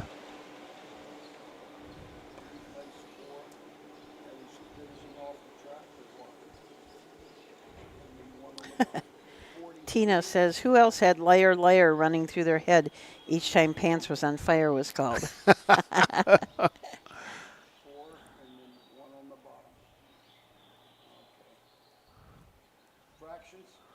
30 and 4, 1 minute 2 fifths, 1:29.4, 1:57 and 1. That is the fastest time of the day. For that, top down, Our Baby Shark 3, Seaside Star 4, Always Crunchy 2, Rose Run. Or no, I'm sorry. I got Top down, number 1, Our Baby Shark finished 4th, was placed 3rd. Number 2 was scratched. Number 3, Always Crunchy, was 2nd. Number 4, Rose Run All-Star, finished 3rd, was placed 4th. And the 5, Pants on Fire, the winner. So top down, place 3, scratch, 2, place 4, 1 on the bottom, the quarter 30 and 4, the half 1 minute 2 fifths, 3/4 129 and 4, the mile 157 and 1. Easy as announced booth, the Meadows. Is it? And I don't know whether it's because of 43 or 44 years or what's that, but the second easiest, this is going to maybe get people, Woodbine. Ah. Then the next would be the Meadowlands probably. So there you have it. Trailing the field are all the tracks I've announced in Europe. All of them bad? When I first went to Oslo, Norway, the announcer's booth was in a tower with the TV and all that stuff, 40 yards past the finish line. Oh, wow. Oh, gosh. Turn was in the actual turn. Man. That makes it tough some to of call. those others over there. One of them was a converted bus in the infield. That sounds like how it was back in the old days of Big Ten baseball. We had a I Love Lucy camper we were in that they put a little hole in the roof and you went up there and a tent around it. So You those never were the know fun what you're gonna days. get when you go Exactly. to other So countries. 11 of our races are now complete, and when we return, we'll have 2-year-old Pacers for the 12th from the Delaware County Fairgrounds right after this. Hi, I'm Dean Gillespie, and I want to tell you about the Ohio Colt Racing Association. There's 19 member fairs, and they sponsor the Partial Futurity in Greenville, Ohio. You need to race in the OCRA. Great racetracks, great people. Bring the kids and come out to the fair, and remember, fair time is fun time.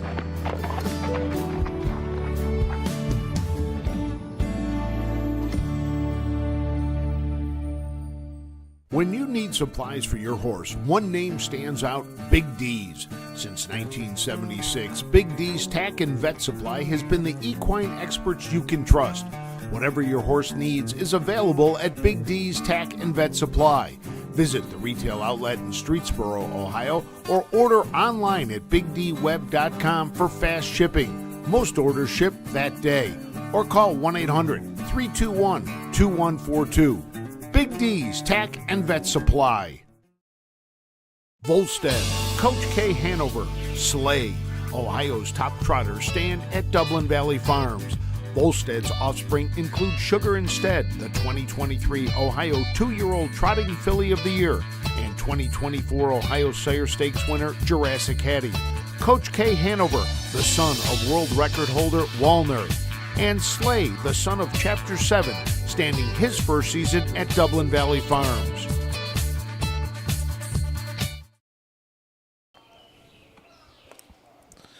Welcome back to the Delaware County Fairgrounds as we get set for our 12th race today. This will be a 6-horse race as Seaside Star, who had broken equipment and left the track, was scratched out of the last one, is in this one. They've got the equipment fixed, so he will race in this race and be the 6-horse. So let's take a look at the field. The number 1 is Mooney Dragon. Tyler Smith drives for Tim Lane. This is a Fear the Dragon out of the Western Hanover mare Western Moonlight, owned by Emerald Highlands, who is also the breeder of Mooney Dragon. Copper Penny and Ronnie Wren have the 2-hole for trainer Brian Brown. This is a Fool Me Once out of the Western Ideal mare Free and Easy. Litwin Racing Team is the owners and also bred this colt. Driving change on that one. It's Tyler Rush will be aboard Copper Penny. Bo Brown will drive Damn the Torpedoes for Brian Brown in the 3rd, and this is an Always Be Mickey colt owned by Lehman, Keith, Belusic, and Kantrowitz. This is an $87,000 purchase. The second dam of this mare, Kiss My Lips, produced winners of over $1 million. And we have a driver change on the 4. Dan Noble not driving. Aaron Merriman will, Susan. So Fear the State from the Ron Potter barn, owned by Last Laugh LLC, bred by Springhaven Farms. This is a Fear the Dragon out of State of the Art, who is an arts place, sold at the Ohio Selected sale for $28,000. And the number 5 is Prolific Fire.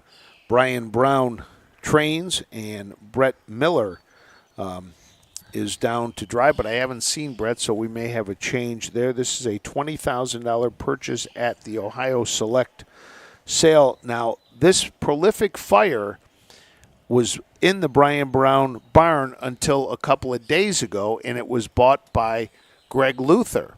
And Greg Luther has changed the name to Prolific Fire because the stallion is Catch the Fire. The old name was Extra Sauce. And somebody said to him, why would you buy a horse before a qualifier? And Greg told me, he says, if there's one trainer I can trust, it's Brian Brown. And that was the reason that they did it. He said Brian had been getting calls about selling this horse, and the people that were interested were saying they were going to wait till after the qualifier. And Greg Luther felt, hey, if people are interested before or after, I'm going to be interested before. So he purchased the horse, changed the name, and ready to go. And it looks like it is Brett Miller out there. That is Brett, yeah. Oh. What's he got, a number 7 on the back of his jersey? Leave here and go to a softball game. Yeah. That's what it looks like. When he comes around again, Matt, can you get a close-up of the number 7 in his number last 7. name on it. And the number 6 in this 12th race is Seaside Star, which is came from the 11th race. So Cam McCowan will drive for trainer Brian Brown. It's like down by the Cecil colt out of Rock and Roll Example, who's a Rock and Roll Hanover. Lehman, Sabraco, Steinberg, and Keith are the owners. And this was a $85,000 purchase at the Lexington Selected sale. That is Brett Miller driving the 5. Like Matt said, looks like he's going to a softball game. He's got number 7 on his back of his jersey.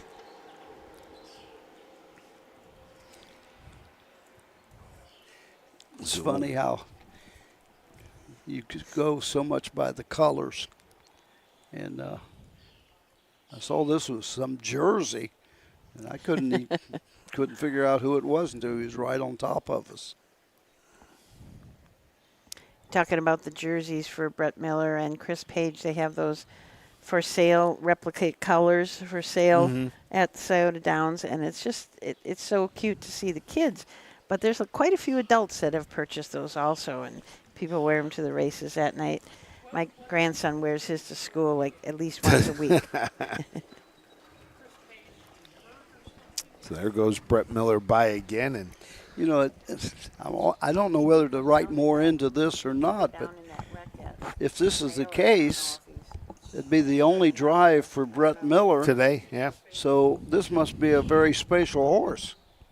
The Luthers asked him to come up and drive. He may be in some of the later races, but this is the first. Either that or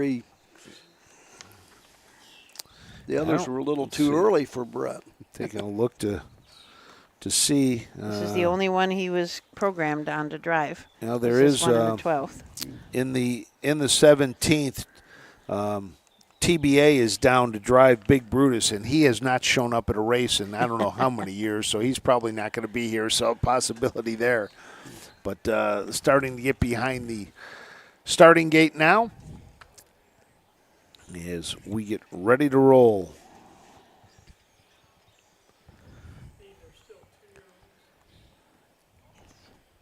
Somebody asked if there's any racing under saddle races in Ohio anymore, and not that I know of. No. That was the main thing with those under saddles, and I know they like to have them and everything, but the vast majority of them were non-competitive. Yeah. And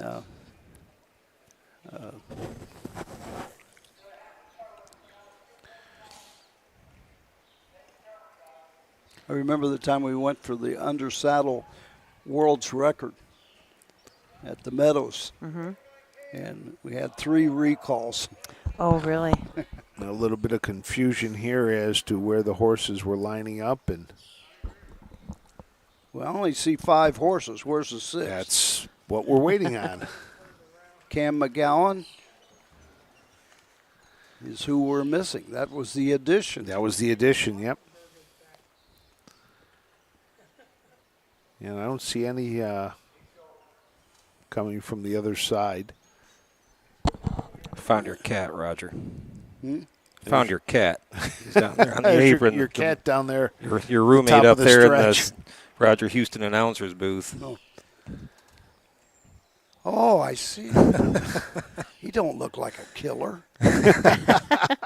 There's plenty of room for both of you up there. We had it was the time when we had all the spur horses, you know, at the meadows, and we had a stray cat living in the tote board or something, come out and eat and everything. But we nicknamed him Jaguar Spur. Horses are now on the back stretch, trying to warm up a little more. I'll tell you, that killer cat's lame. We got a hitch in his get along. As we wait for one more Seaside Star to make it to the track. They may have forgot to tell Cam that he was driving it, that they were putting him in the next race. Yeah.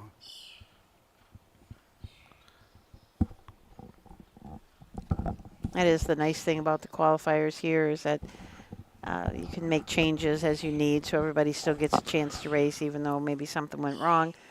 But they still can get qualified.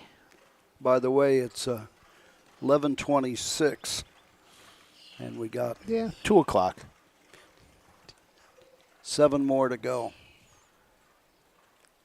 Who said we was going to be done by noon? Not me. Not you, me. Somebody you said I said didn't that. either. Yeah, I heard that somewhere, and I was trying to do, I kind of doing the math in my head last night, and I didn't think it was Possible. much of a chance, but now I don't think we're going to be anywhere near that. Well, I'll tell you, without a PA system in the barn area, Yeah, it makes it a little difficult. getting horses to the track all the time. Now we got 6 out now, so we're ready to go. Here comes Cam's on the track, and we are ready to roll. Let's see if he's got a number 6 on.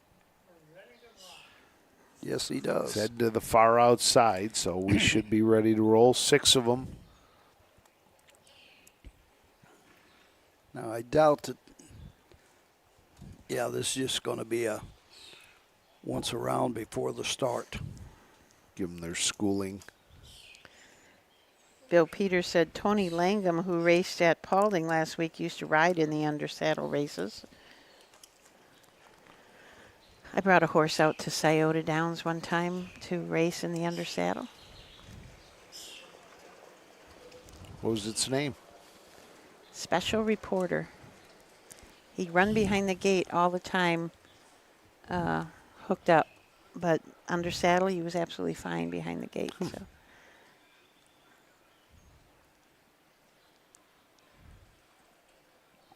I wouldn't say he'd run all the time, but a vast majority of it. Yeah. 2-year-old pacers, well-mannered behind the gate as they school around. The vast majority of the riders were female. Yes. But I was at Goshen, and Ray Schnittker raced under saddle. I think he trains a lot of his horses under saddle. Does he really? Yeah. Yeah, a lot of people doing that, give them kind of a break from. The first time I went to Upper Sandusky, I pulled into the barn area, and it's in the middle of the afternoon, got there 3-4 hours. A young lady by the name of Karen Cook was training a horse under saddle. Didn't think anything about it. The next week, I think, was Delaware, Ohio. Karen Cook was driving the horse she was training at Upper Sandusky and won the race, believe it or not. Karen was a prison guard in one of the Ohio penitentiaries. Here they come.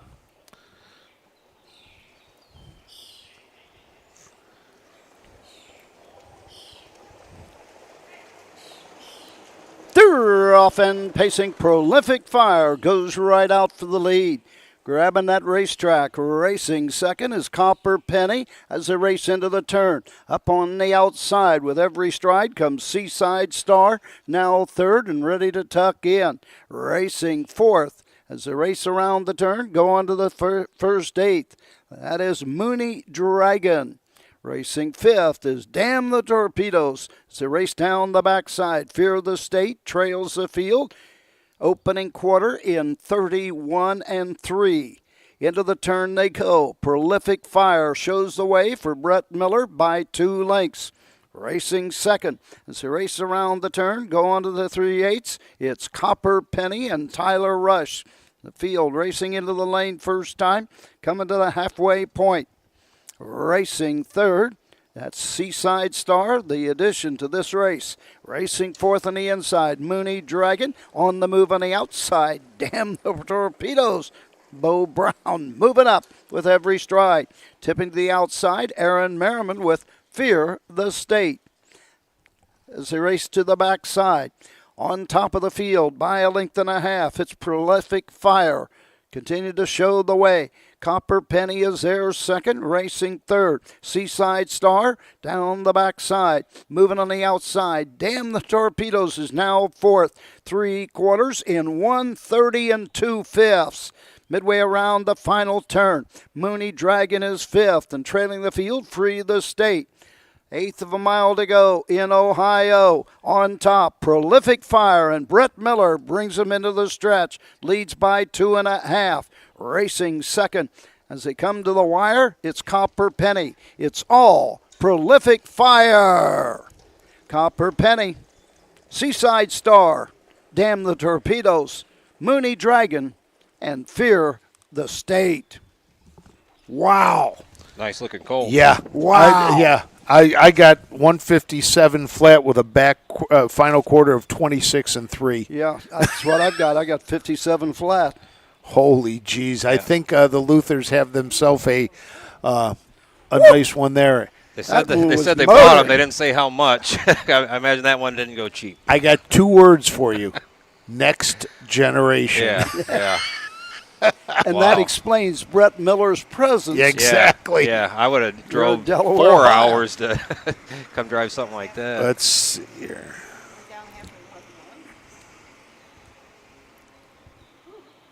$32, 101, 132 fifths, 157.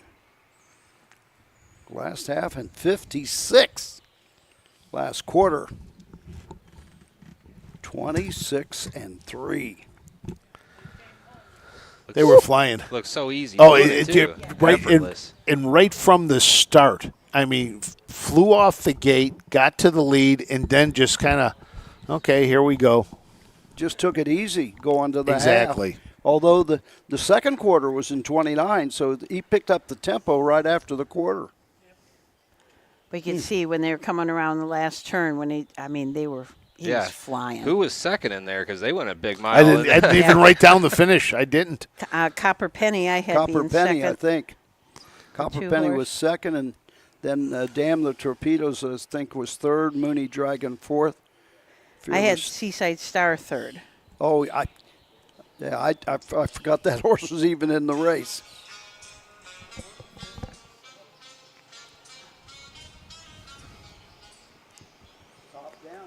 So we'll get the official rundown here from Roger. Will get that for us and then give us the time. But very, very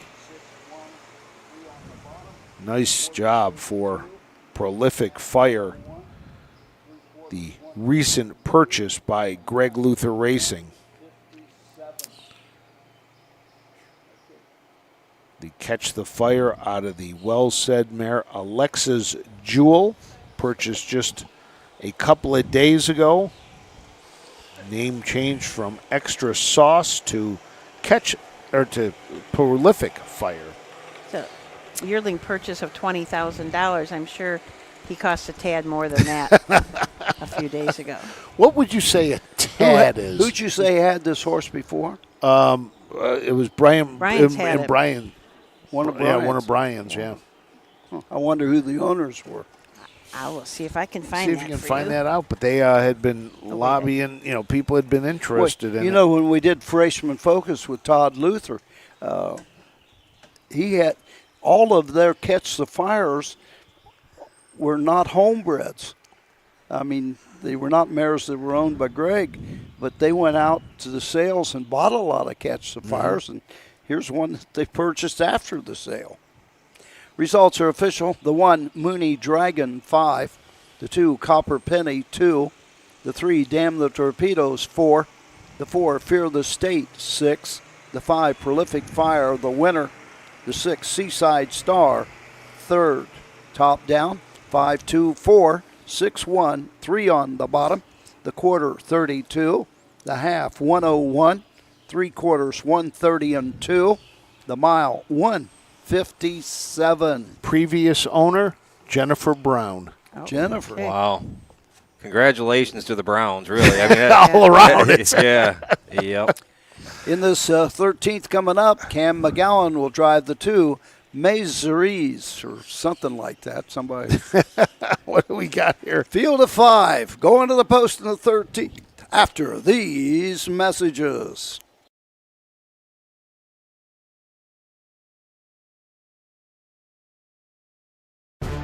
History, tradition.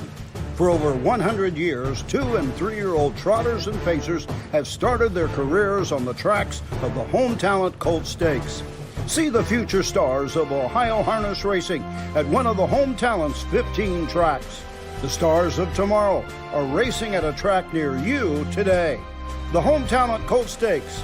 You can't win them if you aren't in them.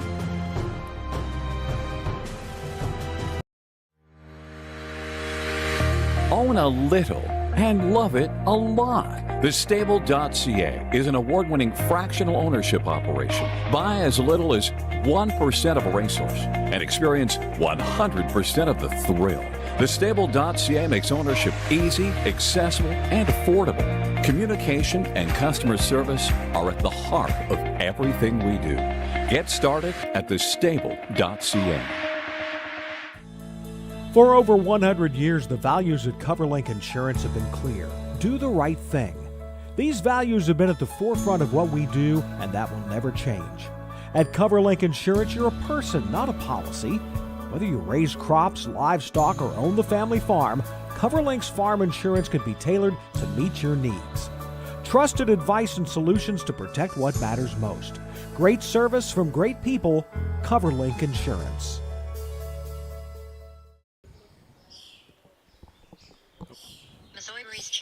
Back here at Delaware, Ohio.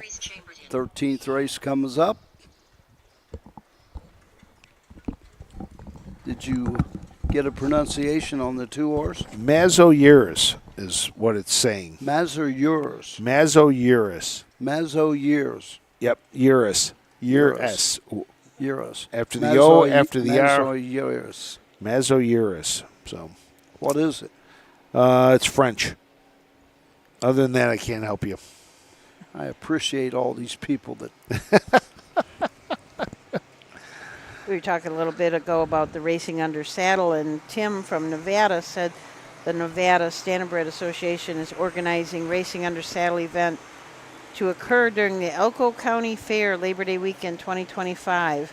If interested, he has an email, and they have a 5/8 mile track during the, and they will race these during the Elko County Fair, and the Nevada Standardbred Association will sponsor purse money, so that's interesting. Did you say a 5/8 mile track? Yeah.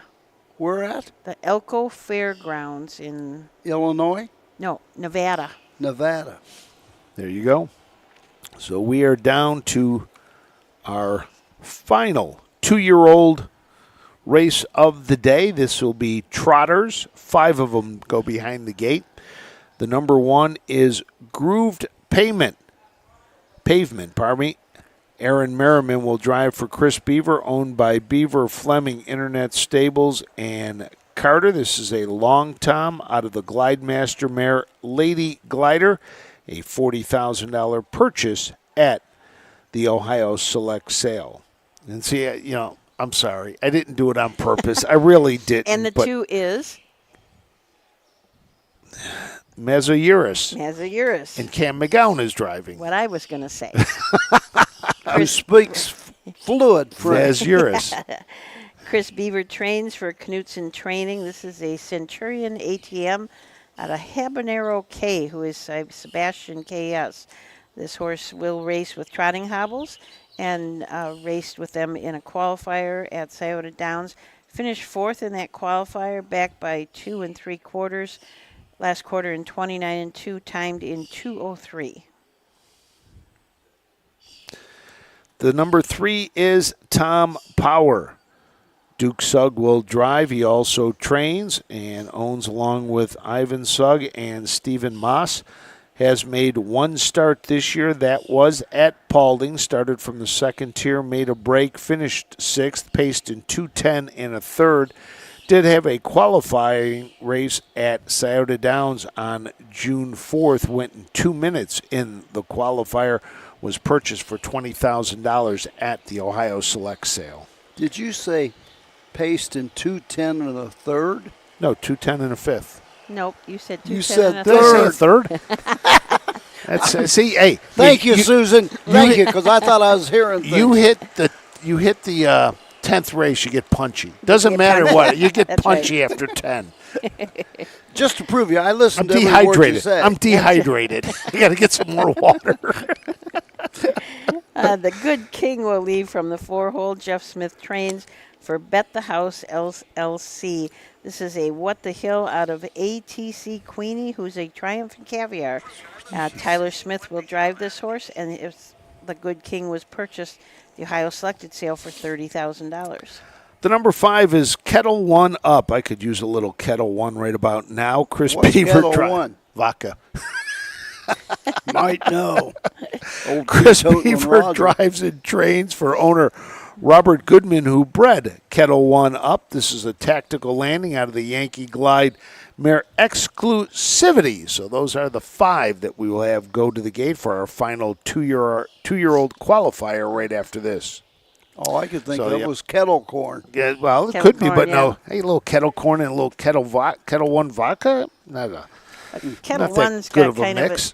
an impressive resume here too. It was sold at the Lexington Selected sale for $100,000, and is a half brother to Kildare King, who's got a mark of 50-1, made $601,000, and the mare is a full sister to Ken Workington, who of course made $902. Which kind? The green? That's green. Roger, water? I'll take the orange. There you go. Bring it. We're cracking out the sparkling water now. Susan, I'm still good. you're good. Water, there we go. Now this is not keeping kettle. our- This is not kettle no, one. This is not, no, it's not. It's gonna be. These last 5 races are gonna fly by, Roger. 13th race coming up. Next time I order a Bloody Mary, and they said, "What kind of vodka?" There you I'll go. say, Kettle One. Just so you know, it's a little more expensive. Oh, okay. I mean, you're kind of a well guy. Cheapest one you got. though. So here are the 5 horses for the 13th race. Man, that's behind good. The gate. Grooved Payment and Aaron Merriman, Mazaries and Cam McCowan, Tom Power and Duke Sugg, The Good King, Tyler Smith, and Kettle One Up, Chris Beaver. So we just had somebody reply, Maxo is fire oil burning, Eurus is years, question mark. So I have no idea. Mazzo is fire oil burning. So I know that. I don't know how much he's been driving of late, but for me at least, it's sure nice to see Duke Sugg in the sulky in this qualifier. Hoofbeats, I think, did a big story on Duke not too long ago. So was there? I remember the time Duke and Kurt got into a fight on the racetrack, not a verbal fight. And they were yelling and cussing at each other and everything right here at Delaware, Ohio. That had to be 20 years ago.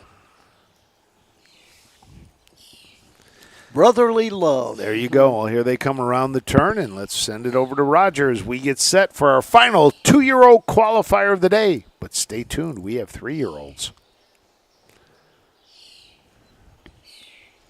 Here they come.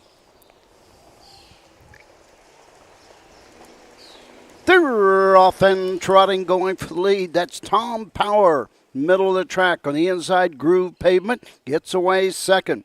Kettle One up on the outside third as they race into the turn. Racing fourth is the Good King, and trailing the field, Mazeries.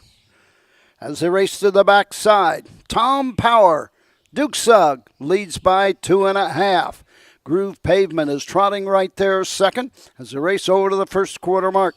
Opening quarter in 30 4/5. Speedy first quarter for trotters. Racing third as they race around the turn. It's Kettle One up. Racing fourth, the Good King, and the trailer, Mazeries. And Cam McGowan can see them all at the 3/8 mark. Into the lane first time, coming to the halfway station. Tom Power leads now by 1.5 lengths. Groove Pavement is right there second. Halfway home in 1 minute and 3/5. Into the turn they go. Kettle One up, trots third. Racing fourth, the Good King. The trailer remains Mazeries as they race to the 5/8 mark. On to the backside. Tom Power showing the way. Tipping to the outside. Here comes Aaron Merriman with Groove Pavement as they go to the 3/4 mark. They reach the 3/4 in 1:31 1/5. Into the final turn. Groove Pavement, 6 and 0 in front. But Tom Power fights back on the inside on the retake. Racing third, Kettle One up. Fourth on the outside, the Good King. Less than 1/8 of a mile to go. On the inside, Tom Power has the lead. On the outside, Groove Pavement is second. Coming home, it's all Tom Power and Duke Sugg. Groove Pavement second. Kettle One up was third, finishing fourth. That was Cam McGowan with Mazeries, and fifth was the Good King. Nope. Or did I got that? You were right on that. I had Tom Power the winner. Groove Pavement was second. Kettle One up third. Mazeries second or fourth, and finishing fifth, the Good King. I had 201. I think we had some driver changes here. Well, that we didn't have. What do you think we had? Well, that looks like Trevor Smith on the 4-horse. Well, we had Tyler Smith listed twice, so it very easily could have been. Tyler's on the 2. So Jeff Smith no, would have had Trevor up. Cam McGow's on the 2. Yeah, Cam was on the 2. Tyler was on the 4 originally. I think that's what I didn't pay that much attention during the race, but as they went by here at the finish, I just think that's Trevor on the 4. That's it.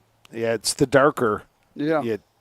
Tyler's colors are a lighter gray. That's almost a dark gray. The other thing, too, Matt, if you can get a look, and I think you've got it on the camera, that's that our fourth fastest turn. trot of the day, too. There's a pylon missing right at that turn, and the last few races I've noticed the lead horse has taken a little bit of a liberty to be into the lighter dirt there as he's going around the track. Yeah, there's a look right there. You can see it, Matt's got there's no pylon right there, and looks like they kind of take a little liberties as they're going around there. We'll wait and get the rundown. We're here, the final of our 2-year-old qualifiers. Roger getting it from across the way. Also clearing up and checking on some of the there we go. He's checking crossed with David Stats as to see what they're going to have for who was driving and with the time. 2:01 is what I had for the final. I had 30 and 3/5, a minute and 3/5, 1:31 flat, and then 2:01. But we'll see what Roger had. Okay, number one, the 2-horse, Mazeries, the driver was Tyler Smith. Tyler Smith. I knew something was screwed up in that race. And number 4, the Good King, was Trevor Smith. Trevor Smith on the 4, Good King. Top down, Groove Pavement 2, the 2, Mazeries 4, the 3, Tom Power, the winner, the 4, the Good King 5, the 3, Kettle One Up 3.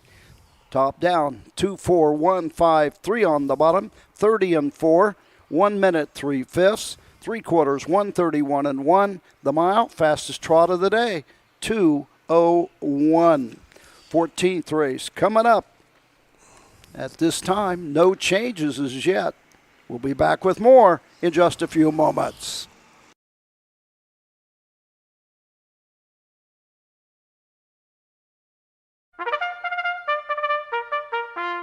They're often racing in the Southern Valley Colt Circuit. Catch the excitement of Ohio harness racing at one of the county fairs in the Southern Valley Colt Circuit. For over 150 years, people have gathered at county fairs to cheer on their favorite racehorses. Keep the tradition alive. Visit one of the 10 fairs in the Southern Valley Colt Circuit this summer. Horses, racing, and winning. It's the Southern Valley Colt Circuit. 10 great fairs in southeastern Ohio. Cool Winds Farm in Lima, Ohio is a full-service standardbred breeding farm. Cool Winds stands the popular dancing Yankee, a 2-time world champion, along with 2019 Jug winner Southwind Ozzy, the son of Some Beach Somewhere.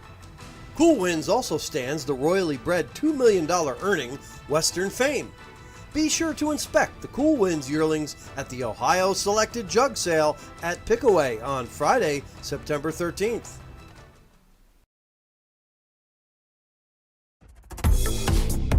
The future is bright in Ohio. Ohio Sire Stakes, Buckeye Stallion Series, 65 county and independent fairs. Whether it's the Ohio Sire Stakes, the Buckeye Stallion Series, or the County Fair, Ohio has a place for your racehorse. This year, Ohio breds are racing for over $20 million in stakes purses. Be part of the winning. Breed, buy, race, win in Ohio. Welcome back to the Delaware County Fairgrounds in Delaware, Ohio, as we are here for their first of 2 days of qualifiers. We were scheduled to start at 10 today, but because of the heat dome over the central Ohio area and also, much of the eastern United States, they moved it up to 10 or 8 this morning. We'll be back here next Tuesday as well, scheduled for 10. There has been a report that it has been moved to 8. We'll keep you up to date on that. We're not 100% sure if it has been moved to 8, but it looks like the weather is going to break Sunday night, Monday, with a high of 84 degrees next Monday. But we are wrapping it up here. We are now to race 14. We have 5 races left. We have 3 3-year-old qualifiers, 2 pacers and 1 trotter, and then we have an open pace and an open trot qualifier to bring you still. But all of our 2-year-olds are complete now, and we will now move on to the 14th, which is our 3-year-old pacers. Roger's double checking across the way, see if we got any more changes to drivers or to horses. We do know we will have 1 at least. We have TBA is scheduled to drive in the 17th, so we'll wait on the change. Any new changes, Roger, or are you good? Called and nothing here in the 14th. However, Ken Holliday can't drive 2 horses. He's out on the 2 and the 4. I'm guessing maybe one of them will be Mickey. 15th race, the 2 Behest is Cam McGowan. Cam McGowan on the 2 Behest. And as you can see, we got a double on Chris Page in the last race, so we need, Oh, triple on Chris Page in the last race and got a TBA in the last race as well. So we'll have some changes I'll there. try I and haven't see what we seen got Chris here. yet. No. Chris hasn't been here, but then again, Chris lives 10 minutes from here, and he may just be hanging out at home, waiting In to the air head on conditioning, over the watching. air conditioning. Ken Holiday is on the 4. Gorgeous Ivory. Ken right. Holiday on the 4. It does look like Mickey came out on the other one, the 2 there. Where's he at? Right down here in the lower turn. He's got that white stripe in the front. Yeah. Okay, that's Mickey Holiday on the 2. All right. Dance champ.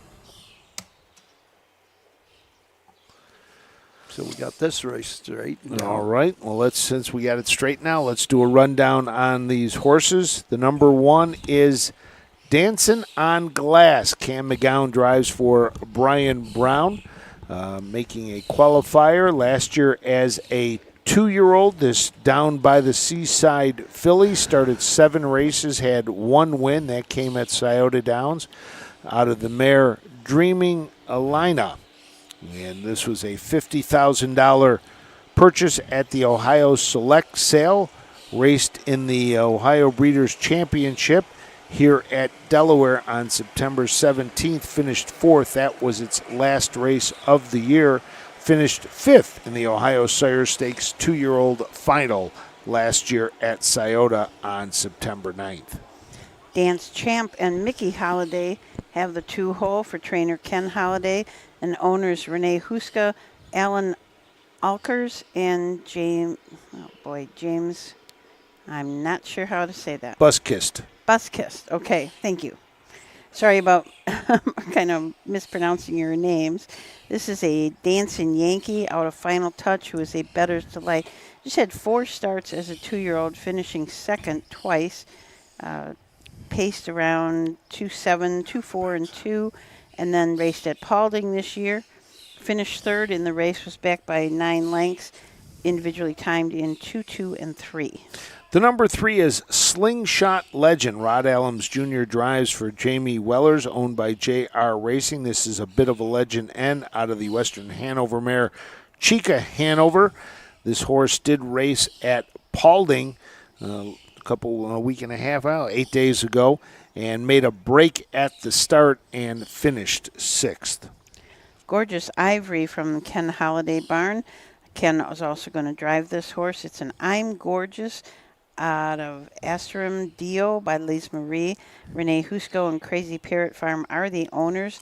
This horse has 15 of 17 first, seconds, or thirds last year as a 2-year-old. Has 1 start this year at Paulding in 2, 2, and 4. And the number 5 is I'm a Flirt. Curtis Harper will drive. This I'm Gorgeous filly is out of the Western Hanover mare Campus Flirt, owned by Watson Harness Racing of Tiffin. Did not race as a 2-year-old, has made 3 starts this year. 2 of those came at Scioto Downs, finished 10th and 6th, and then at Paulding finished 5th. And here they go. They're off and pacing. That's Dancing on Glass. Fast out of the gate. Up on the outside, Gorgeous Ivory is there second. On the inside, it's Dance Champ. As they race into the turn, racing 4th, I'm a Flirt. And trailing the field, following the break, that is Slingshot Legend. On to the backside and the first quarter mark. Dancing on Glass, and Cam McGowan takes this field of pacers over to the first quarter mark in 29 seconds. Into the turn, gapped out a bit.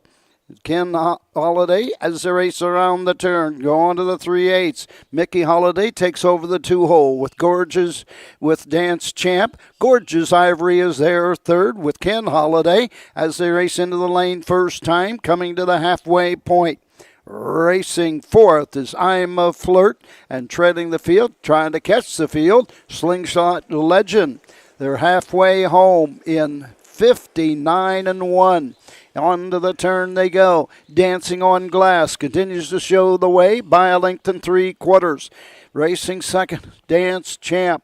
to the backside. Gorgeous Ivory third. Here comes Curtis Harper on the move with I'm a Flirt. Now fourth, trailing the field, Slingshot Legend. Down the backside they go. Dancing on Glass is opened up by 3 lengths now. Racing at the 3/4 mark in 1:29.3. Into the final turn. On top, it's Dancing on Glass with the lead. Racing second is Dance Champ. Third, Gorgeous Ivory. Up on the outside, Slingshot Legend is now fourth and trailing the field as they race into the stretch coming home. On top, it's all Dancing on Glass and Cam McGowan drawing away as they please. Home second, Dance Champ. Third was Gorgeous Ivory. Fourth, Slingshot Legend. And the fifth horse was I'm a Flirt. And we got another speedy sub 2-minute mile.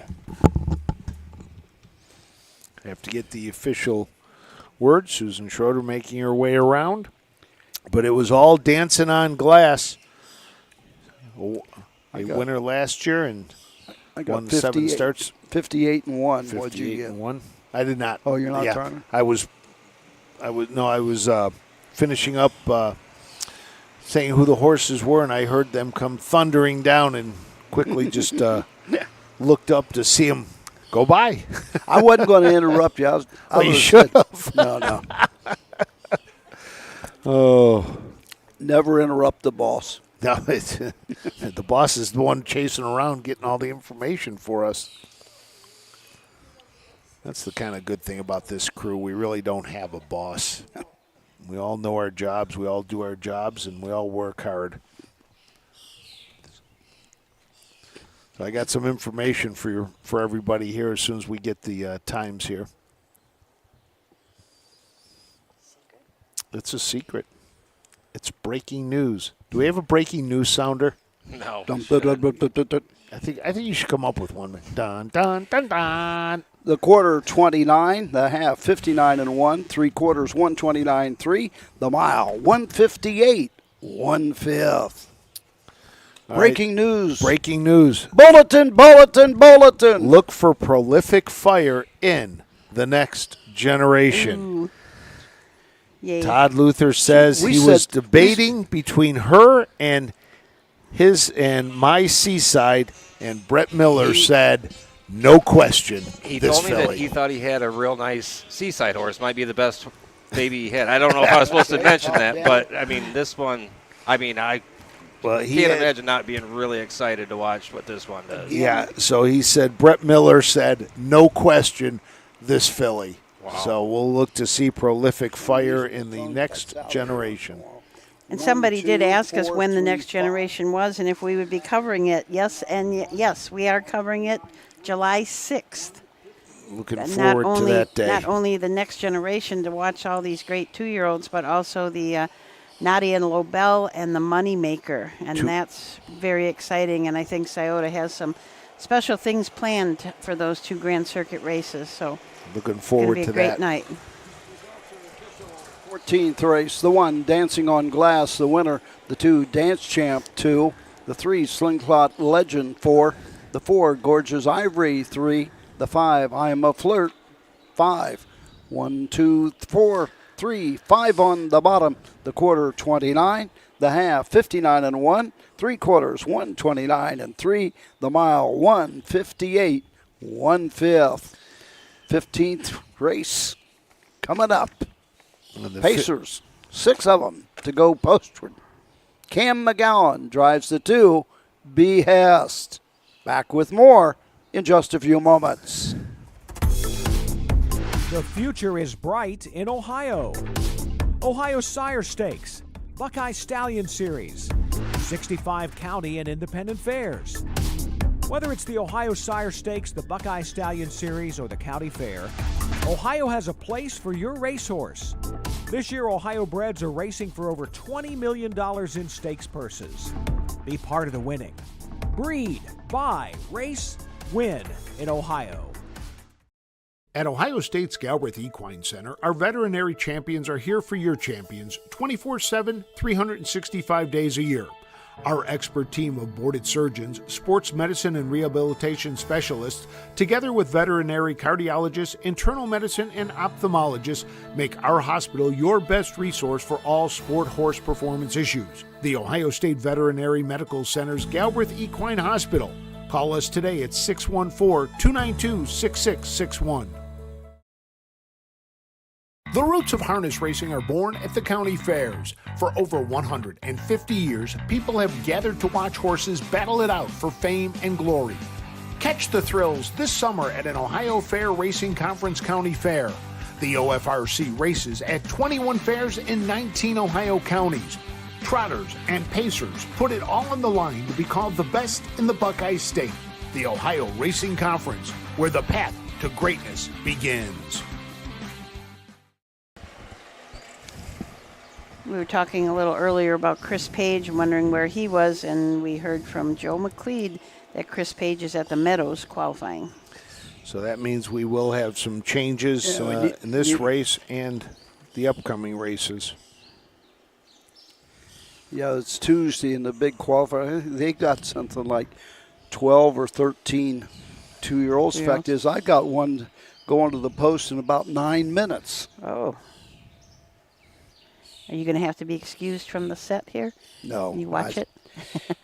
I'm past the day where I have to see them all.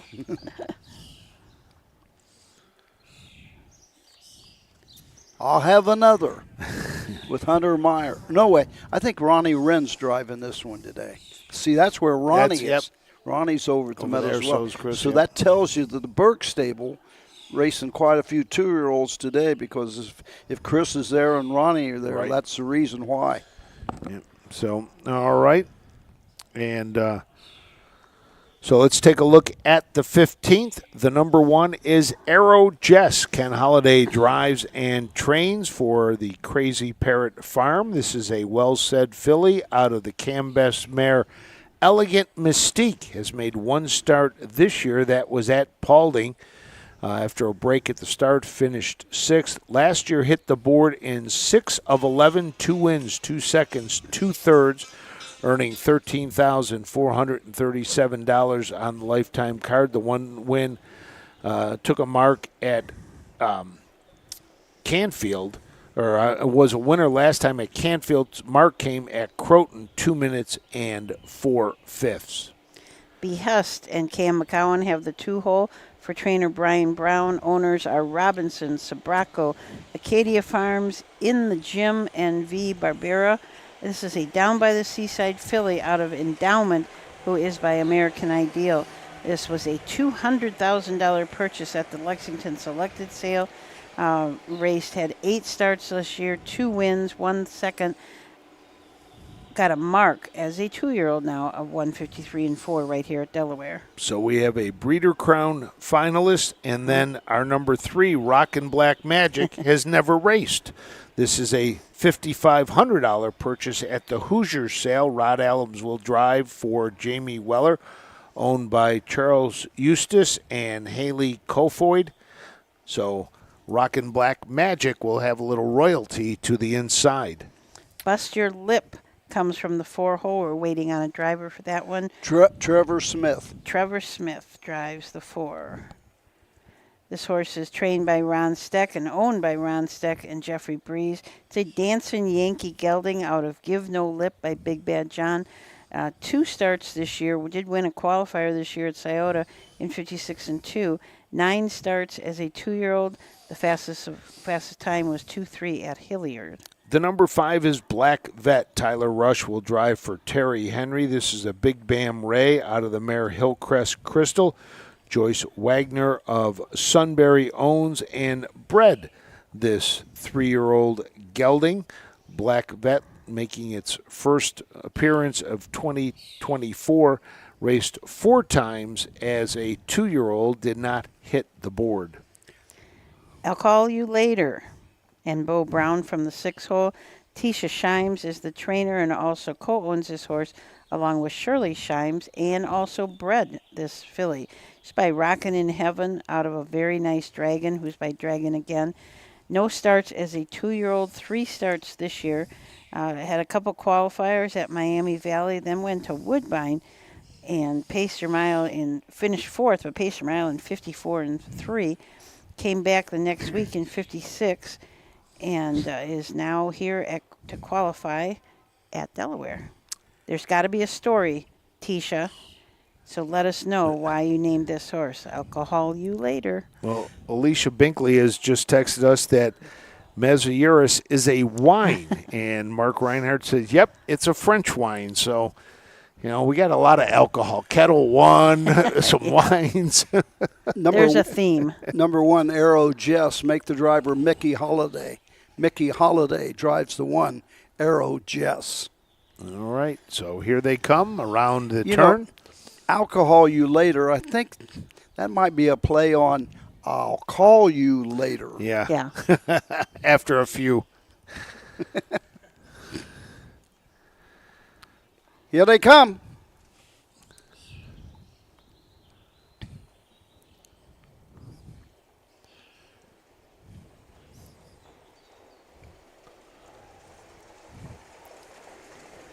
Third off and pacing Arrow Jess goes for the lead. Up on the outside, Alcohol You Later.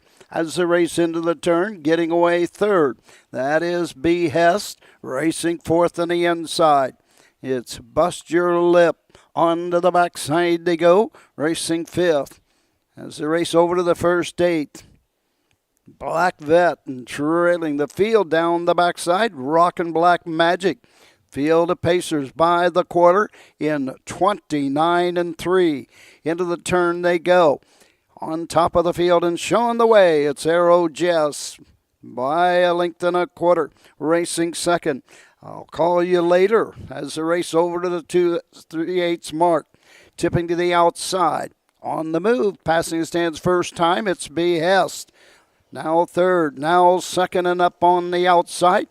Cam McGowan takes the lead with Behest at the half in 59 flat. Into the turn, Arrow Jess is now second. Round the turn third, Alcohol You Later. On to the backside they go. Bust Your Lip is fourth, racing fifth. That's Black Vet and trailing the field on one line, Rockin' Black Magic. Down the backside, going to the 3/4 station, continuing to show the way. Behest, 3/4 in 1:28 and 2. Around the final turn, moving up on the outside, now second, closing in on the leader is Alcohol You Later. 1/8 of a mile to go. On top of the field and coming into the lane, it's Behest with the lead. Alcohol You Later up on the outside.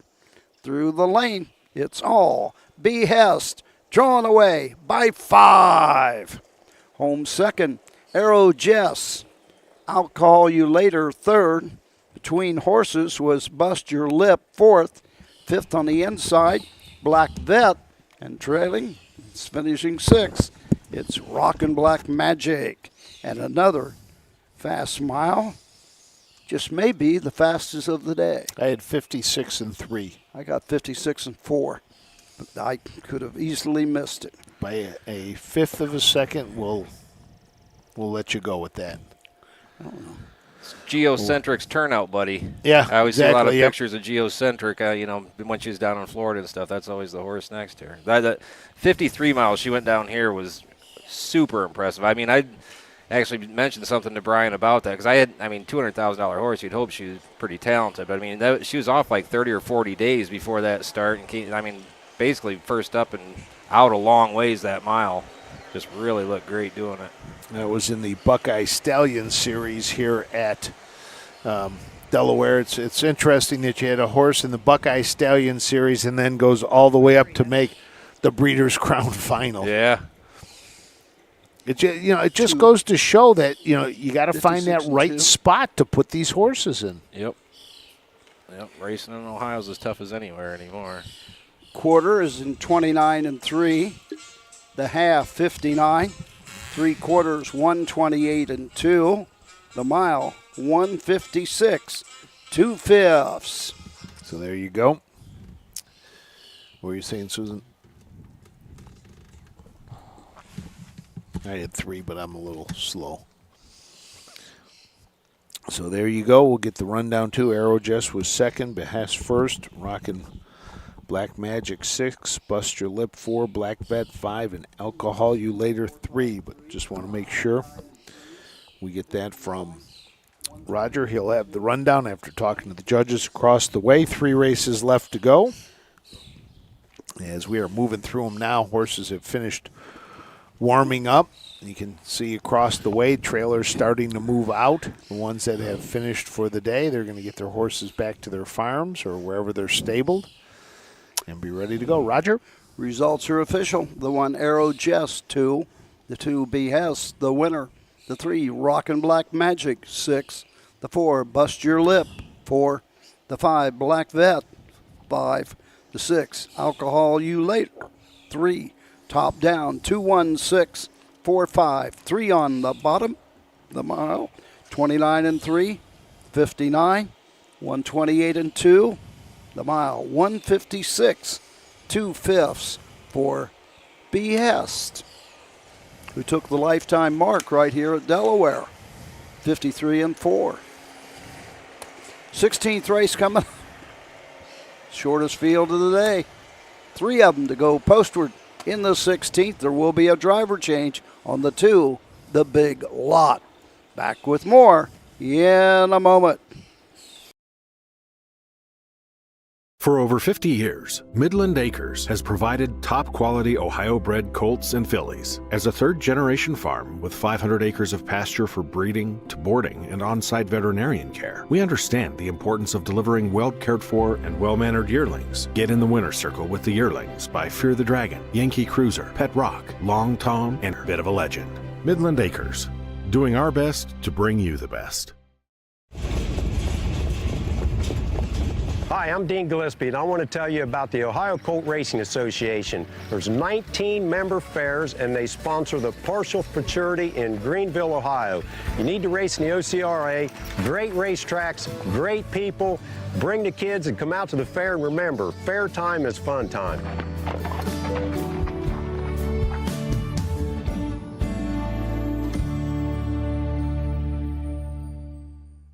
When you need supplies for your horse, one name stands out, Big D's. Since 1976, Big D's Tack and Vet Supply has been the equine experts you can trust.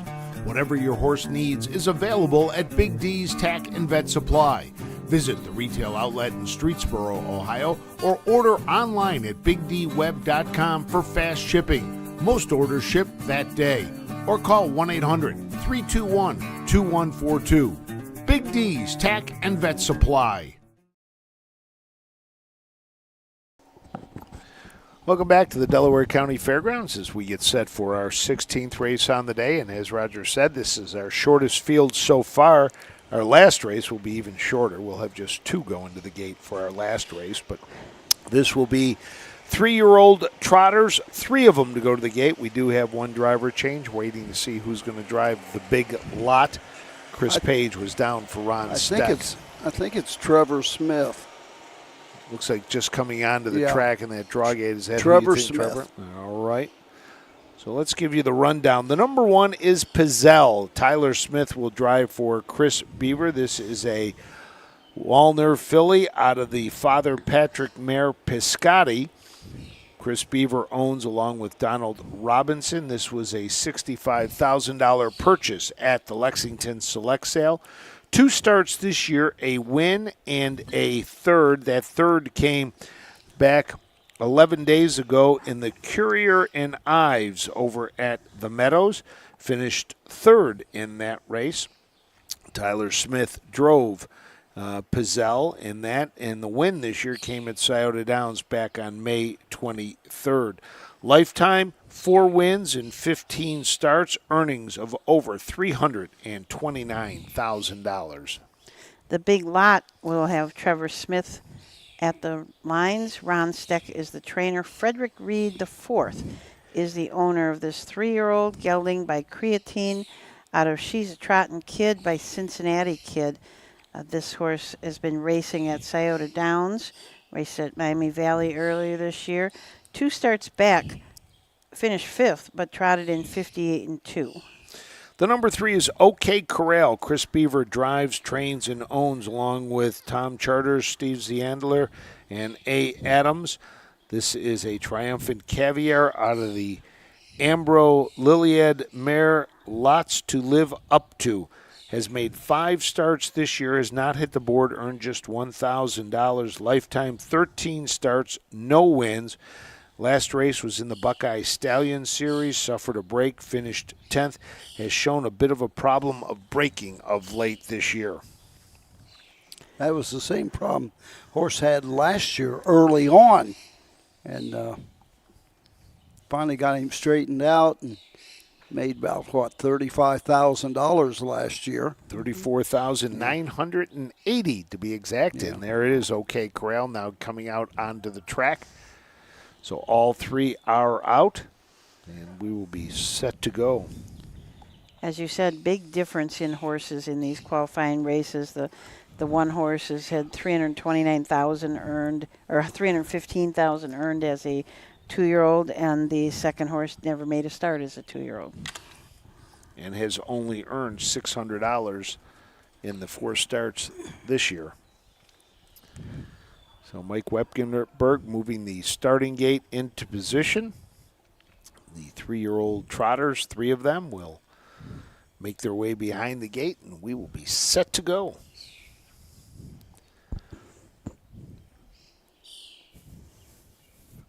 Not much of a breeze, very hazy, a couple of white clouds in the sky. We are under a heat warning. It's going to get up into the 90s, the low 90s today. 91, I'm guessing 92. they're going to start next week at 8 a.m. again. Well, it's supposed to break on Monday. It's supposed to be it? down to be 84 on Monday. We have a heat advisory until Friday at 8 p.m. You know, it's hot when we're looking forward to it cooling down to It's 84 degrees. This is the kind of day you don't mind putting cold water on your horse's head, because you can put your arm up there and it'll just run down and cool you off too. So here they go. Let's turn it over to Roger Houston. I always thought you were going to do these. Okay. Like I said, let's turn it over to Roger Houston. Here they come.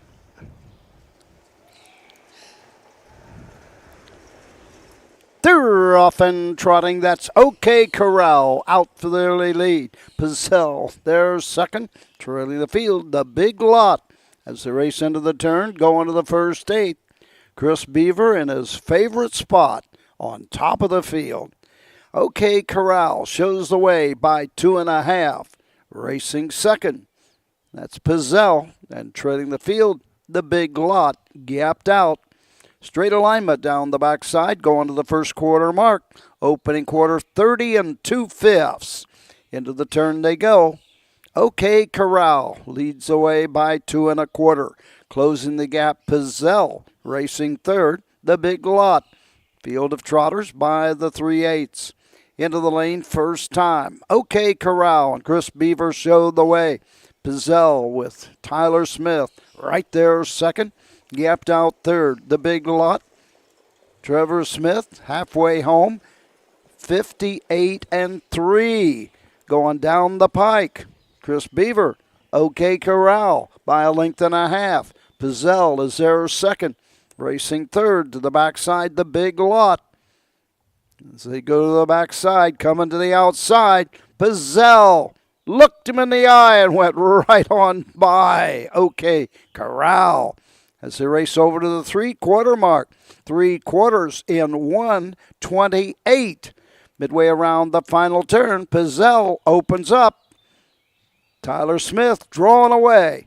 OK Corral was second. Racing third, the Big Lot. 1/8 of a mile to go in Ohio. Pazell and Tyler Smith drawing away as they please. OK Corral second. Coming home, it's all Pazell. OK Corral, the Big Lot. Woo-wee! I don't want to say what I got. I got 55 4. I got 55 4. 55-4. In fact, it was funny when I had 128 at 3, and I looked up just to see what the mark was that Pizzell had, and I'll tell you, you said it, Roger. Pizzell looked him in the eye, went on by, and then just kept going. Yeah, well, I think that was planned. I think Beaver wanted to cut it out. Cut it out. They wanted a fast mile on Pizzell. Fast mile, and then let Pizzell come off and, go by the horse. And, almost like training at his farm when you got two of them going. And then, Ron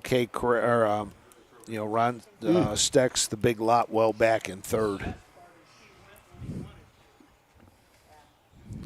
But, 155-4 is what we had. And is that what they had down there, too? So Roger will get on the horn and get the official time. Okay, top down.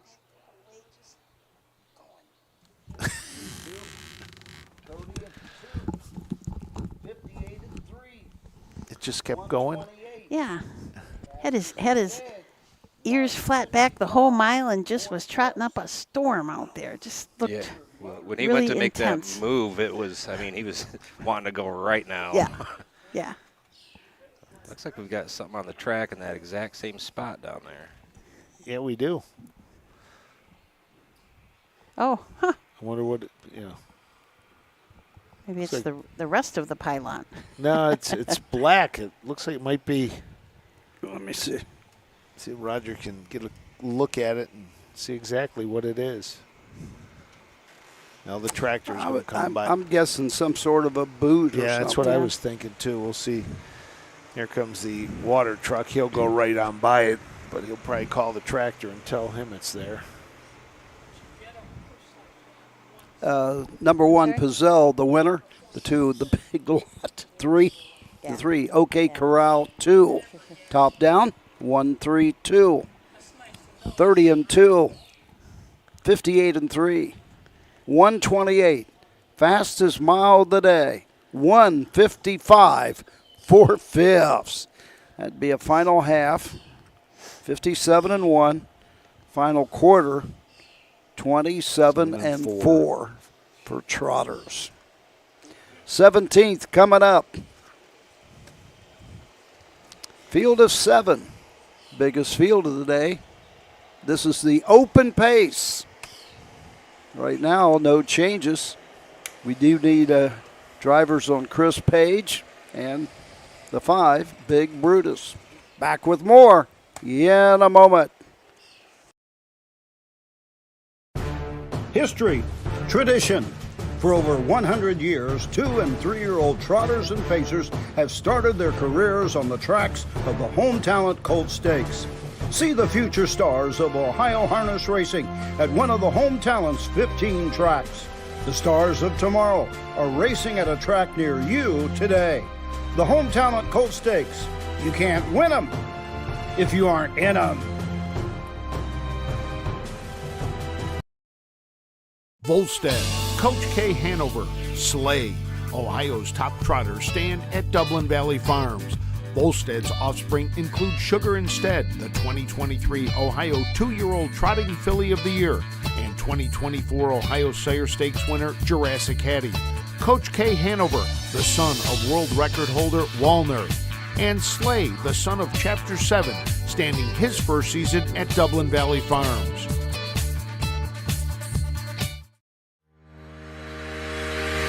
Own a little and love it a lot. TheStable.ca is an award-winning fractional ownership operation. Buy as little as 1% of a racehorse and experience 100% of the thrill.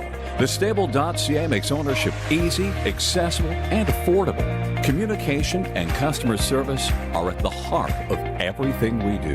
Get started at TheStable.ca.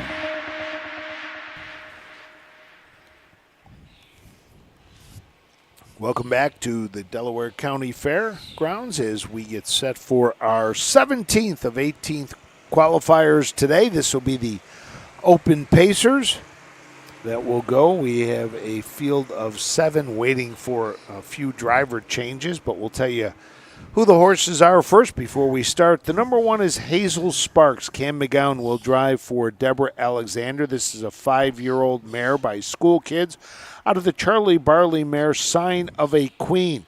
This is a homebred for B&J Alexander Enterprise. Has made 12 starts this year, has 2 third-place finishes, but has been scratched the last 3 times out due to personal transportation and transportation. Last time the horse race was back on April 23rd, finished 3rd at Miami Valley. B. Vanish and Tyler Rush from the 2-hole. Terry Henry is the trainer. Tom Ibenson is the owner. This is a 6-year-old mare by Better's Delight out of a Western Terror mare, Terror Proof.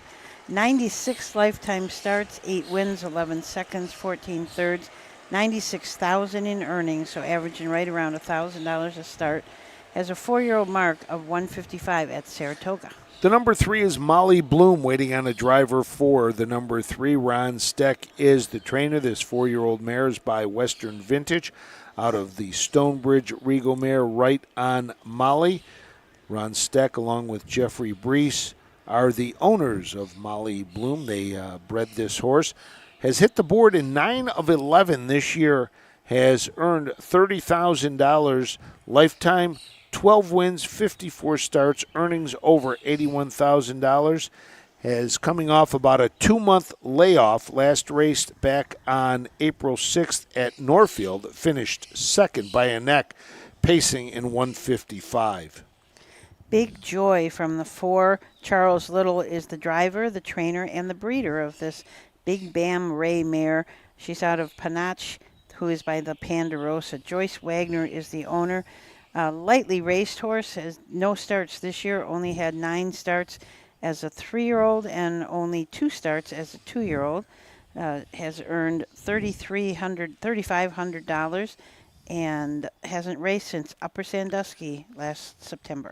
The number 5 is Big Brutus, also trained by Charles Little, also owned by Joyce Wagner. She bred Big Brutus, who is a Big Bam Ray out of Hillcrest Crystal, a 4-year-old gelding.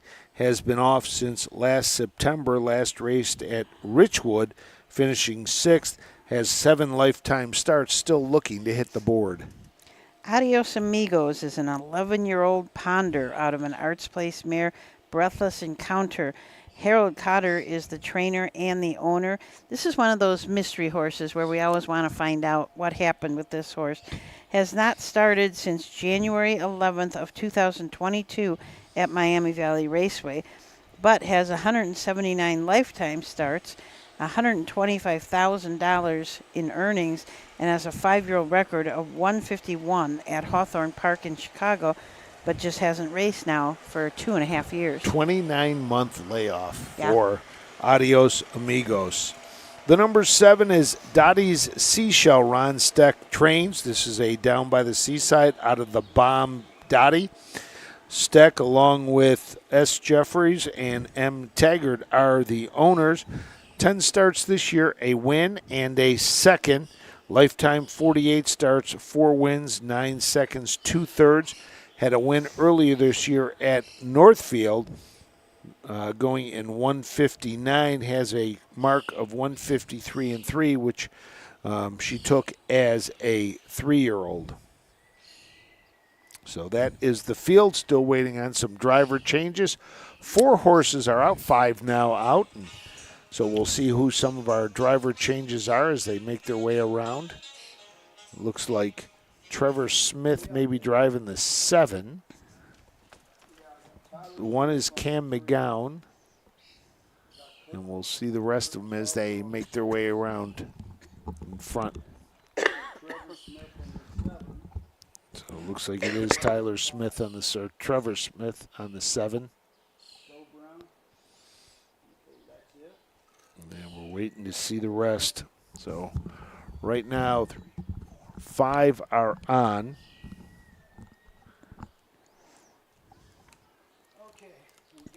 Driver changes here.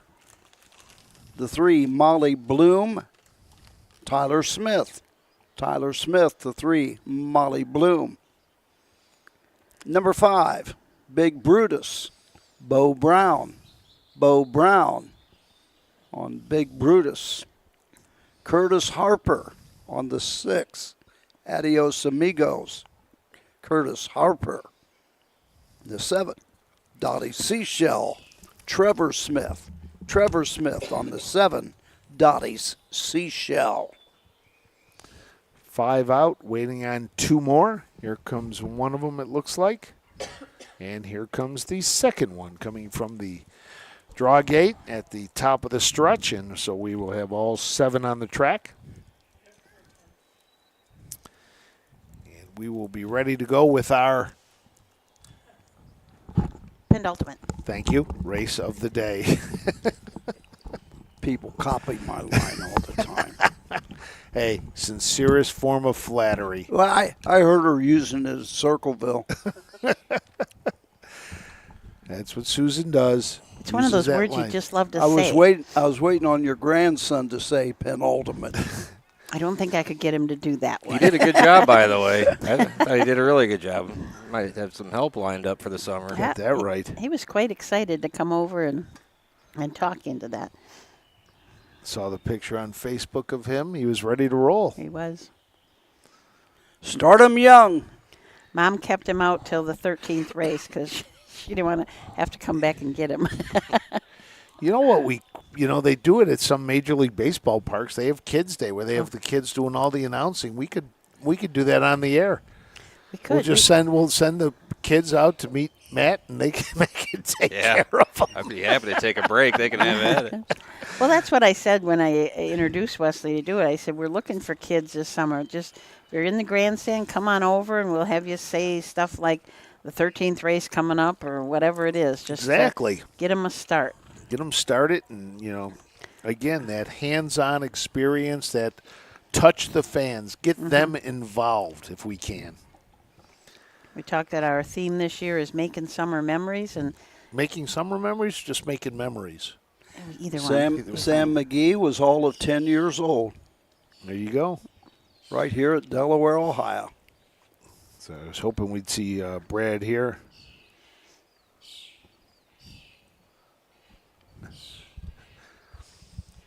Open Pacers in the 17th. Here they come.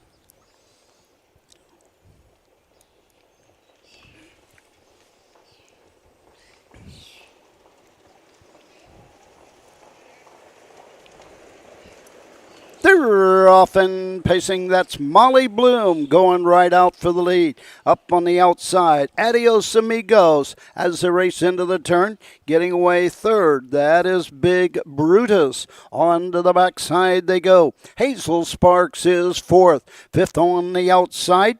As they race to the backside is Dottie Seashell. Racing six is B Vanish and treading the field.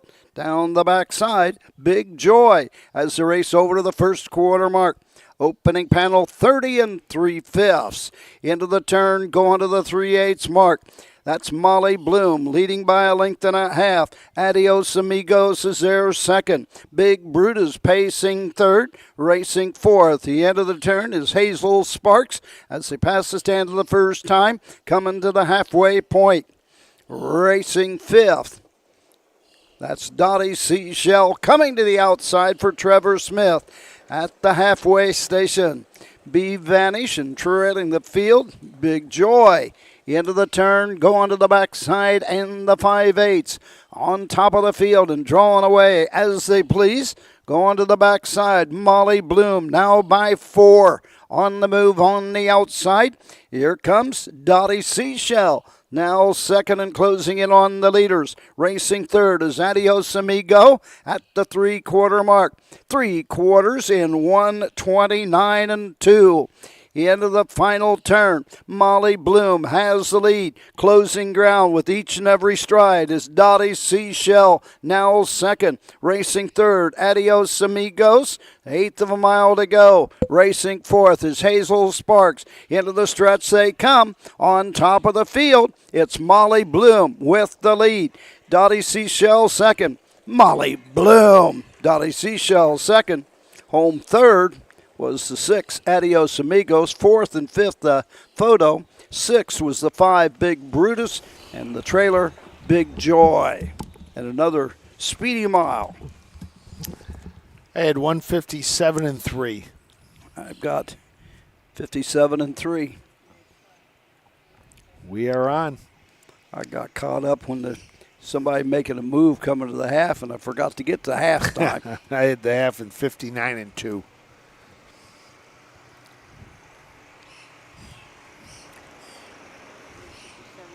I had 50 and 3, 59 and 2, 128 and 4, 57 and 3.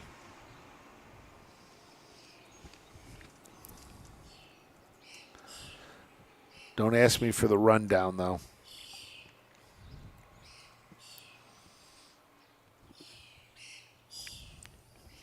What was it? A photo for show, I think. See, Molly Bloom won it. Dottie's T-Shell second. That's what I had. I had Adios Amigo third, but I didn't know fourth. The third and fourth, I thought were tight. I think you said 4th and 5th. Was it 4th and 5th? You had called the third. You know, that's the funniest thing. 9 out of 10 times, I can't tell you who won the race when it's over. Just go on to the others and forget them. Curtis Harper driving Adios Amigos, picked up his first driving win earlier this year at the Paulding Fair. Now, Curtis Harper, any relation to Bob Harper? We did find that out. We did Younger find it. What brother. was it? Do you remember? Yep, younger brother. Younger brother. Yep. Okay, younger brother or That's what somebody son? said. Someone was pretty adamant that it was his What younger was the- brother. what was It the son's- It was Mike Sweeney's wife, I believe, that said that, and he was driving for Mike Sweeney that day at Paulding. Bob Harper's son won at Hilliard's last year. What was his first name? I don't remember. I don't remember. That's why we have to do that family tree. At first, for I the, thought media that's guide. who this was, and I said, no, his name wasn't Curtis. Was it Lucas Harper? Lucas, Oh, Lucas works out of the Todd Luther barn, I think, or at least he was. I think he still is.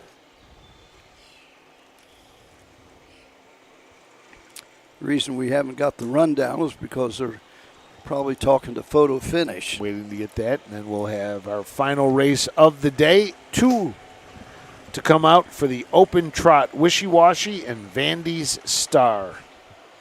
Thought we'd never get there. Just takes time. So Roger's going to get the official rundown and everything here, and we will be getting ready for our final race.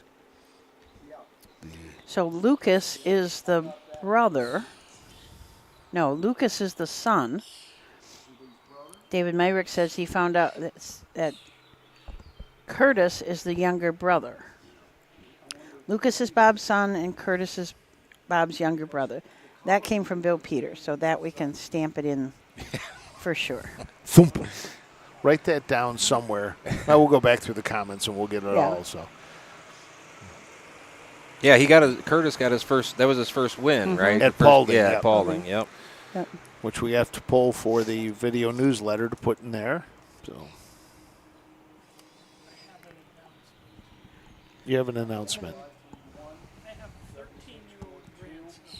30 and 3, 59 and 2, 129 and 2, 157. Pro baseball. 70 miles an hour.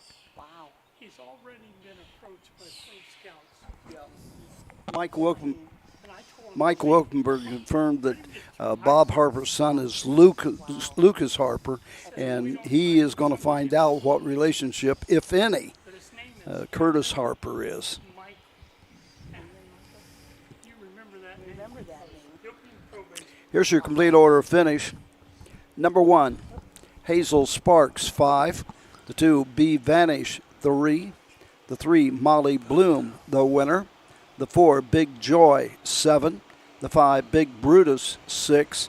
The 6, Adios Amigos, 4. The 7, Dottie Seashell, 2. Top down, 5, 3, 1, 7, 2, or 7, 6, 4, 2 on the bottom. The quarter, 30 and 3. The half, 59 and 2. 3 quarters, 129, 2. The mile, 157, 3/5. 18th and final coming up. after these messages.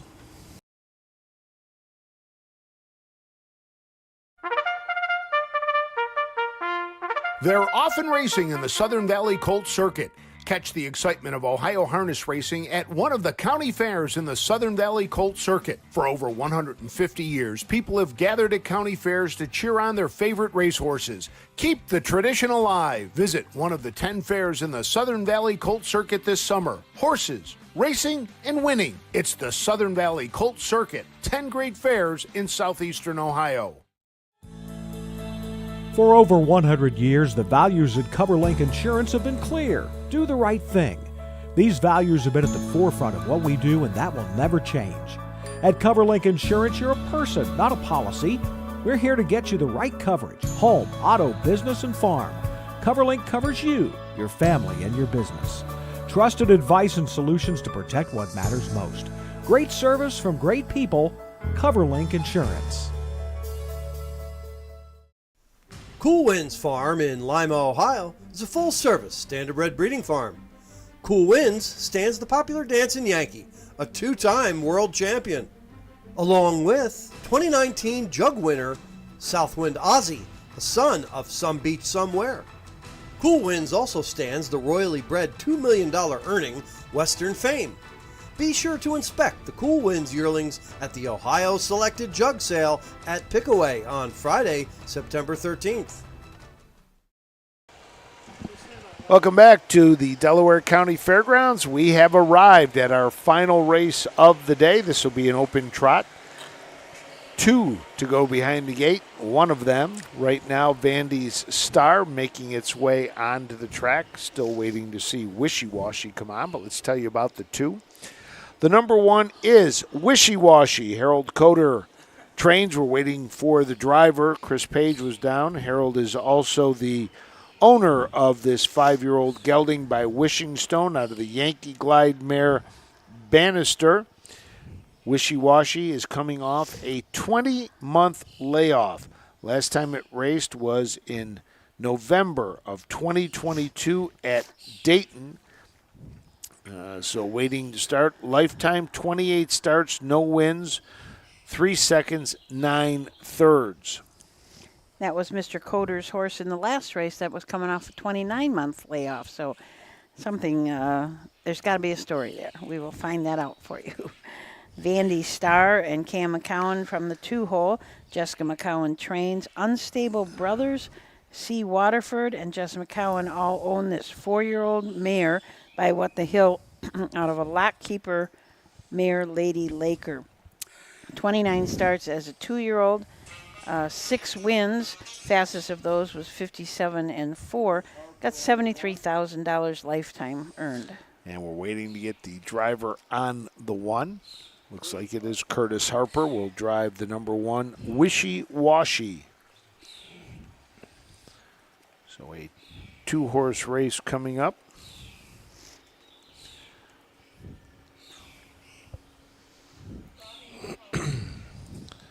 As they get set to go. Here for our final race. We'll be back here next Tuesday for the qualifiers. Well, at least 2 of us will be. 2 of us won't. Roger and I will be here. Chris Santacantarina will be here. Matt and Susan will be up at the Putnam County Fair bringing you the races you're not that going to do evening. double duty? No, I'm not doing double duty. Well, I mean, Susan probably could if she wanted to, but we don't want to run her. You know, I mean, Matt could too. I'm maxing out at like 18 races. I don't know if I could do 36 in a day. You know, if your power's not on you by then, I was you just might thinking, as well. I'm glad I had something to do today. Just sitting around in a hot house isn't the answer. That's for sure. That would have been just miserable with nothing to do. Just moved it back from noon to 5 o'clock, but still no crew has been dispatched to work on it. Here's the thing, man. They're giving you a time. Are they giving you a day yet? Well, yeah. 5 o'clock when? What's on? What's for dinner tonight when you get home? Whatever falls out of the freezer that thawed out while I was gone. Thanks to Michael Upkenberg. Curtis Harper is Bob Harper's half-brother. All right. just because of the colors, I had to feel that there was some connection between those Harpers. There you go, and the two are now getting ready to go behind the gate. We have Wishy Washy and Vandy Star. You guys never had the opportunity to see Bob Harper drive, but he was one heck of a driver in Ohio. And last time I saw him, I guess he was second training for Todd Luther, I believe. That was, 2 or 3 years ago. So here they come. Let's send it to Roger for the call of our finale from the Delaware County Fairgrounds. Means it better get a stopwatch.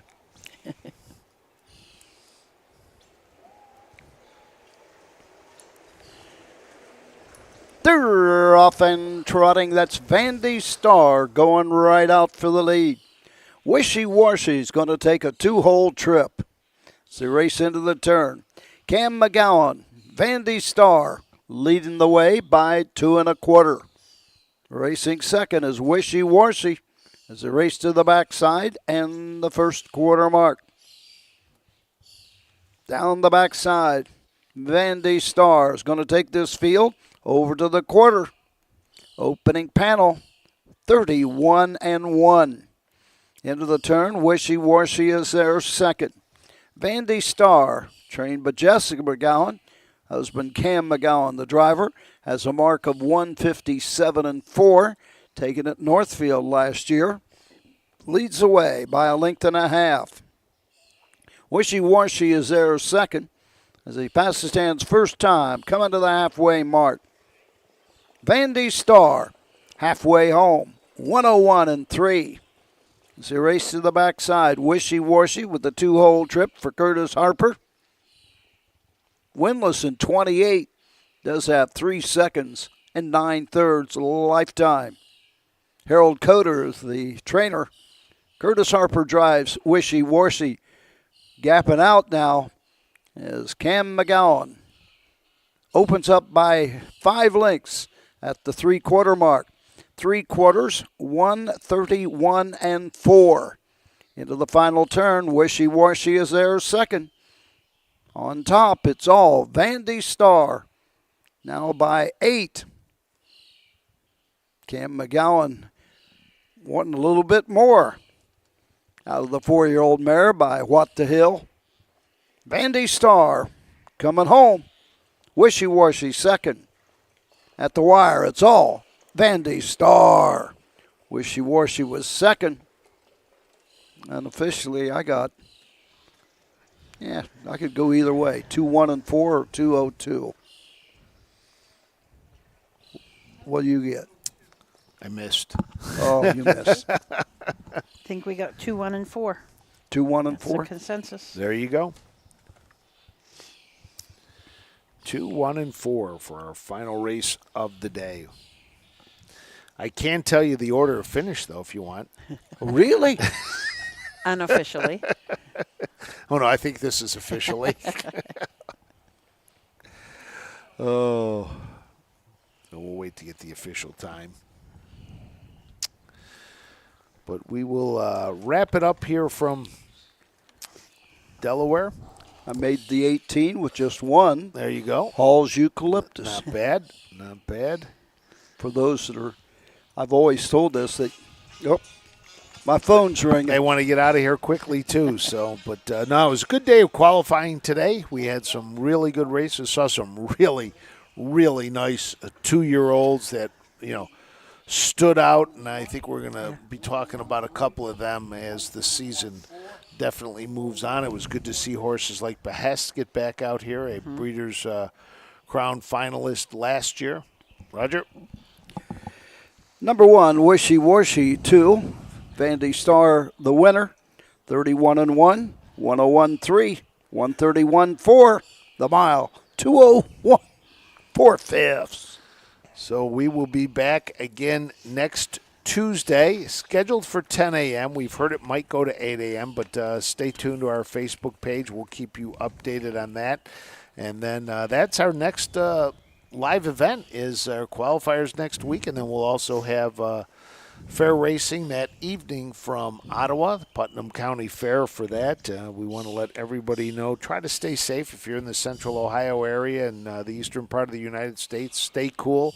Find a place to cool down. If your power's out, like Matt, find a cooling station somewhere so you're not sitting in a This dark grandstand, house. wasn't it? And do that. But great day. Final thoughts, everybody? Thanks Matt? to the Browns. Good show. Yes, it was. Roger? Absolutely. Thank you, ladies and gentlemen. Appreciate it. Thanks to our timers. Yep. Helping we out. appreciate the timers and our judges and everything today. So for Matt Clark, Susan Schroeder, Roger Houston, I'm Frank Froz. Thanks for joining us today. We hope everybody has a great rest of your Tuesday afternoon. Goodbye, everybody.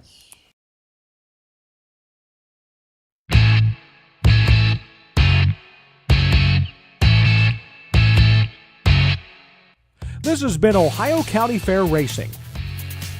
Ohio County Fair Racing is presented by Midland Acres, the Stable.ca, Cool Winds Farm, Big D Tack and Vet Supply, and the Ohio State University Veterinary Medical Center.